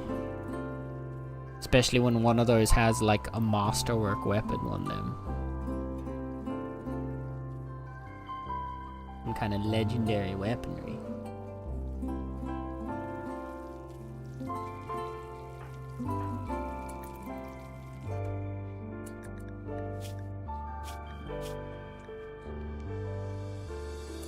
Tally is about... Oh.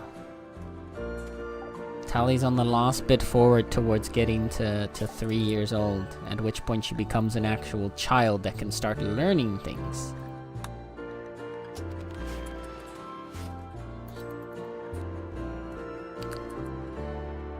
Alright, we have an ad starting.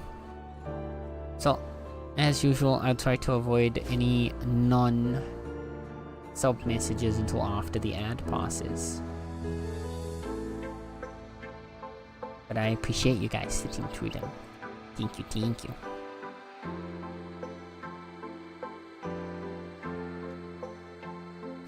You has returned. Welcome back, Moise. Welcome back. How was your dinner?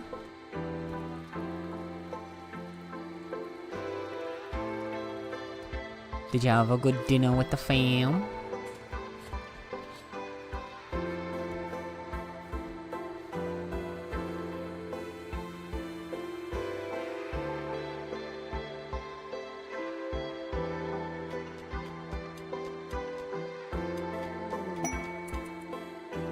We're getting refugees again.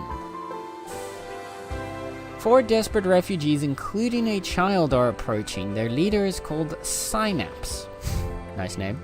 They claim to have escaped an organ harvesting operation. Synapse begs you for permission to stay at the feline landing site for 13 days so they can rest and regroup. In return, they offer to work and fight for free during that time. I mean... yeah. I don't see why not. They're a group of 4. They have a child. We've been pretty partial to taking care of children.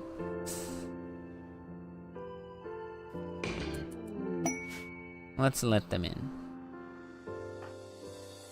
So, let's see who we got here. We got Synapse. An 18-year-old male. Delicate quick sleeper. Has minor passions in mining, animals, crafting, medical, and intellectual. Pretty decent. Nosdos. 16-year-old male. Oh my god, are these all children? He's a misogynist and night owl, of course. Burning passions for shooting, medical, and intellectual. Minor passion in mining. Kinda decent though. Then we got... Niketas is 39-year-old male. Also delicate. What's with all these delicates? Delicate. Misogynist. So like this one has a delicate body, this one has a delicate body, this one has a delicate mental state. Minor passions in social and intellectual. And then we have the child. Is 6 years old currently. No passions, it looks like. Oh no. No passion, yeah.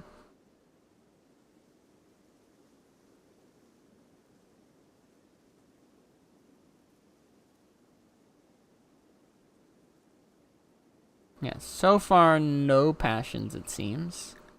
6 years old. But she could learn.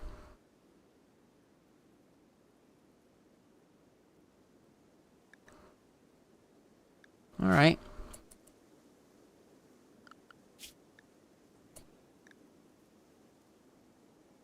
So we'll have these to help with research.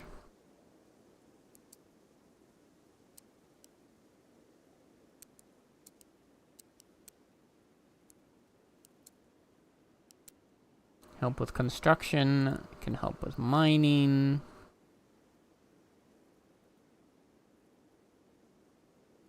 We don't need you smithing and tailoring right now, but you can help with research. Help a little bit with doctoring. Put you on crafting there.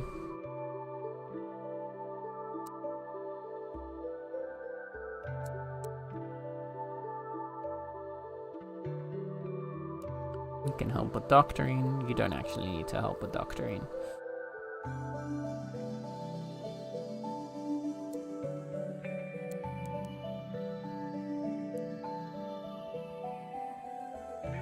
They're gonna have you just prioritize being a cleaner.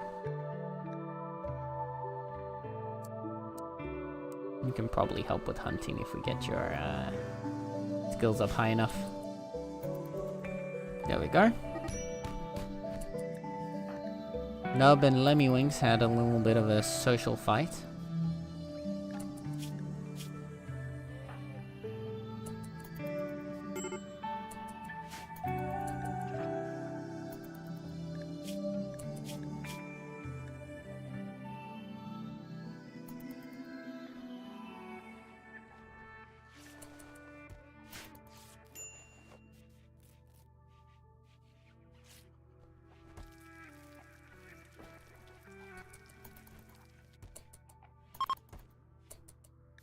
Thanks a spacecraft, let's destruct. Dinner was good? Hell yeah. Wait, did I read that already? No, I can't remember. Either way, I'm glad. We're probably... This is gonna be time for me to do a food break soon.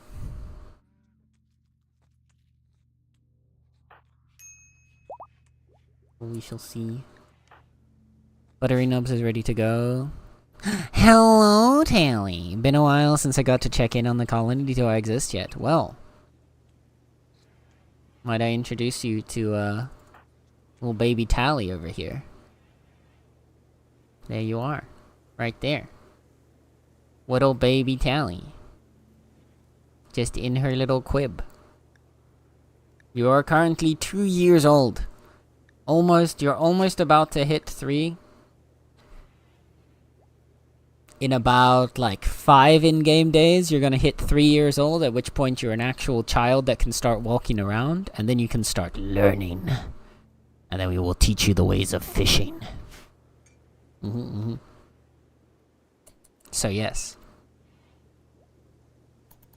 Yeah, I'm baby, exactly. I'm very cute, baby. Gonna go full nerd on y'all, exactly. We're gonna get... Your entire childhood is going to be dedicated to learning. And you're going to learn so much. An alpaca self-tamed. Huh. I don't know if we care too much for that, but... We'll hold on to that alpaca for a bit, I guess. Might be some free wool. The wool would be nice for making some furniture, maybe. I want to expand our ship. It's gonna take some time to do that. But yes, how is Tally doing? How is Tally doing? How is our lovely beaver queen doing?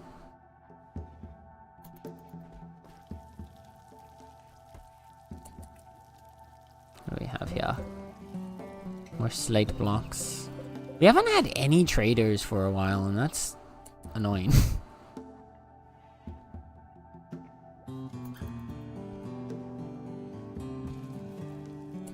Without any traders, we can't, like... Well, trade. I wanna sell some of these sculptures.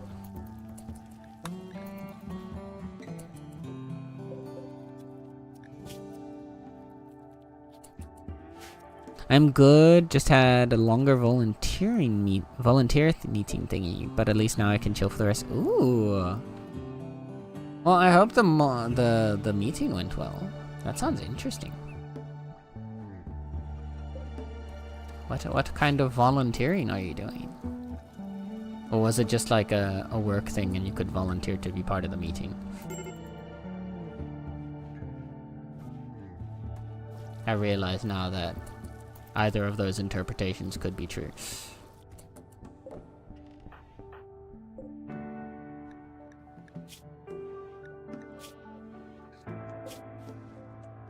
We've discovered the quest from you, so it doesn't matter.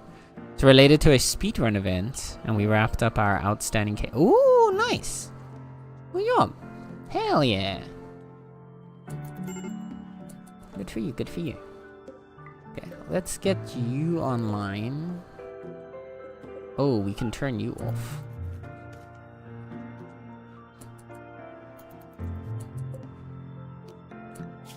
And then we're gonna make some more chem fuel from wood. Restock our supplies.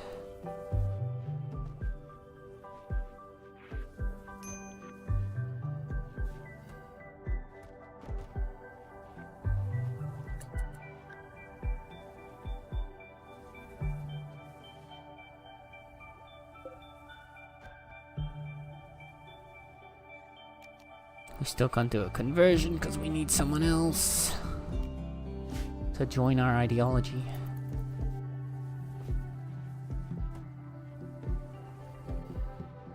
Okay, so now we have a bigger group. There's a possibility that we send it. No, I don't think we send a team over. I still think we just take the whole group and land there.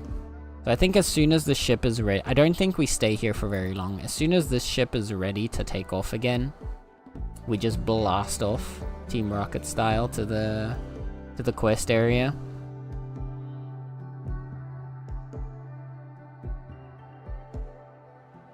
Yeah. I think that's the goal. So what I might just do is we'll mark you for mining.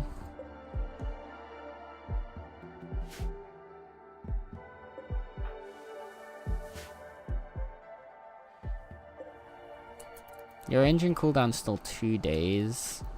I don't think we get Sluggy's Psycasting up that fast. There's 19 days for the mercenaries, so maybe we do sit around. We stay here. Okay, here's the plan. Schedule in max meditation time for Sluggy again. We stay here until Sluggy's able to get his anima grass.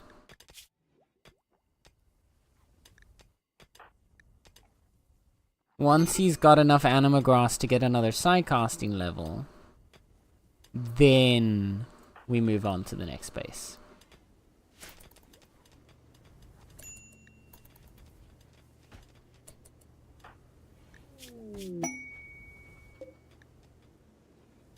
There's an exotic goods trade ship. Hell yeah. Okay, wait.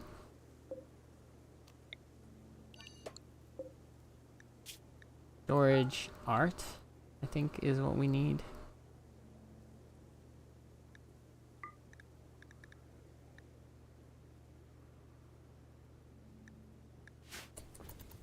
And we can move Joe's art over to there so that we can trade that to these people. And then we need... Who has our best social skill right now for trading? 3, 2... God, our social skills are so bad. 4 is gonna be our best, I think. Oh, no! Ooh, you've got a 10. Hell yeah. Alright. What can you sell for me? Ooh, they're selling advanced components.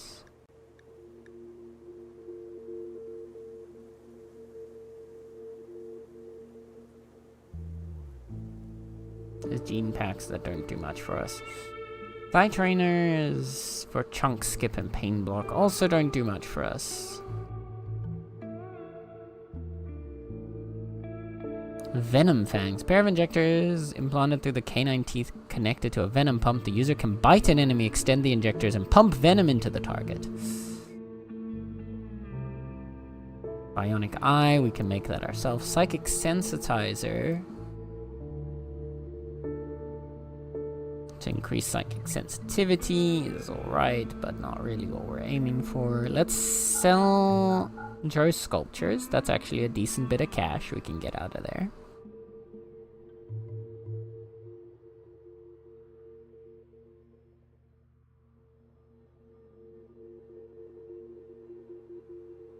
We could get a flesh shaper, which would give aesthetic nose, aesthetic shaper, love enhancer. Okay, no. I thought that was the one for the stone skin gland, but it's not.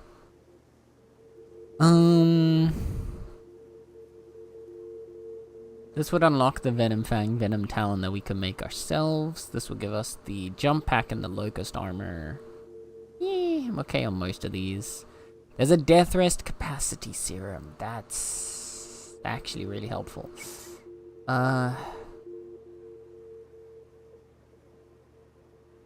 We don't need a shuttle, so we could sell the shuttle engine, right? buy the Death Rest capacity serum and the advanced components.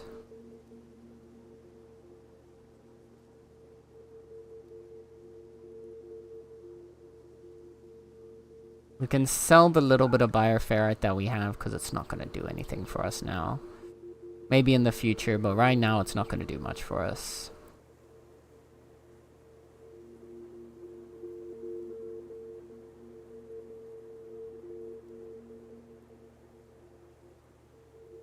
And then that's actually pretty decent.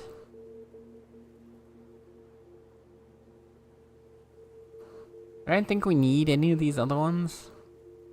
We could do a psychic sensitizer on Sluggy. My sculptures that I worked hard on. Yeah, you made those sculptures in order to sell them for the good of the colony and to train your own skills so that your very best sculptures get to go on display for us. Sun only sees a mule. Wow. Wow. I mean that too. Look, you gotta work to earn your place. Listen.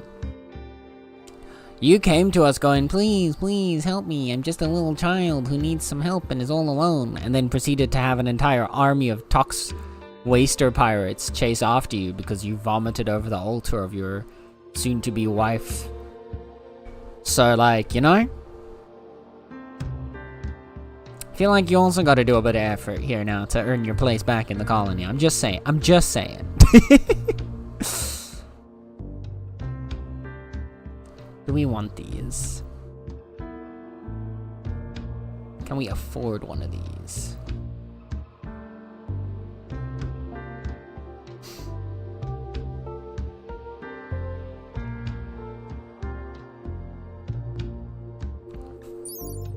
What does it take to make some of these? They do require advanced components though. They improve someone's beauty. And this one gives more love and bonus for both partners. So there is a value in it, but it's... oh no, never mind. We can't even afford that one. We could afford maybe poison synthesis, but...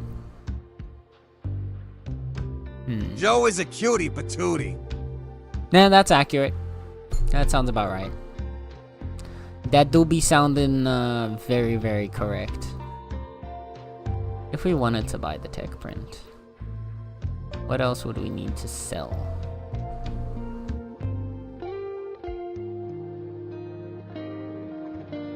Because I kind of like the idea as well of selling it because it'll give us a an econ boost.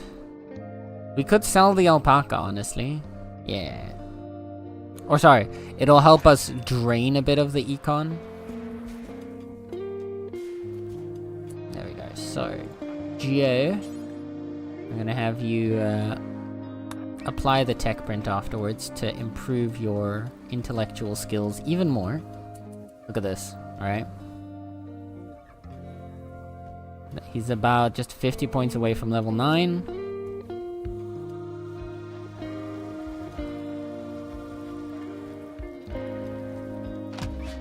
Boom! And he got a solid 2k in.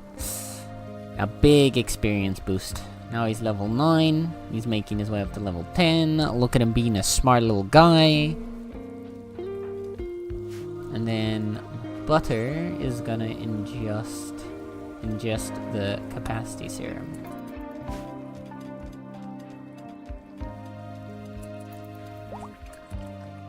We haven't got any death rest stuff set up for him just yet. But he should death rest in 9.6 days. That's good to keep in mind, actually.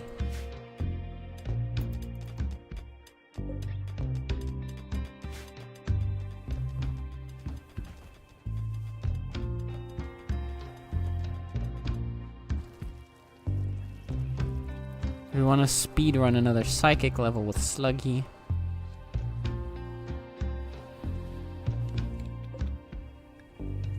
Once this is done, toggle that one off. How are we looking on little Tally? It's 15 days in a quadrum, 4 quadrums for a year, so yeah. There are 6 more days before little Tally grows up to become a child.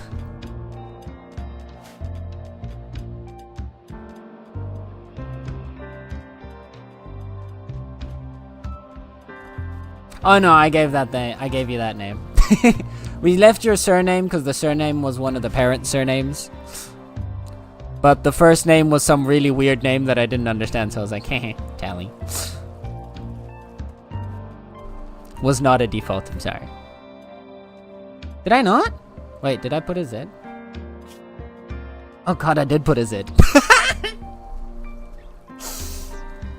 I'm sorry. I'm sorry. Yeah, but see, this way I can claim disconnect if it's if something bad happens, then I can say it's not really you though, because it's Elizabeth, not Elizabeth. See what? See? Huh? That way you can't be mad at me.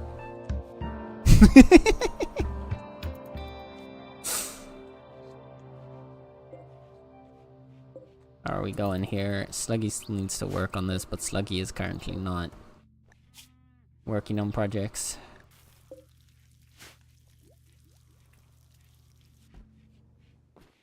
Sluggy is continuing to meditate. Anima Grass is up to 7.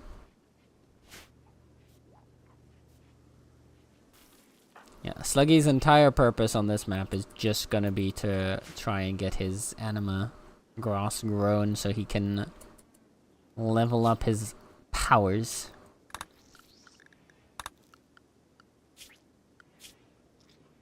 Can we hunt a few more animals? Wildlife. I'm gonna do a whole batch of hunting for you, Nether.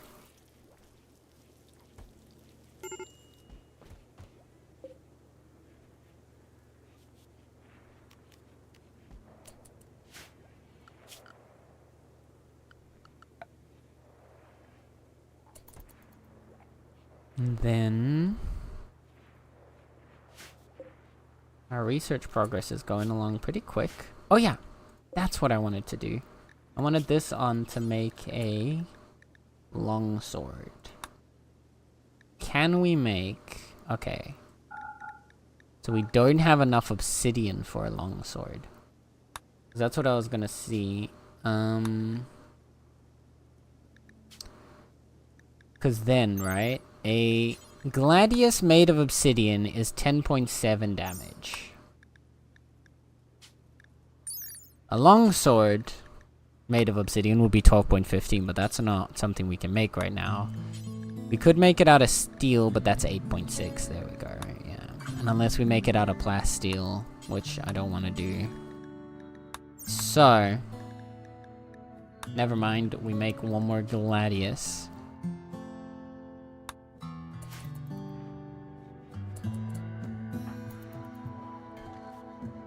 So we get Kyle to make a gladius for Nub Butter.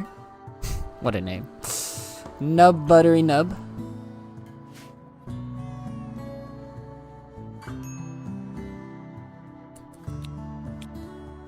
I like to put the couples together on the list.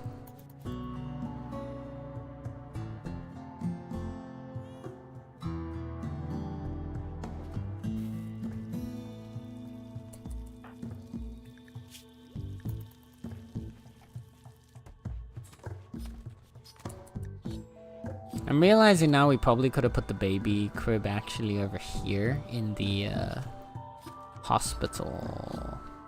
That might have been the better choice to reduce the anger from everyone of a crying baby.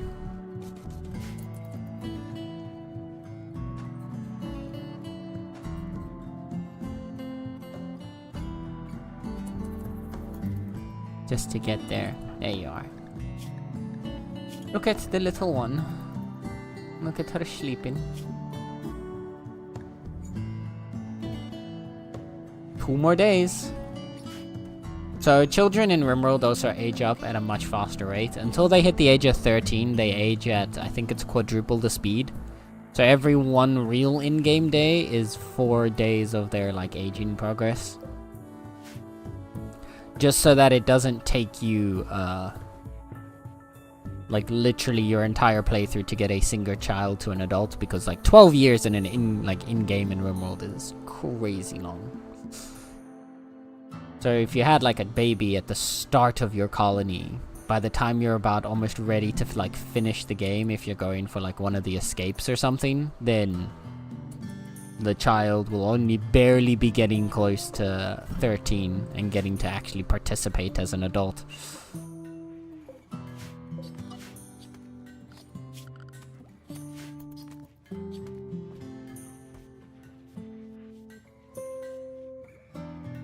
Kyle's working hard.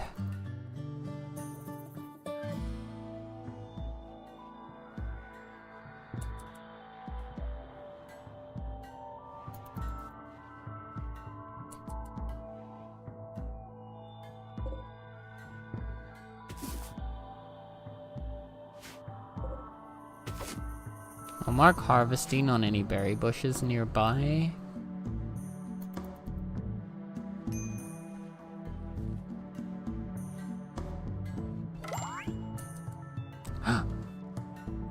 There we go. Growth moment for Tally. Tally has reached the biological age of 3 and has experienced a growth moment. She is now able to do the following work. She's able to do basic holing and cleaning. Sorry.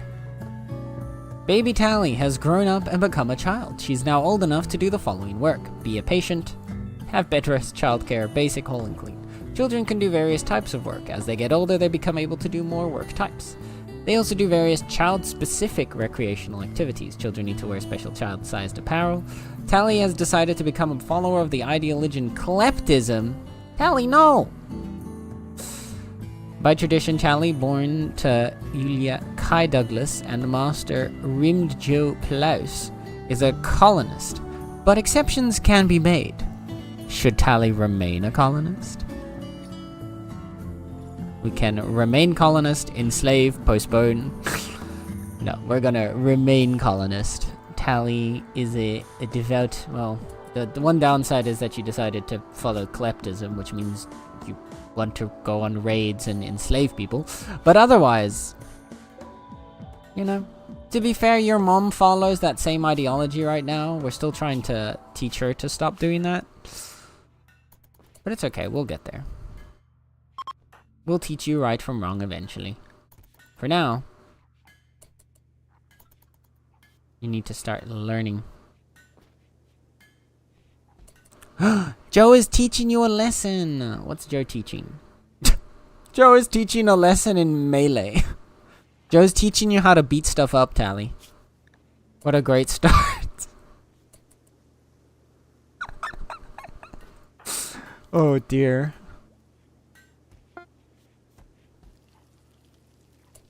Gotta start early. This is true. This is true.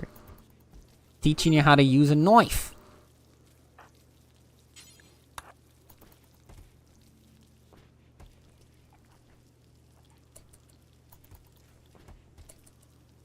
On that note, we should probably also get you a weapon. So, give the 3-year-old an assault rifle. What's the worst that could happen? Right? Right?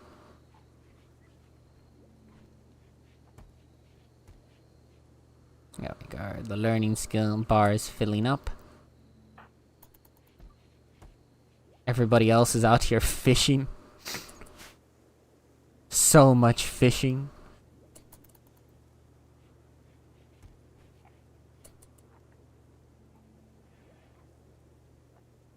You've got a full outfit on, right?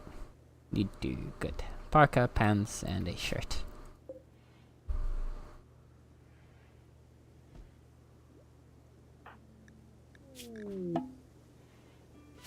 There's a festival opportunity. Don't care about that right now. Advanced fabrication is complete. Let's go. With that, We are now able to make our own advanced components. So now we can roll back to some of the earlier stuff. Like compact weaponry and poison synthesis.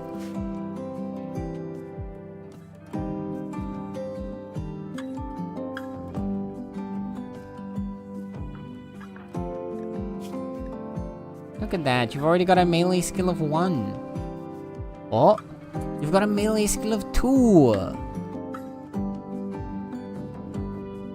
They grow up so fast. Joe's getting social skills by teaching you lessons. It's a wonderful little symbiosis happening here. Oh no! Do we not have another bed? Oh dear, we do not. Okay, right.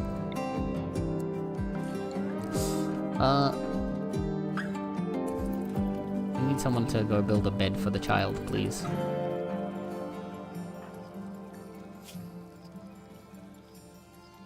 Nub's on his way. Hell yeah.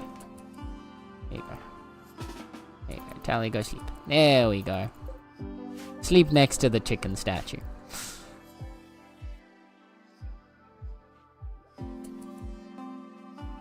How's it looking on Sluggy's grass? 10. Okay, Sluggy's halfway with the grass.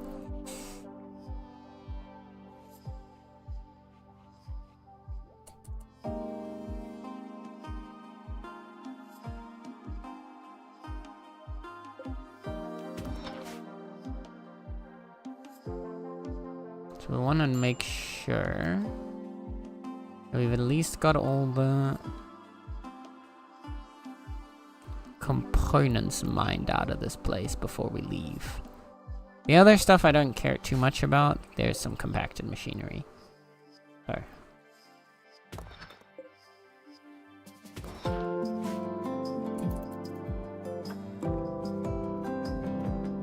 Everywhere else looks to be okay. Looks like we've cleared out this place of resources.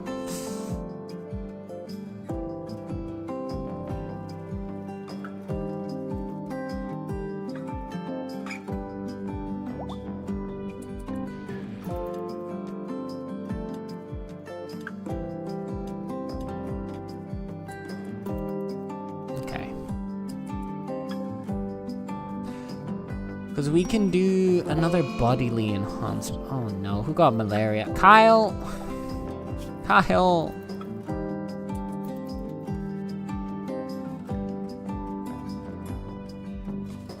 Oh, don't self-tend anymore. That's a terrible idea. Go rest for a while.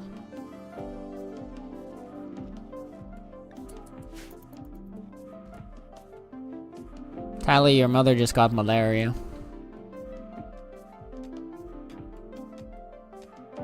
This is a problematic turn of events. To be fair, your mother gets sick all the time. I don't know why.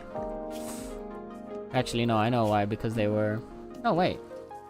Oh, because they're sickly, right? Yeah, there you go. An awful immune system. Thank God you did not inherit that.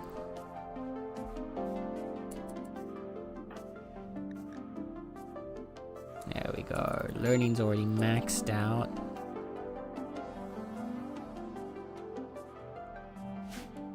So,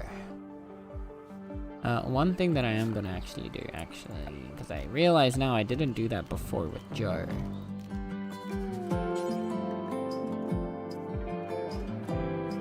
Actually, yeah.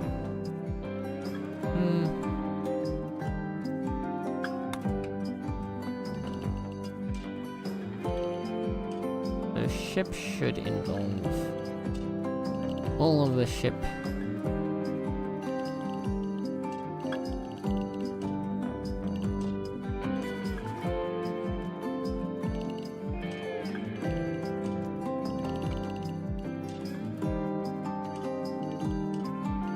Also, because I want these spots in case we eventually have, if we ever have to rebuild a wall, that they can actually walk in the areas that the wall needs to be built in. There we go, everything's marked up. That's the ship area. Area 1 is then going to be for kids, which I'll make just ever so slightly bigger than the ship.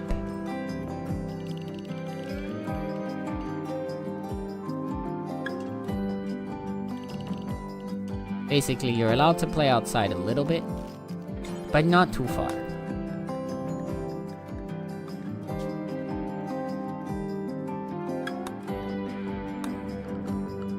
And then assign. There we go. And then tally to the kids area. And this other kid as well. So both of you don't go too far out. And then we can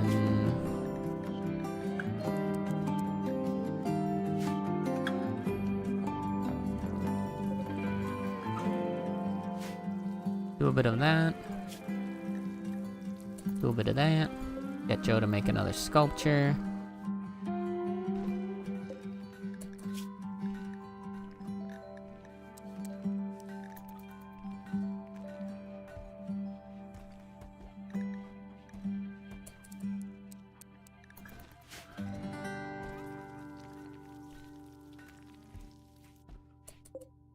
And then we can turn this off, because we don't need you anymore.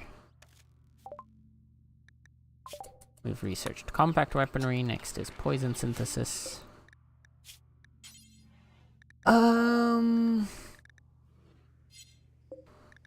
With compact weaponry done,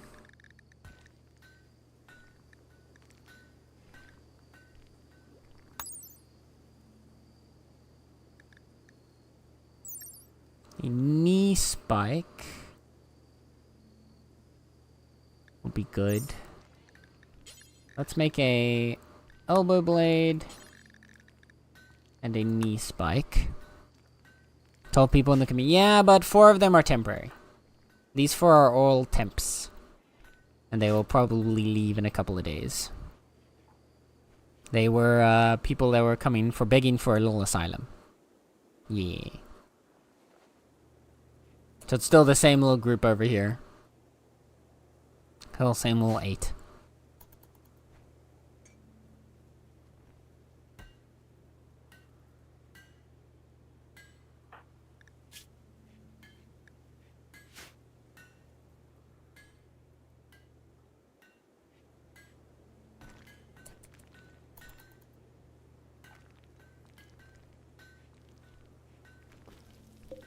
We should have, yeah, Joe will be able to make some large sculptures again. There you go, Joe's doing art.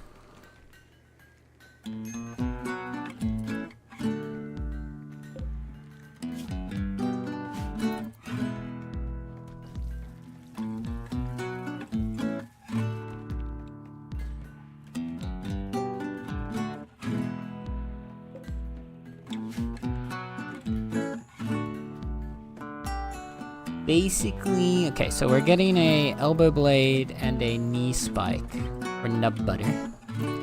Because we're basically just gonna turn him into like an ultimate melee warrior. And we'll eventually do the same with Lemmiwinks. So that we have 2 just really strong melee fighters.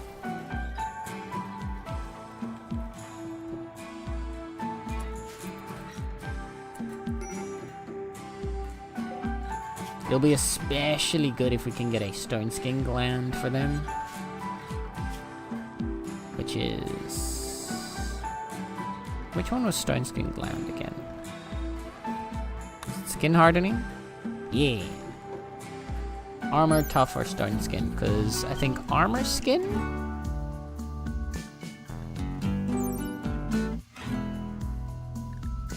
Armor skin was -1.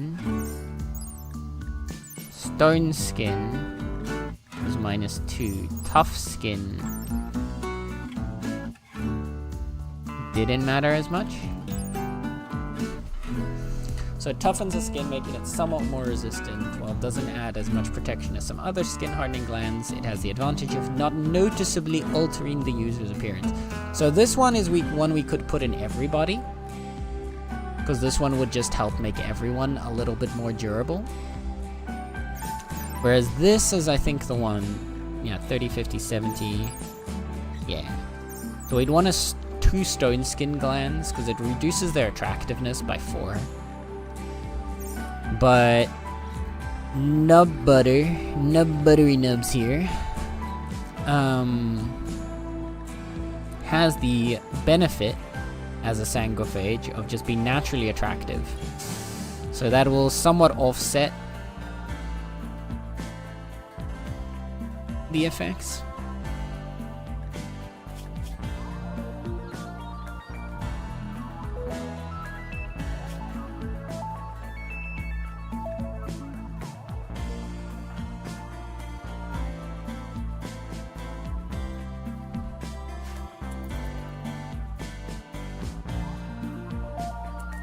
That should give us a nice super soldier situation going on with those two for melee combat.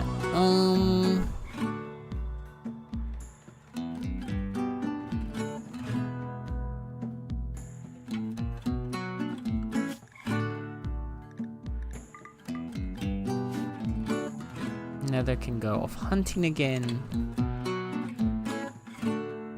I'm trying to think because there's not much we can actually work on the ship.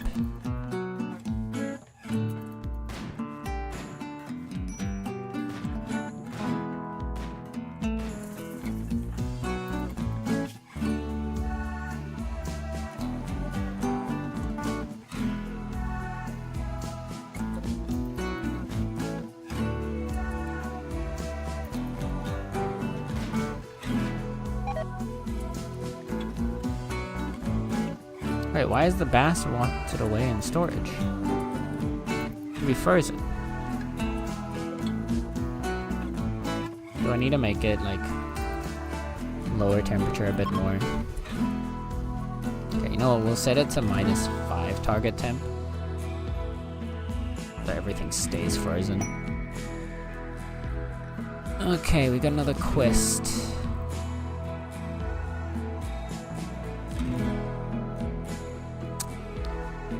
Basilicus Ozma, an Archon of the Fallen Imperium, is traveling near the flying field and landing site. He's being followed by mechanoids and wants your help using signals to draw them towards you. If you do, mechanoids will activate a site nearby to harass. There's an EMI dynamo machine which can disable electrical devices across the region, as well as 11 mechanoids sleeping nearby. There may also be an unknown threat. This site will remain until you destroy it.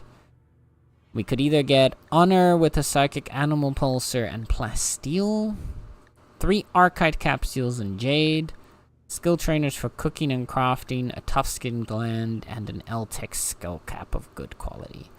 I don't really care for most of these. And the EMI Dynamo really screws us over, so we're just gonna cancel that quest. I'm just gonna skip it.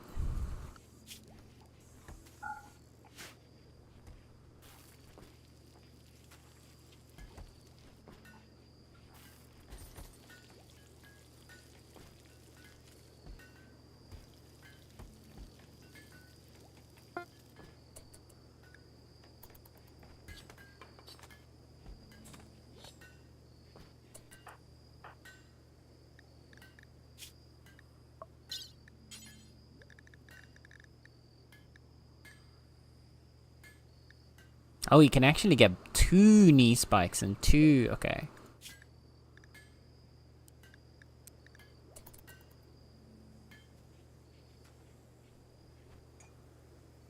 Might just make this like one big operation then. Get all 4 of those made, install all 4 of them into him. Nub is going to become a killing machine.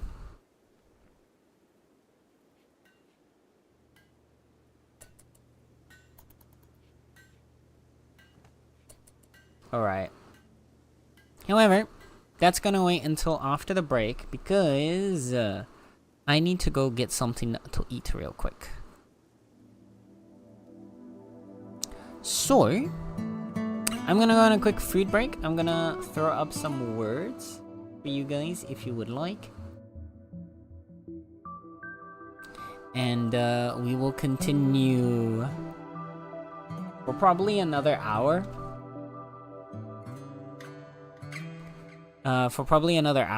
after I get back, maybe, roughly. We'll see. But yeah, I'm gonna go on a quick food break, so I'm gonna put up some words. I'm gonna grab a drink, so take this time for you as well to stand up, get yourself a drink, get yourself a snack, do a little stretch, go do all of that important self-care, or if you've done all that and you just want to sit and stare at a screen, then you can play some words. I'll be back in a couple, probably like 20-ish minutes. Alright? Enjoy the tunes.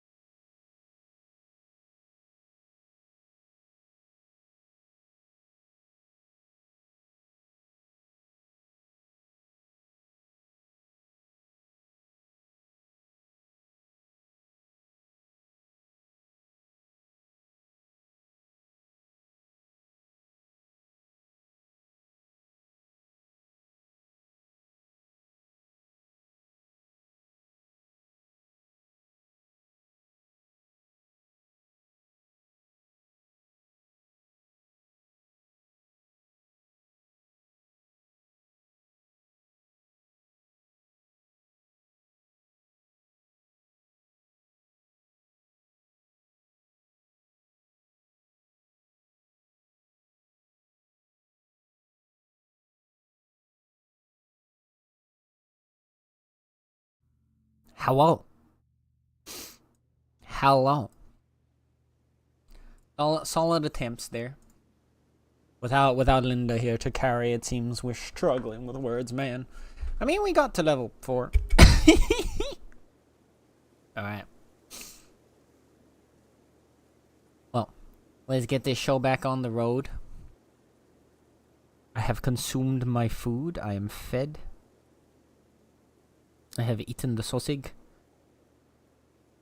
And hello, Star. How is Star doing? How's it going today, Star? What are you up to today? Have you been up to anything specific?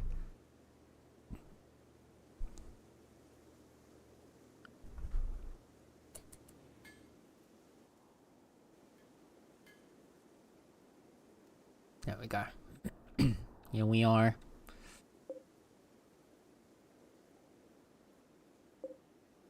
Once human? Fair enough. How has Once Human been coming along?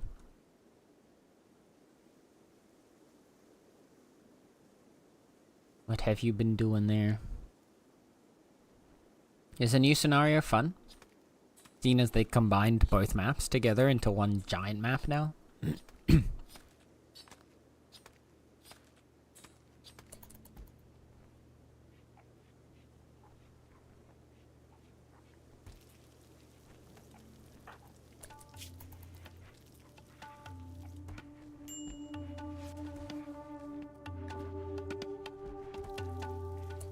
Sally's drawing on the floor, look. Sally's making little floor drawings. Look at her go. I don't fear the Dream Zone now. I'ma take that as a something that's impressive. I haven't played it, so I don't know. I don't know how scary the Dream Zones are supposed to be.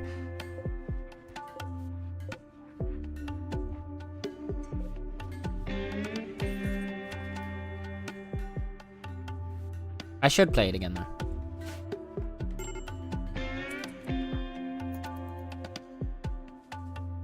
Sluggy is hanging out with Koki.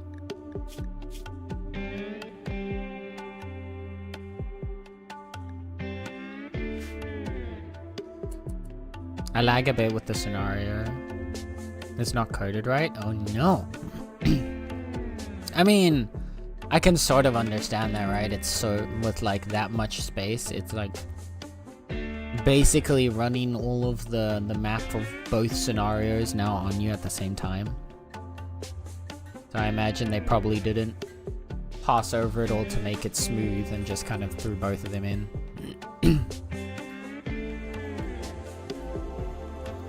In Dream Zone, you can go crazy after 15 minutes and be dragged into a nightmare. What happens when you're in a nightmare?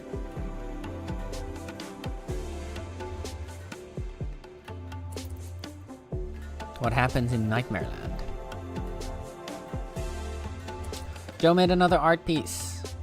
This was a poor sculpture. A shot of sympathy.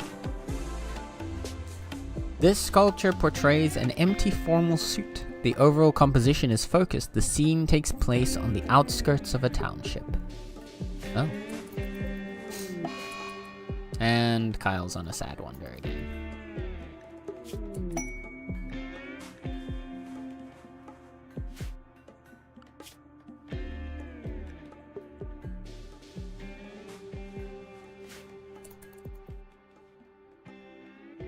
I'm so curious what happens if we activate the anomaly stuff. Like, will the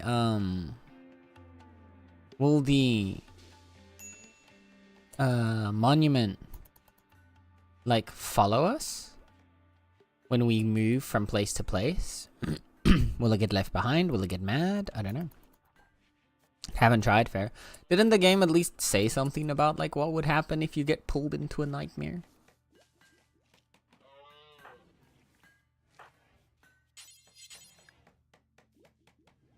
You can go trade with them for us real quick. See what the people in coin can sell to us. Like another advanced component.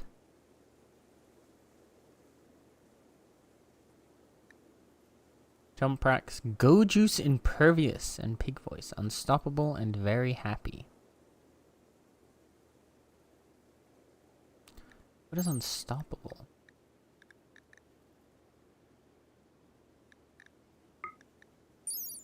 Carriers of this gene are not slowed down when you take damage. That's the one. Ooh, Far Skip. Far Skip is a really helpful psychic ability.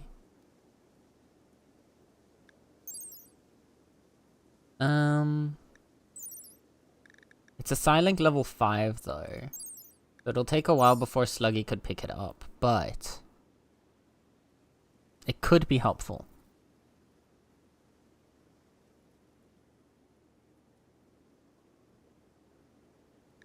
We can sell the sculpture.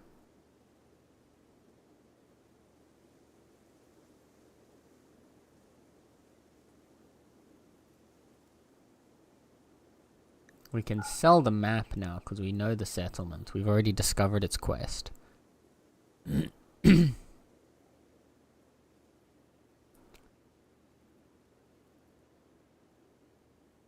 Like, on the one hand, Far Skip would be really useful, but we'd also first need to get Sluggy to level 5, and we don't know, he might end up picking up Far Skip on his own at level 5. So, like, I'm always hesitant to pick up the side trainers for future skills, or for future levels until we've at least hit that level, just to make sure, you know. Man, why am I... There we go. I needed to cough and it just wouldn't go.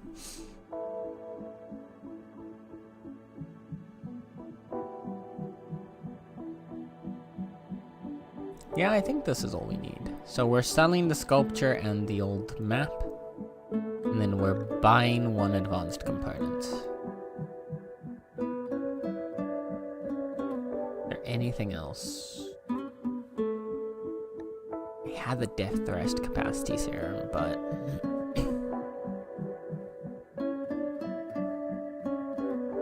I don't think we need that one just yet.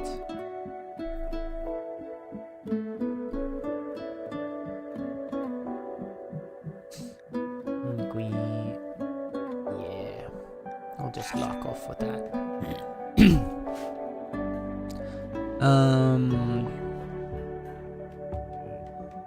They did, but I forgot. Oh, just read it. You die? Ah.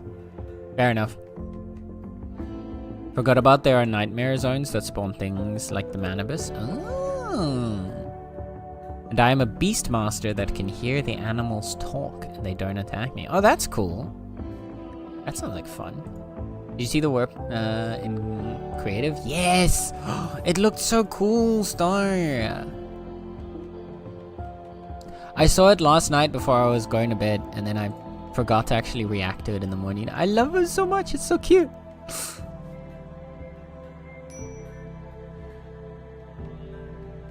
Also, totally not you avoiding working on your own model.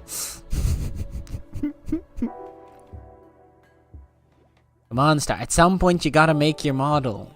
You gotta do it. Because then you can stream. Then we can get you streaming again.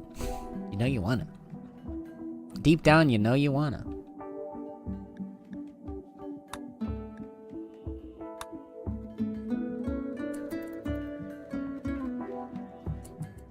I doodled the base so I can put other characters in that. Nice.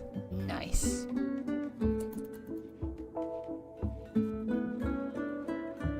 It does look very cute.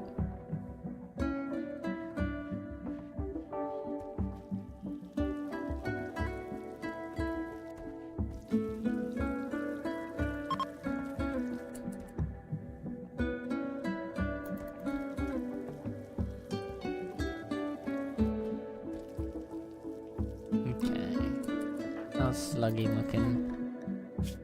Sluggy is upsetty spaghetti, but that's okay. We only need 5 more anima grasses, and we're 91% ready towards the next one, so... like a day or two, probably. Kyle. Oh.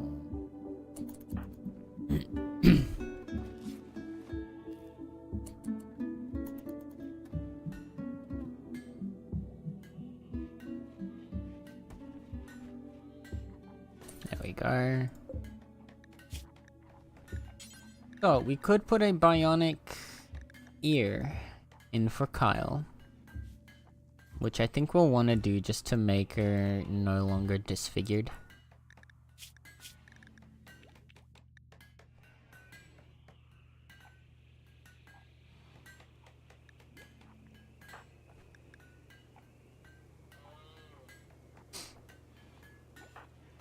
Everyone in RimWorld is apparently very negative of you as soon as you have a slight bit of like an injury or something.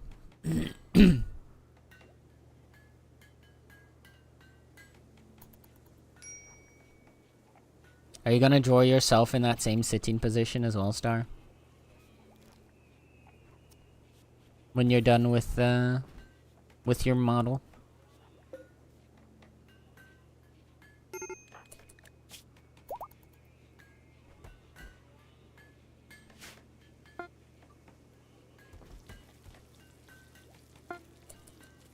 Okay, nub butter. Here's your nub buttery nub.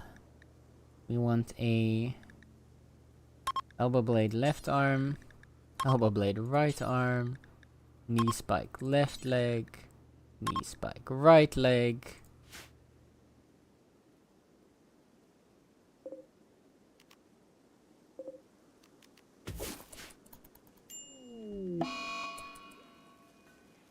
Sluggy is in a daze. That was bound to happen. It's okay.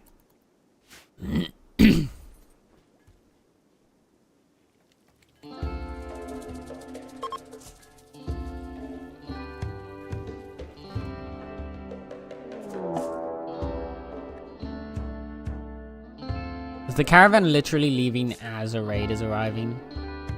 Yep. We're getting a raid. 9 impids. Looks like it. Okay. This is annoying. I hate impid raids.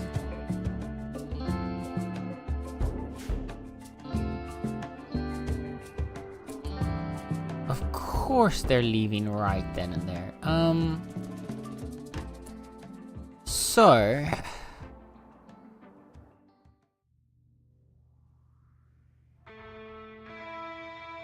9 impids, right? Impids are terrifying because of their fire spew. So what I think I'm actually gonna do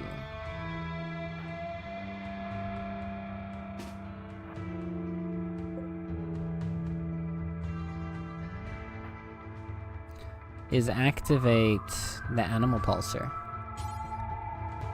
Nope, wrong one.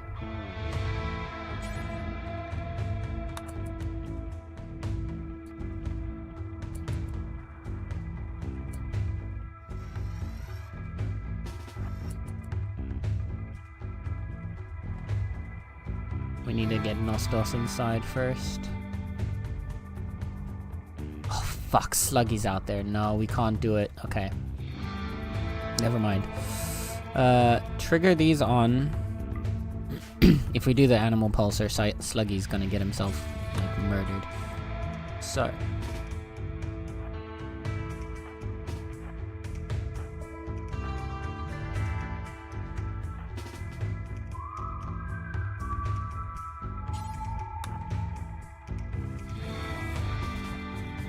little Tally's gonna have to go to her first battle.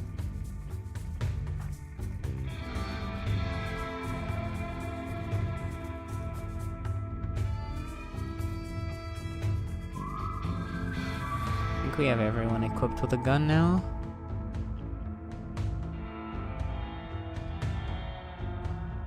Yep. Alright.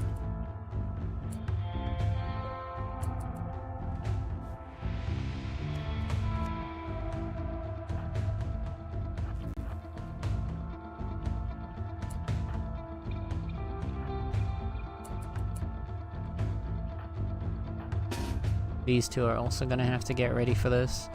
So we're gonna get you guys over to here.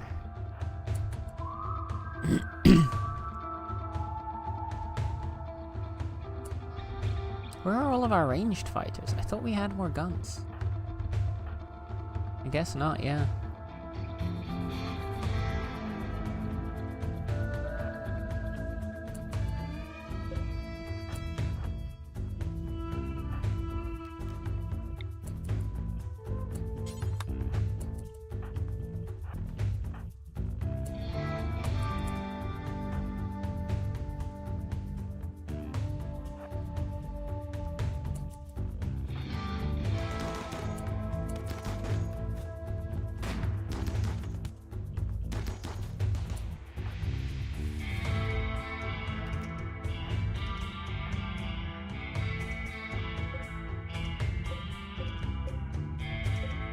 Okay.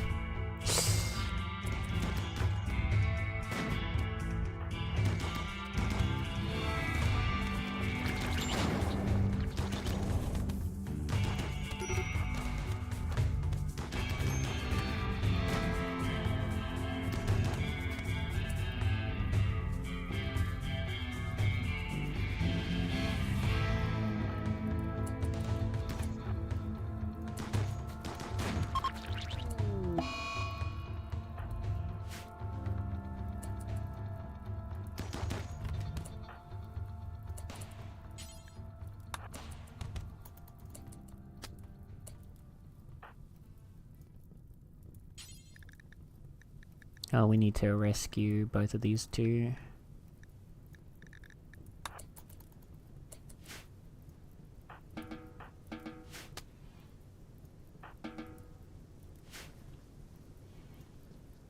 Get them away from the fire. Battery Nubs is safe.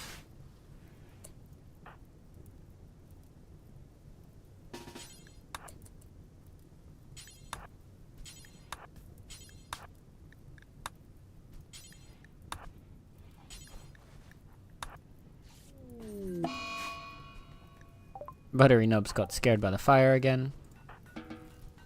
Okay. We've rescued them. Everybody's still alive.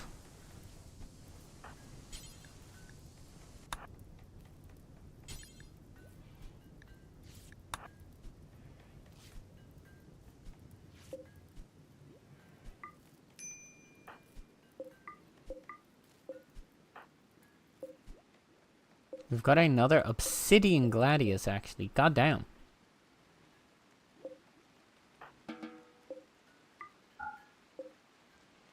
We've got some meals.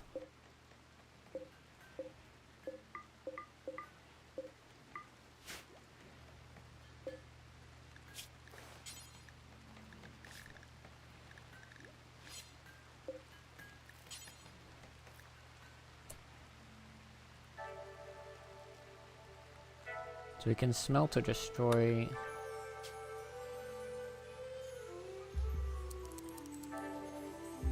Below 50 hit points.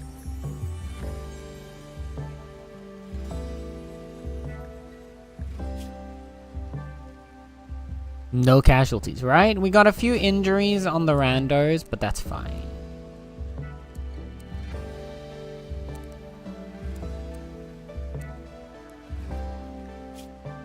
Up to normal.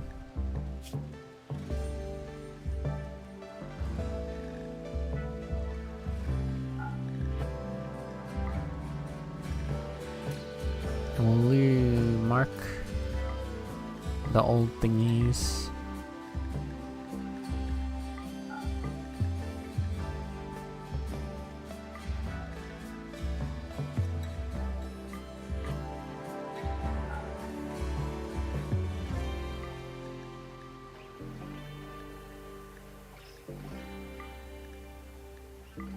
There we go. So we'll mark that, and then we'll let everything up to the normal of those ones. And then none of the persona weapons.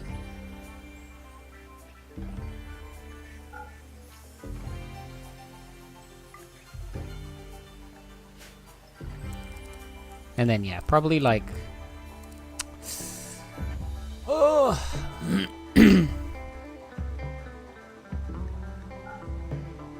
None of the uniques. Up to like 50% hit points, maybe. But we can't smelt the Mana Sword, Plasma Sword are too good. Zeus Hammer is also really good. Celtic Staff is off. Persona weapons are off. Unique weapons are definitely off.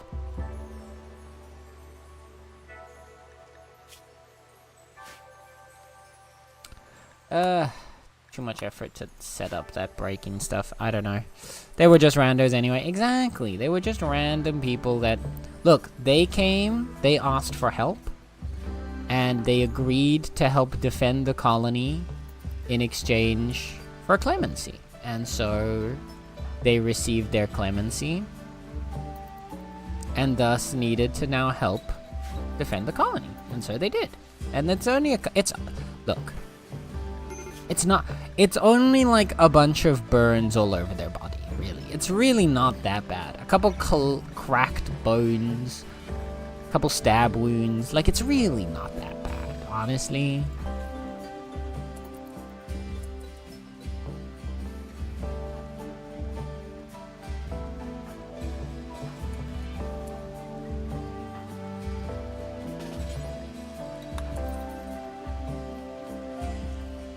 The poor guy's wounds, even if he's not gonna go lie down for it. We can turn these back off.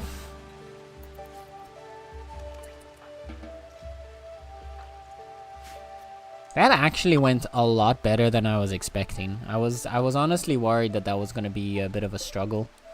Cause like... So the reason I hate fighting Impids is that fire breathing ability right there. Like, it can do so much. I mean, just look at these guys. Just look at all those burn marks and injuries that they got. And that was just purely from... Surgery failed. What? Why did you...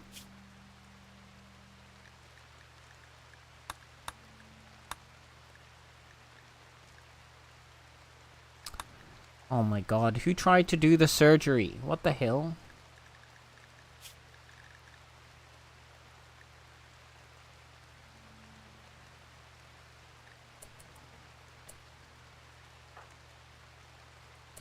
Cookie, did you try to do surgery on Nub when they weren't even in the hospital?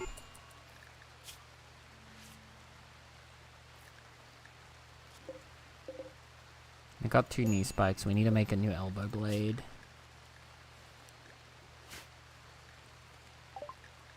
Nostos got an infection. That's fine. Koki's gonna go treat it, right? Koki?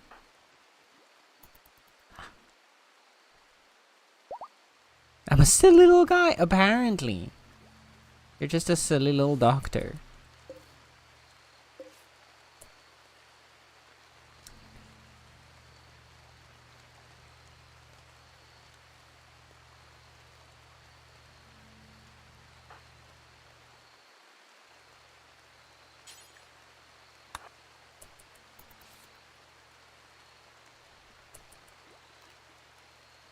Was that Lemmywinks' weapon that was on the ground there? How did that happen?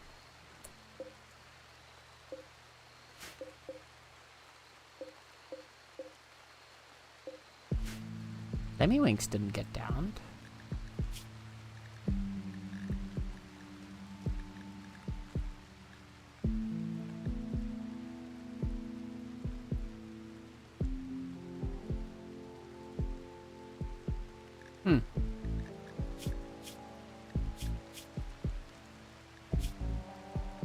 Did I make her drop her weapon somehow? Maybe I did. I don't know. What's all this stuff? Oh, so that's just the count of how much material. So this is steel, and there's a stack of 75 on it. Most items in the game stack up to 75, so that's just showing that it's a full stack. Yeah. Usually if I just zoom out a little bit more, then the numbers disappear. But yeah, the numbers are there to show you how much of that item is in the stack. give you a good idea of how much you've got. Also, hello, Koki. I don't think I actually said that yet. How is Koki doing today? How is Widow Koki doing? The widowest, cutest, loveliest, amazingest, awesomest, sweetest, most magnificentest, most happiest, most adorablest Koki.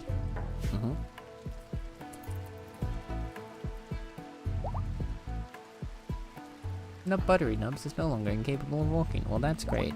We're gonna suspend all of the surgeries on you until you're actually in a hospital and ready for surgery next time. How's Sluggy doing? How is Sluggy?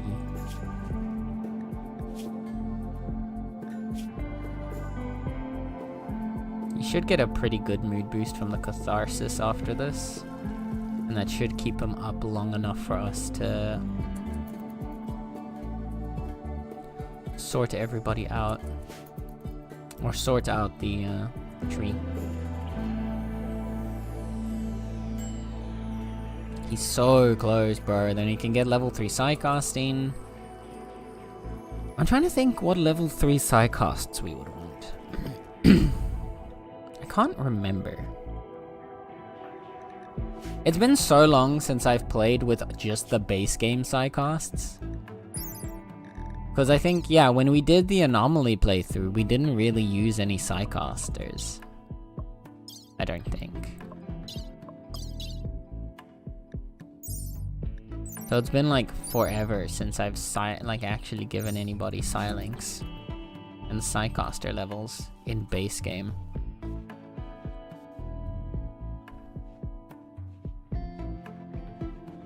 Koki Googe just finished showering after helping Mama Koki move a freezer, a fridge, and help with some other stuff. God damn. Koki be buff as hell. What the hell? That doesn't sound like little guy behavior. That sounds like big guy behavior.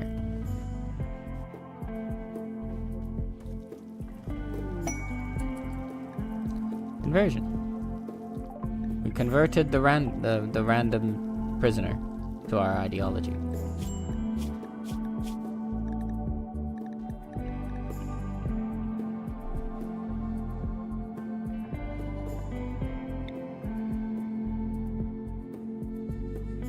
I guess we can sort of just...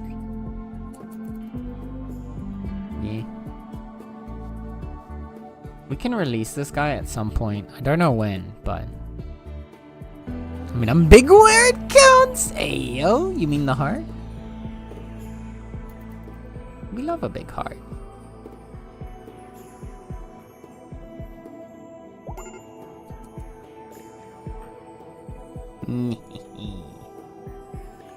Nostos, how you doing?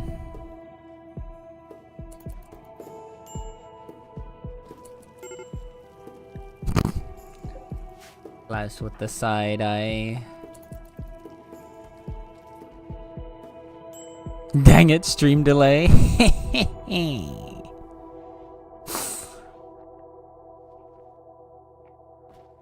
What can I say? I got ahead of you, Koki.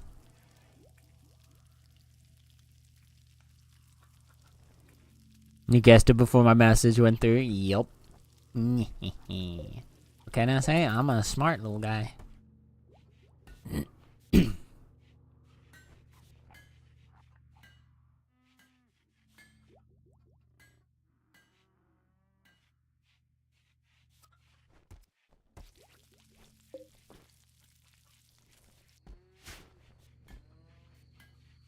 Okay, so we've got everybody here. What's happening here? Why are we not using the fish? We should be, okay. It's just, they just happen to keep grabbing, ow. They happen to keep grabbing something else instead.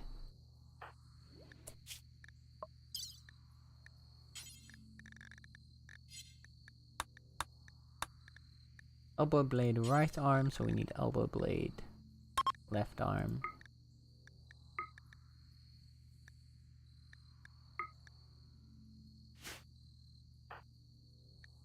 And because we want to get this out of the way, I am going to allow industrial level medicine.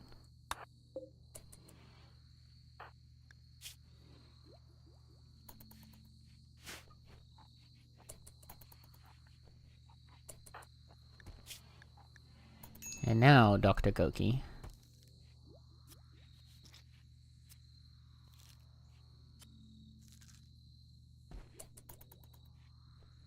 Good job.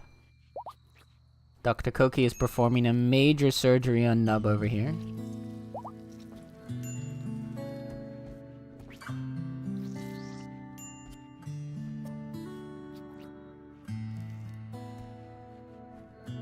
But once this surgery is complete,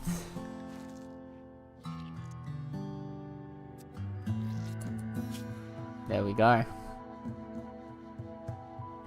Double knee spikes, double elbow blades.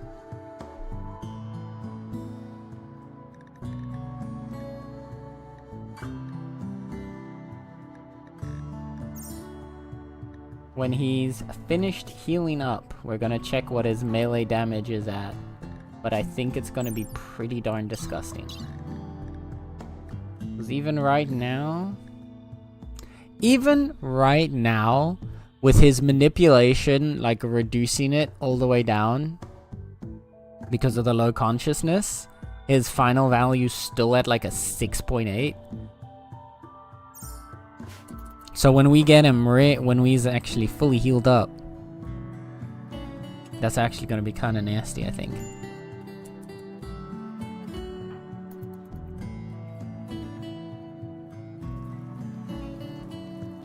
Well, we need some more wood, so we should probably do a little bit of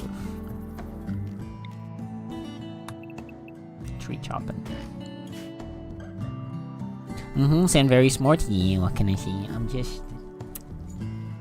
I got that brain, you know, that big brain. Also, how I said, I'm doing good. Good.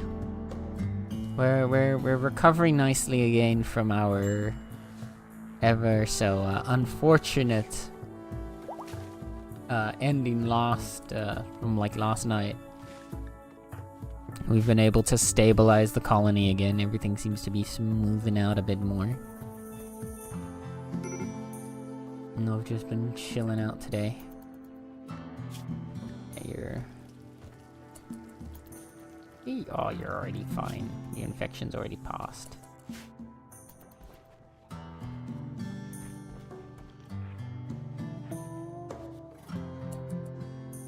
We have so much leather, bro. We need to like...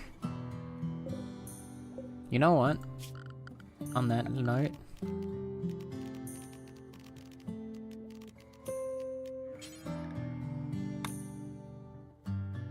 Let's actually start getting some of these down.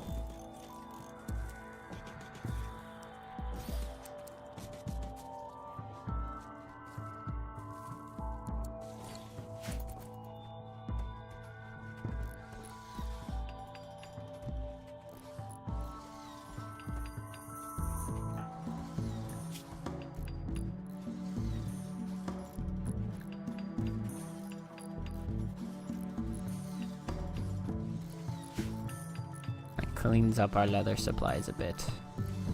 Even if the chairs are meh quality for now,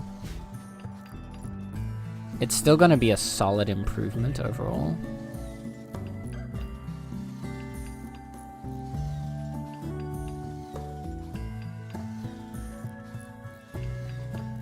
Just having somewhere comfortable for everyone to sit down while they're working.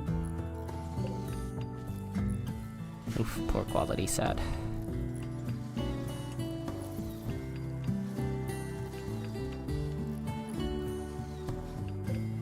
Good quality though. Nice. We'll replace these in the future when we get why is Nether upset?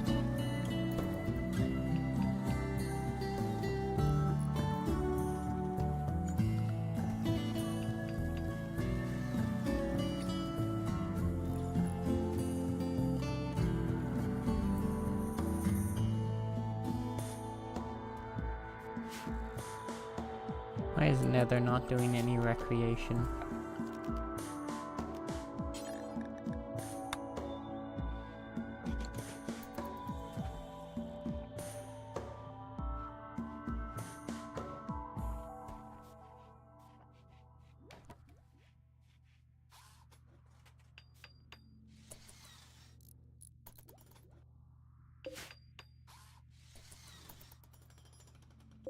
Okay, so toggle you back on.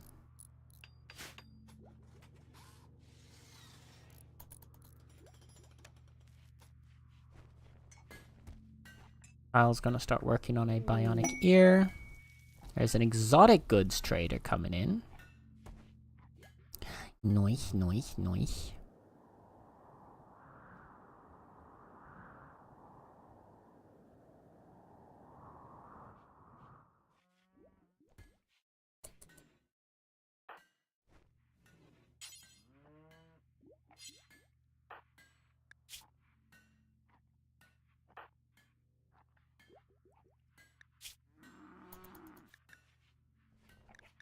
Wait a little bit for you to finish healing.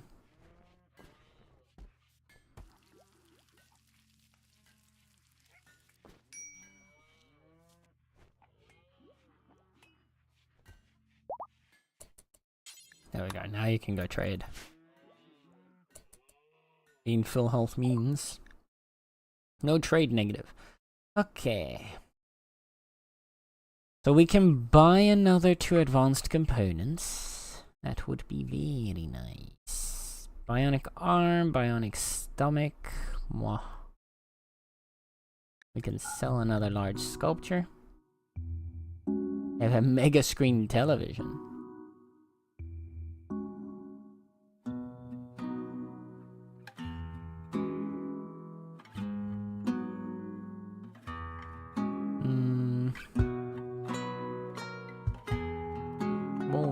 Manhunter Pulse would be very nice to have later.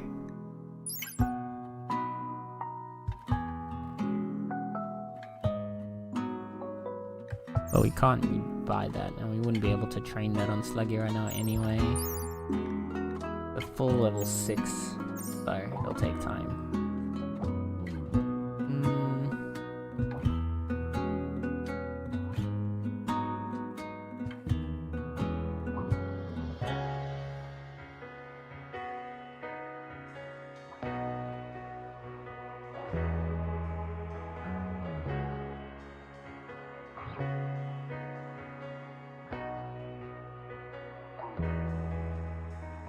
There's not much here worth buying from them. Yeah, I think we just take these 2 advanced components.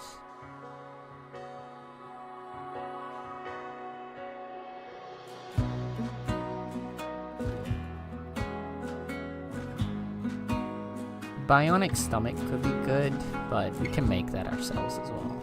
But I think we'll just chill with this. His music sounds so familiar. I mean, the song has played a good few times while you've been playing RimWorld. So that might be. But also, all RimWorld music is royalty free to use. So this song was made for RimWorld, but they decided to make it so that you could use this song like in any of your content if you wanted to, so maybe you've heard it in like a YouTube video or something. I mean, from years ago? Well, I mean, RimWorld is like almost 10 years old, so I'm pretty sure. On Spotify? Maybe the song's on Spotify. I don't know. Hello, Dambo. What's up? How's it going? How's it going? How you doing today?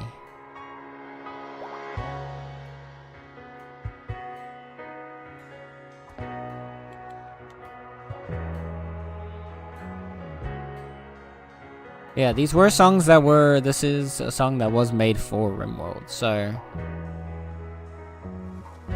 Either maybe it just happens to sound similar to a song that you know, or you just heard the actual, like, Rimworld song somewhere. Yes, we can get Sluggy a level up.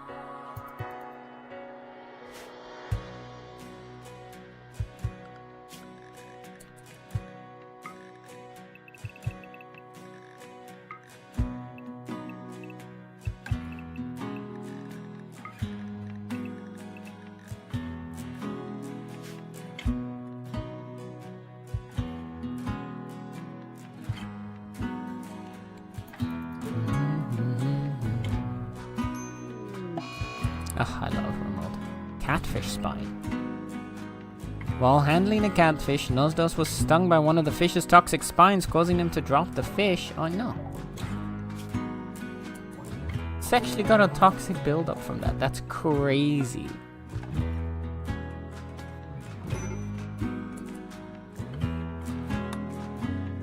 That's actually kind of crazy.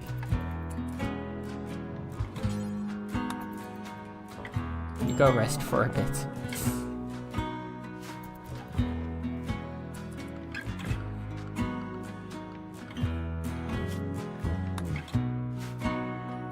Alright, we got an ad coming up in a little bit. Some songs there have a really similar vibe. Corduroy Road. Never heard of it. Well, fair enough. I mean, I guess so. It's got sort of like a...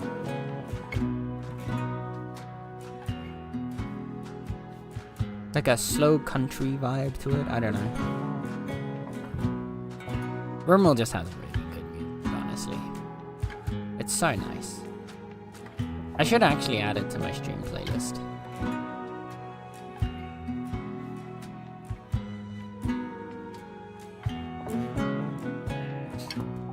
Thank you for the hug, Dumbo.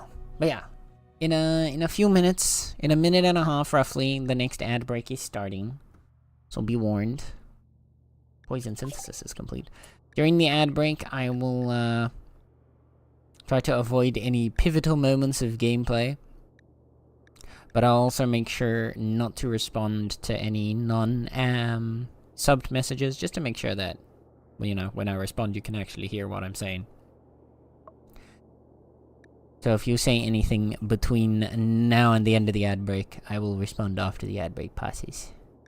Okay? Okay. Ooh, we should research Death Rest, actually, so we can get a Death Rest room for our little vampire friend. On that note, I'm gonna send him into an early Death Rest now.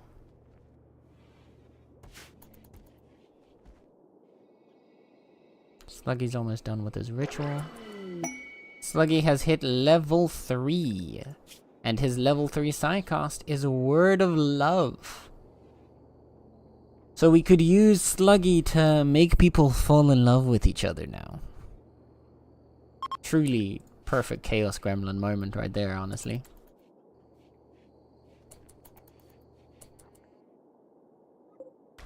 We'll cross that out. Sluggy's getting no Psycasts that help with combat though. It's rough. Kyle's on an insulting spree because Kyle's always in a bad mood. I don't know.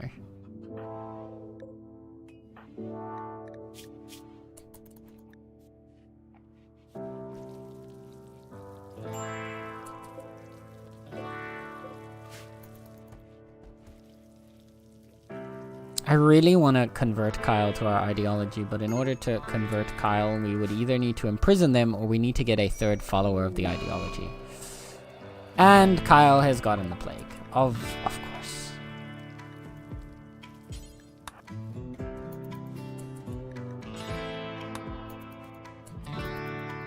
Oki, can you please treat Kyle's plague? Thank you.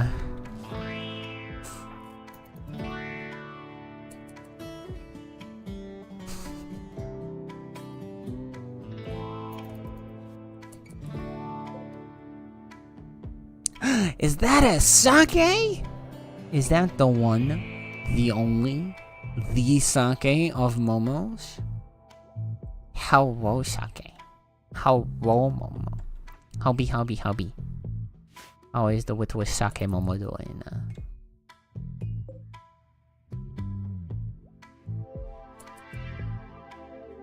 Oh, look at the cuties doing all the huggies. All the cuties doing all the huggies. Hell yeah. Poor guy. I mean, yeah. Thankfully, we've got enough medical expertise with Koki that none of the sicknesses to be worried about.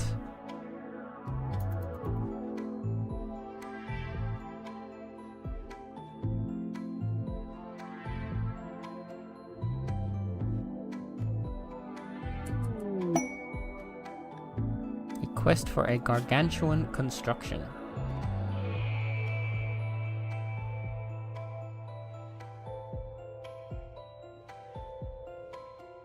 Okay, so he wants us. Dark Chief Grey Combo of the Tribe of Lossonk is requesting that you build a monument to insult the origins of her rival. The monument is 10 by 11 in size and will require these resources. So just a heck ton of stone. Almost 1,000 blocks of stone. Must be completed 16 days of accepting. After completion, you'll have to protect the monument for 29 days. Combo will be upset if you abandon it. If any piece of it is destroyed, Combo's enforcement system will activate and a pack of 43 man-hunting porcupines will arrive. You'll receive the reward when you finish construction, and that is goodwill plus 70. So we could actually get like a neutral relationship with the Neanderthal tribe out of that. How sake? How sake ist Momo? Momo ist sake. Adorablest, cutest, patootiest sake. Howbie. And yes, welcome back from the ads, everyone. Thank you for sitting through them. I appreciate you. Meow.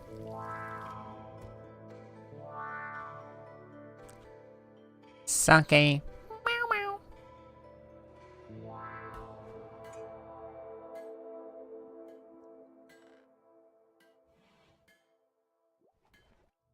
Them sakes be meowing.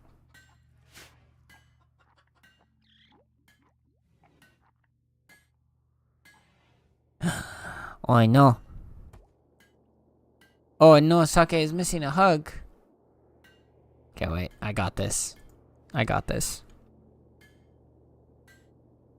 Here we go.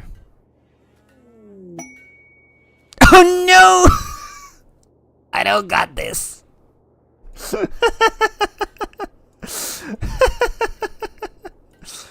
Oh dear.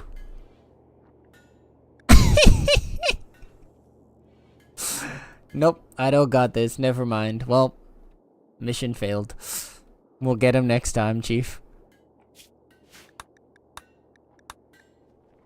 What? Did you just fish up a bionic spine? Huh?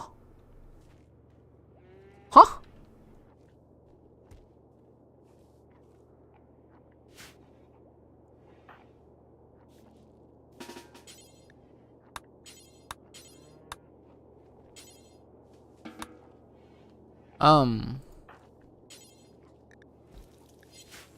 Alright.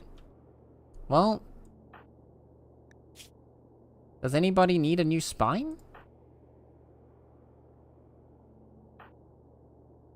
Oh, while Kyle's here, we might as well. Right here. Install a bionic right here.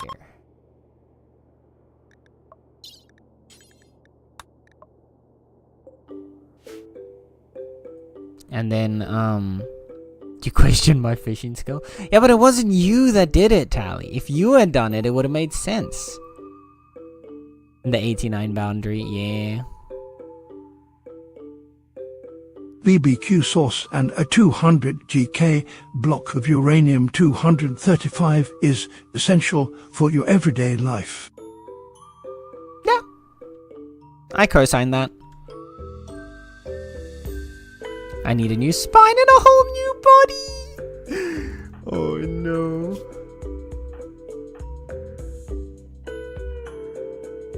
Poor place. I guess then we'll just give it to Nether. Install bionic spine.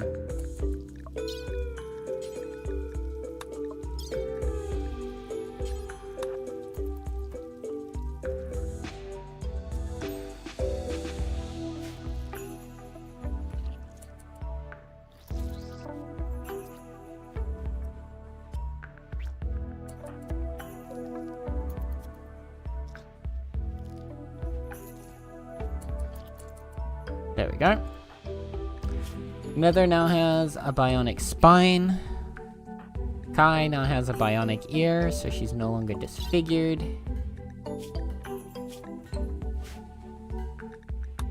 And we can get moving over pretty quickly. My presence affects it all. You know what? That's a fair point, Tally. My bad. I'm sorry. I can't believe I had forgotten such a critical piece of information.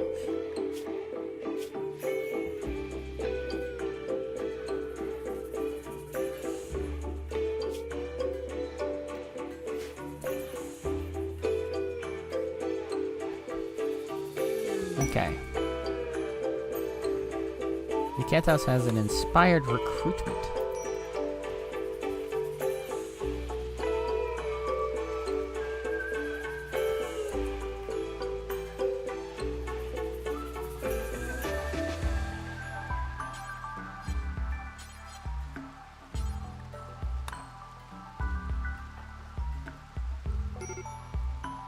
I realized that they never picked up any melee weapons again, so I should probably at least have them do that.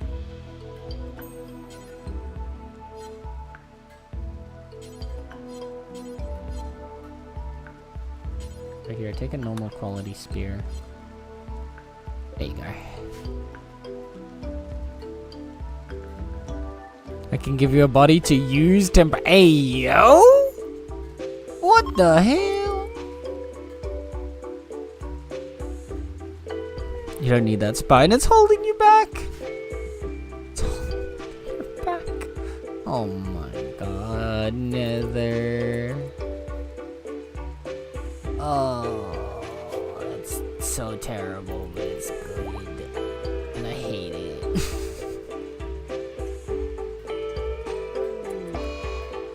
Okay.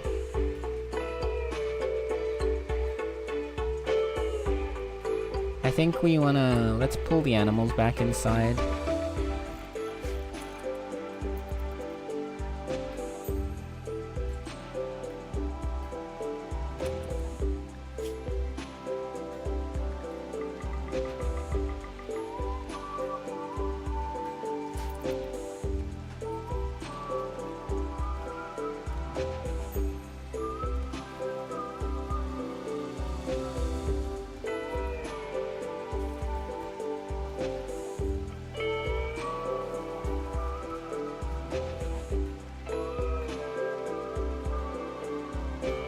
We need just someone to bring the animals in, and then we can get the whole group ready to make off.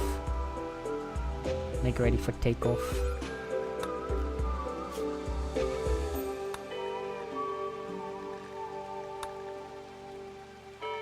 No problems and no drugs, perfect.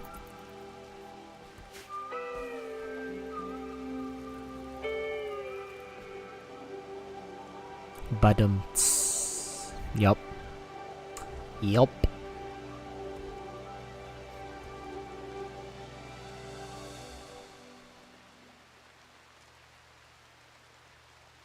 We're gonna want to bring our animals back inside.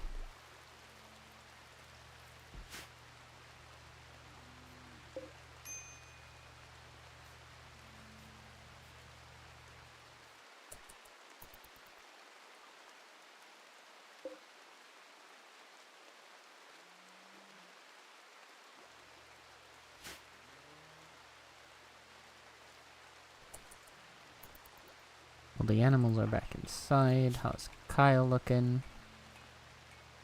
Almost already developed immunity. Incoming mechanoids, that's completely fine because we're gonna leave right now. Everybody's in.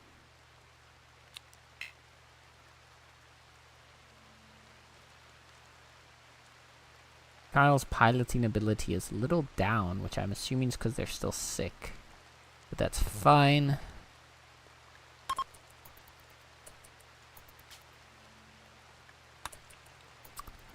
Nosdos, can you get inside? Okay.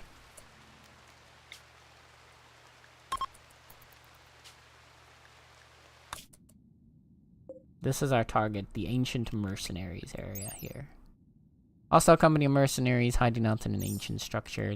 They should have something we're looking for.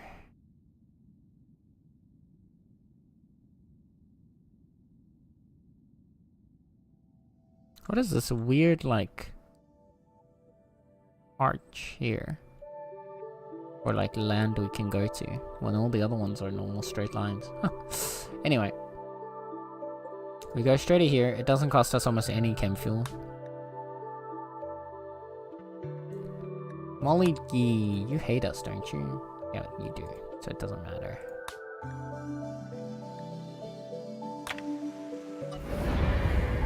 Off we go! Yahoo!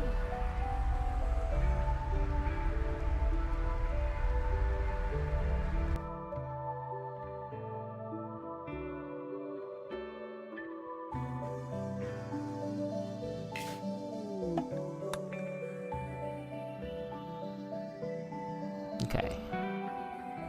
Where is it? The mercenaries are over on this side. Okay. Oh my, this is a huge lake as well. So. There are ancient mercenaries in here. I'm gonna move our landing zone.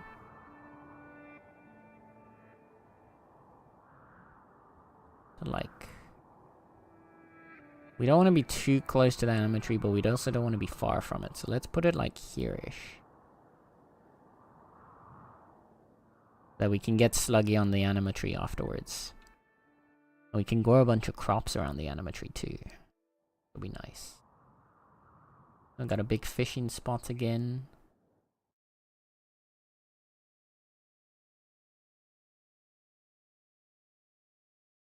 Is that gold? There is gold on this map. So we're definitely gonna want to get that. Okay. Confirm our landing zone.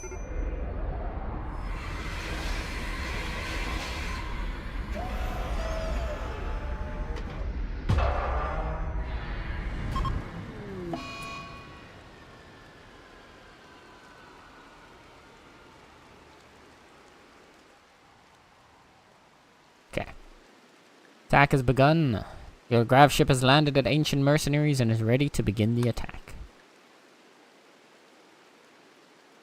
Nosdos is still in the daze.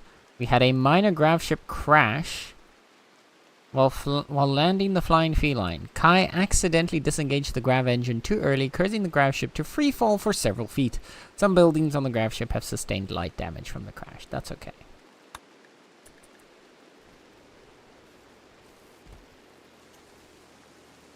We're gonna start by turning off all the things that don't need to be on.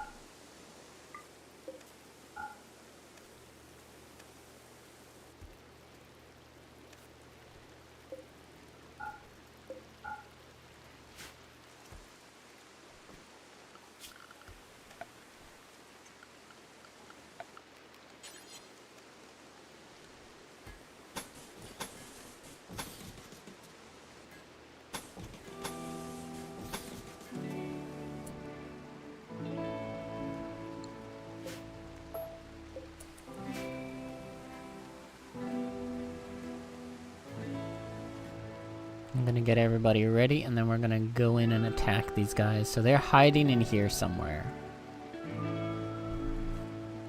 Ancient Mercenaries. 3 people. They have some mythic weapon on them, so there is obviously a little threat with that.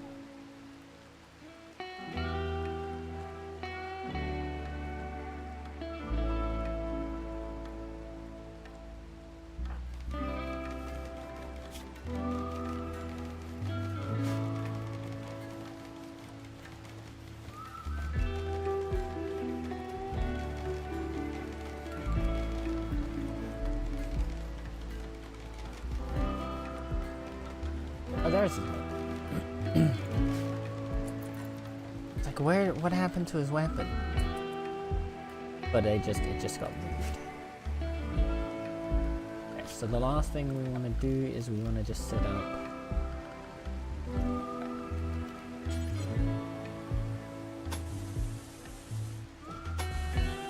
huge wooden fence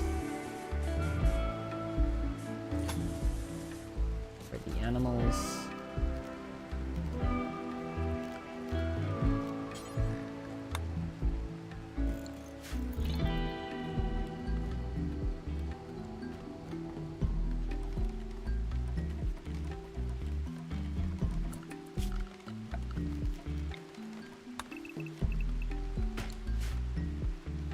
Then let's set up meditation spots for Sluggy.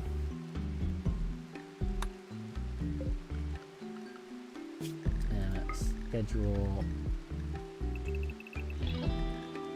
big meditation time for Sluggy all day.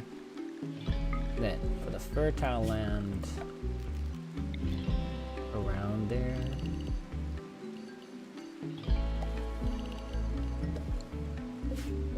This is all gonna grow rice.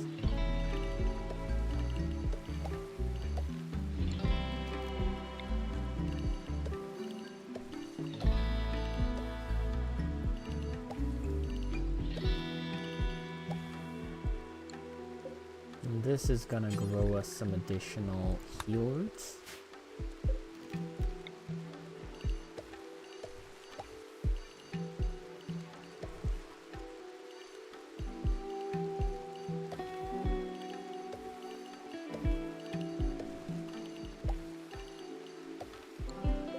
This is gonna grow us a bunch of corn.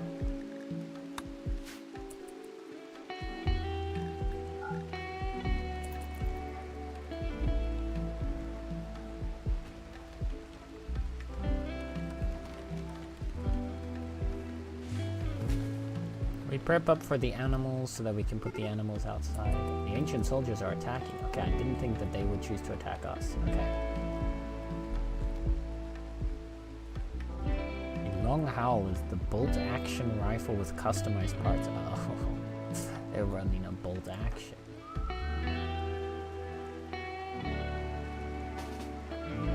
Okay.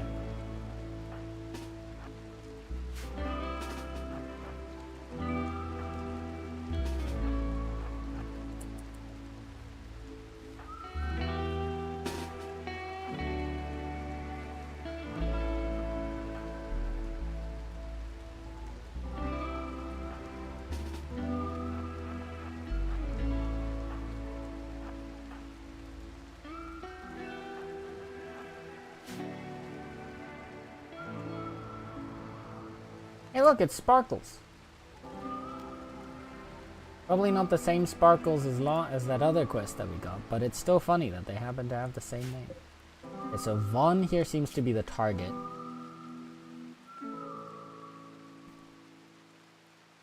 She is 14 years old and she is an ancient captain. That's a 14-year-old captain. Okay.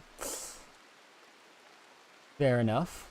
Teenage ancient captain. I see you. I see you. 13 in shooting though. That's kind of scary. Then we've got Sparkles here. Crafting and artistic also pretty solid. Ancient soldier. And Smokey. Shooting, cooking, intellectual. Ancient soldier. You have a love enhancer built in? Okay. Well, we can see what Smokey was on about.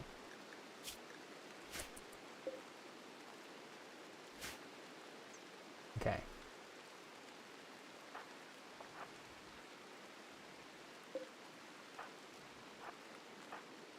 Kyle, I'm gonna have you stay back here, please, and thank you.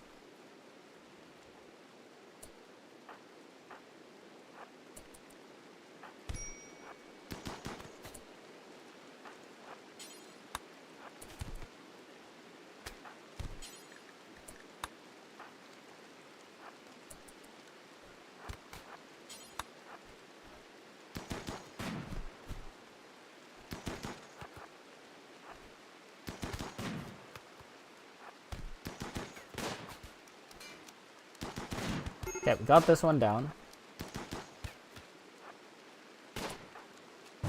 How's our team looking? Nether's the only one able to shoot at them from this range, huh?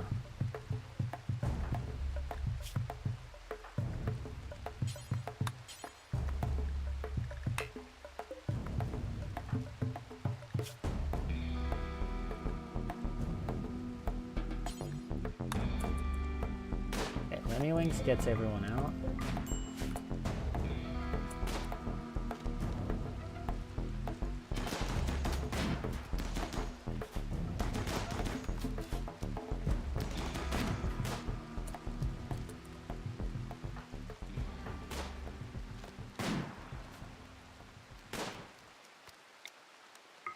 Nether's the only person that can attack this guy.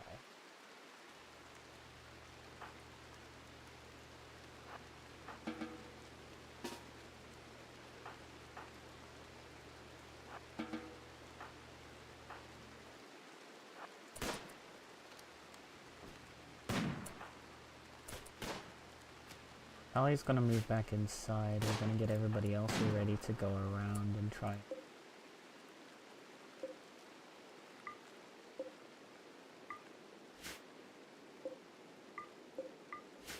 Attack him from the side. Nether actually got a shot on him already. Ooh. Or on her. He's a body purist and psychically dull, so I don't know if we really want her.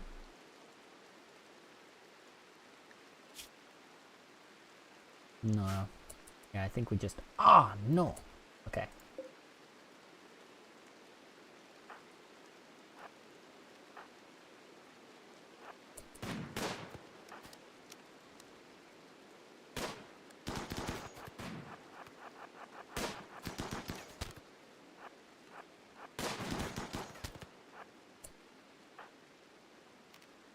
Hold fire.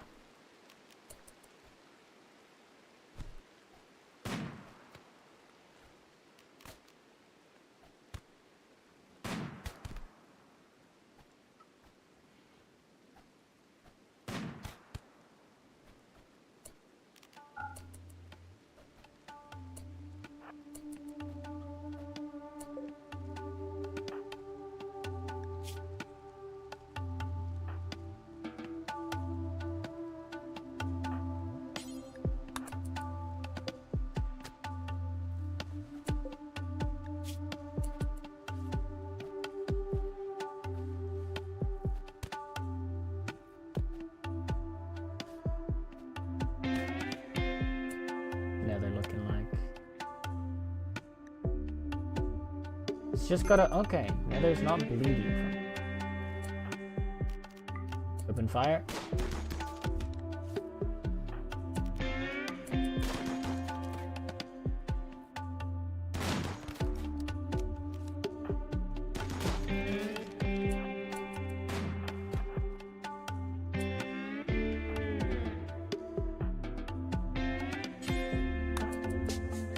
Need to rescue this poor guy. There's the weapon. Long Howl. A masterwork... Sorry. A masterwork bolt-action rifle. This weapon is engraved with a portrayal of a large group of beats. An architect projection in the distance symbolizes friendship. The image somehow expresses both fever and affection. And it has an extended barrel, meaning its range multiplier is plus 20%. Oh, that's crazy.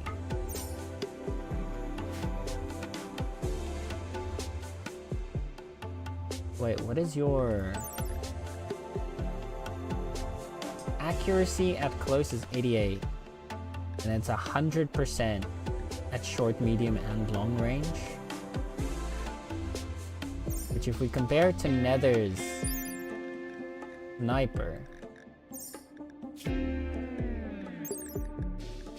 It is, oh my goodness, it's way better than Nether's sniper. Even at long range. Cooldown is 1.5. Same cooldown. Aiming time is 1.7.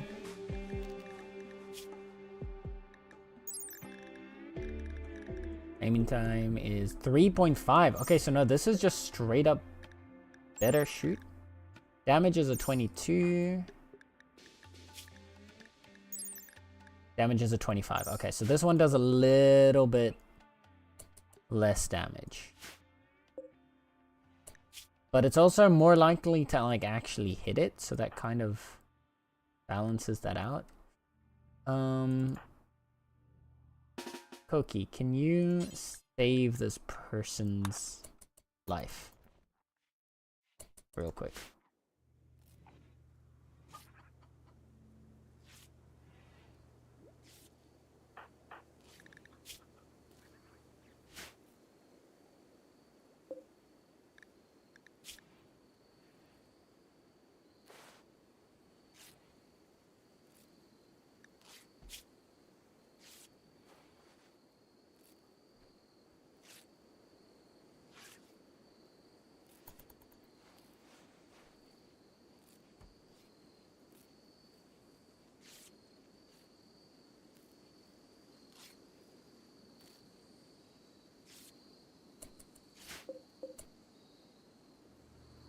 I want to make a spot for that weapon as well.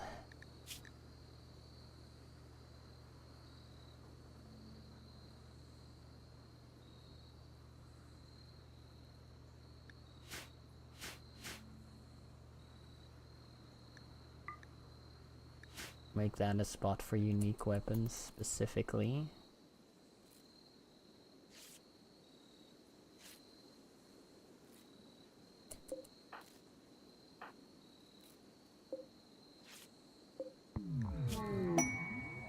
Go. Her life has now been saved, so feel free to capture her.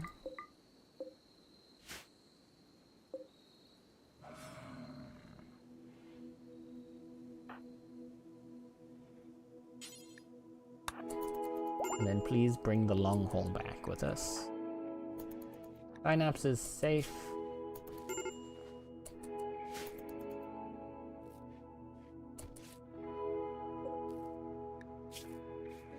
I think that might still be a worthwhile weapon for Nether to just use because of the increased aim accuracy, even if the damage is slightly lower, right?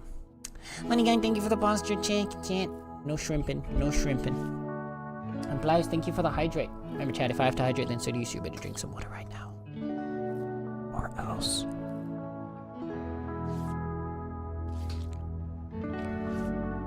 Or else you shall be the one who will get long howled. This, honestly, I could imagine if this was a sniper rifle, it would be like insanely overpowered as well. With extended barrel.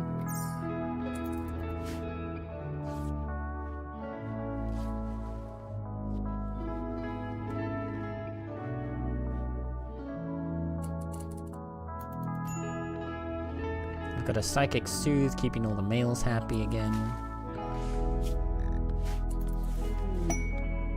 And we got some cargo pods crashing nearby with a bunch of buffalo wool. Oh, that's helpful.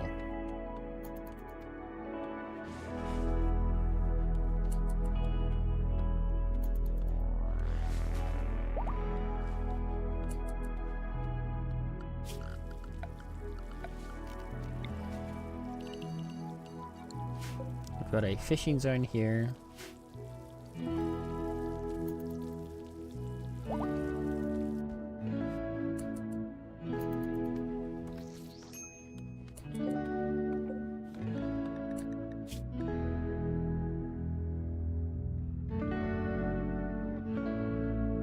That marine helmet in particular is very nice looking.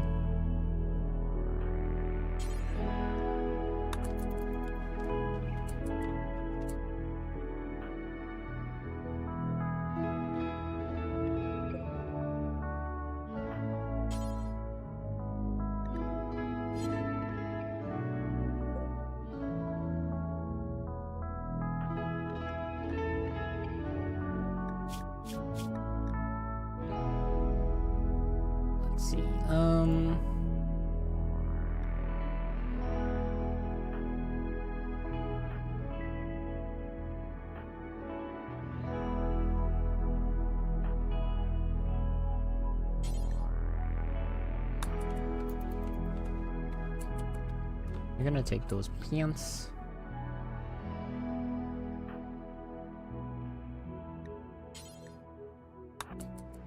And they're gonna take the shirt.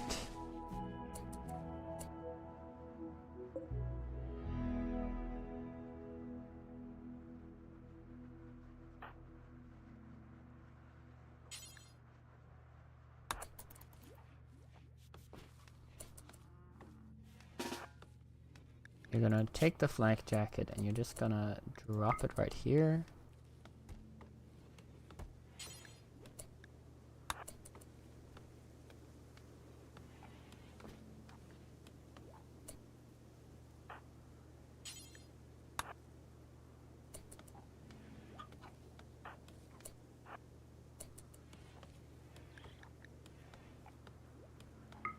And with the marine helmet.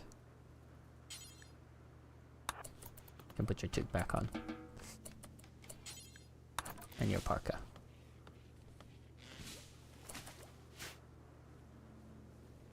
Okay.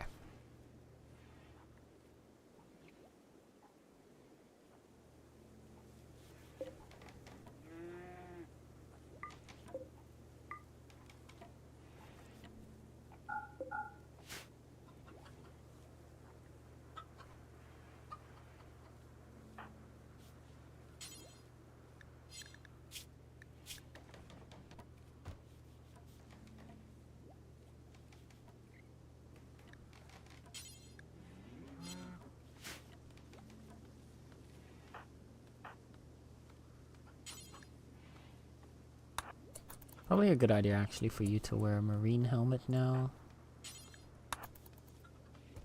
And Joe can put that on instead. We did noble apparel, we can make a beret. So that's good because we're gonna need that.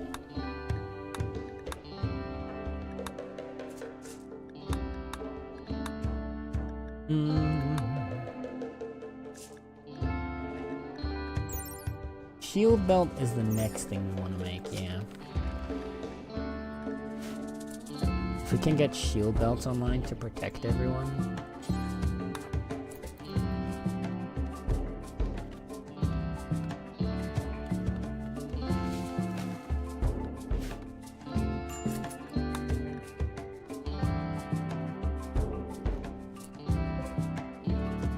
We can make a bunch of granite blocks this time.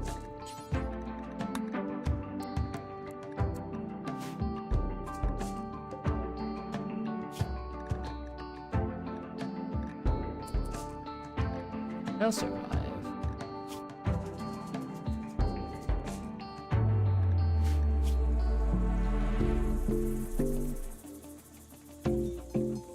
Wait, so...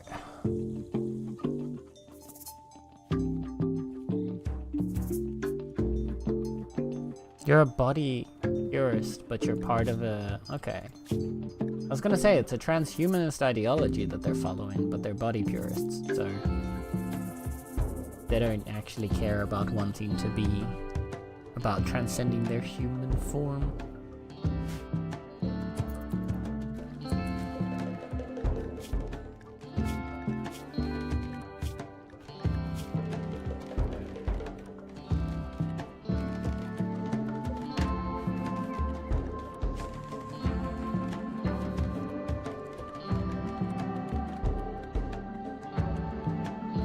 Shield cap could be useful for us though.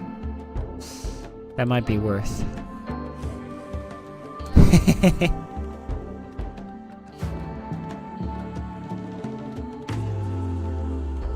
Enjoying the chaos. I think now we're not quite in such a chaotic state. Ooh, there's silver ore too. Okay, so there's both gold and silver on this map. That's really nice for us. We're also going to want to explore this place at some point, because I'm sure there's a bunch of interesting things inside.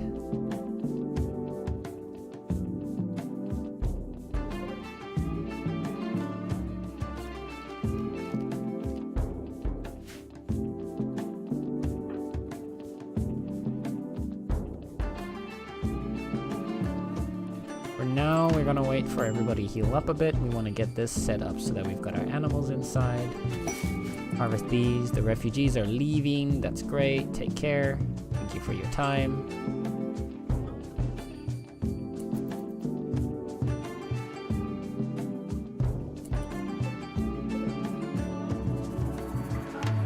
We can deactivate our turrets.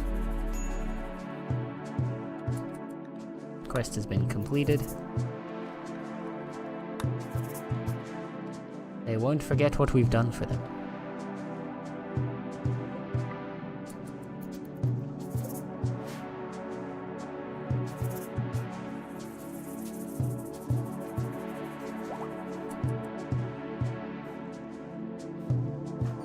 Why are we not cooking any meals here?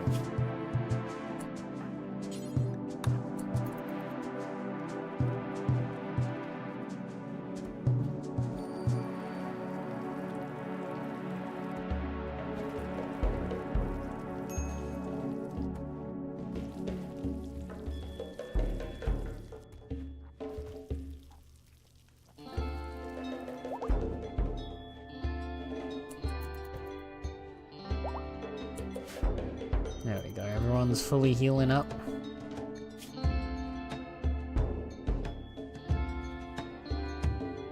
We didn't even need our vampire for that, now that I think about it. Damn. That's actually crazy.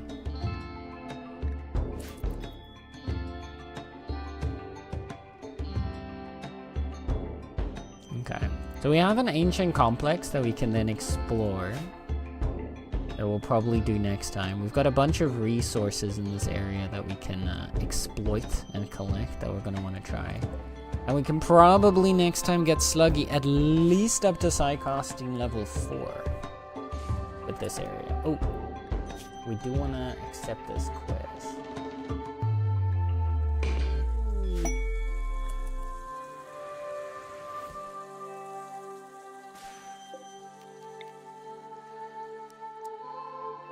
And then just install their monument, whatever will make the guy happy.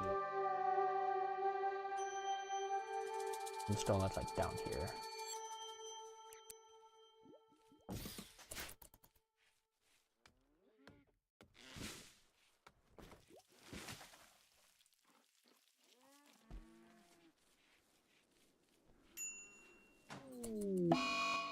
We're getting an eclipse? Well, that's unfortunate.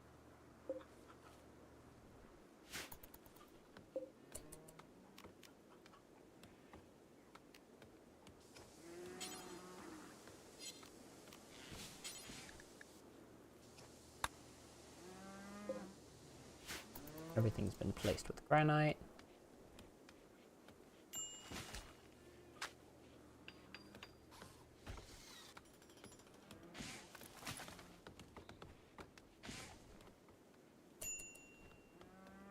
Oh, and then we also move the animals into the pen.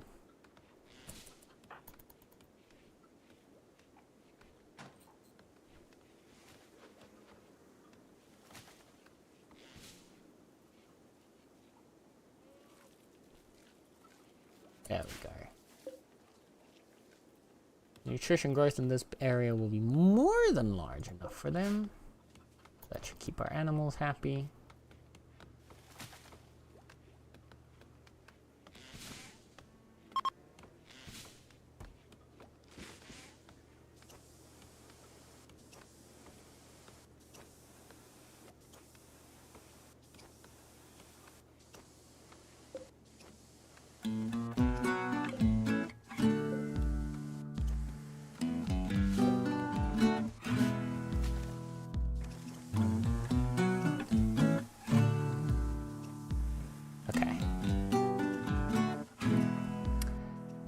With this, I think we're gonna be bringing it to an end for today. We did a good bit of progress. We've completed another quest. We got ourselves a very interesting weapon from Nether. Like, oh, that, oh my god, that range. I'm pretty sure either this matches or outranges the sniper rifle. Right? What's its total range? 44. versus a good sniper rifle. 45. Okay, so it's basically the same range. They have basically the same range, but it's higher accuracy, slightly less damage. But I mean, I'd rather neither hit the shots than deal more damage when he succeeds a shot. But yeah.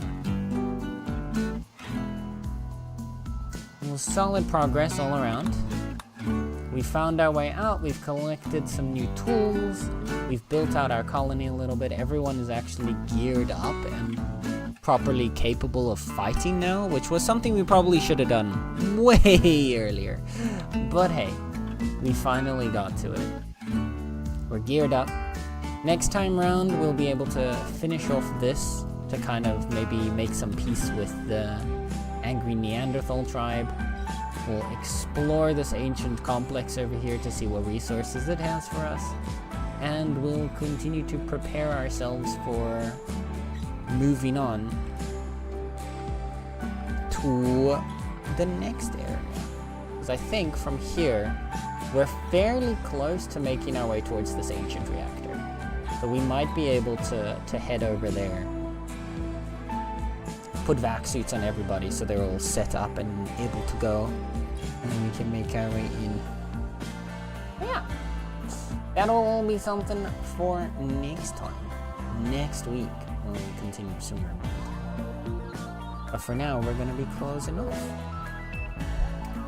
Linda! Hello, Linda.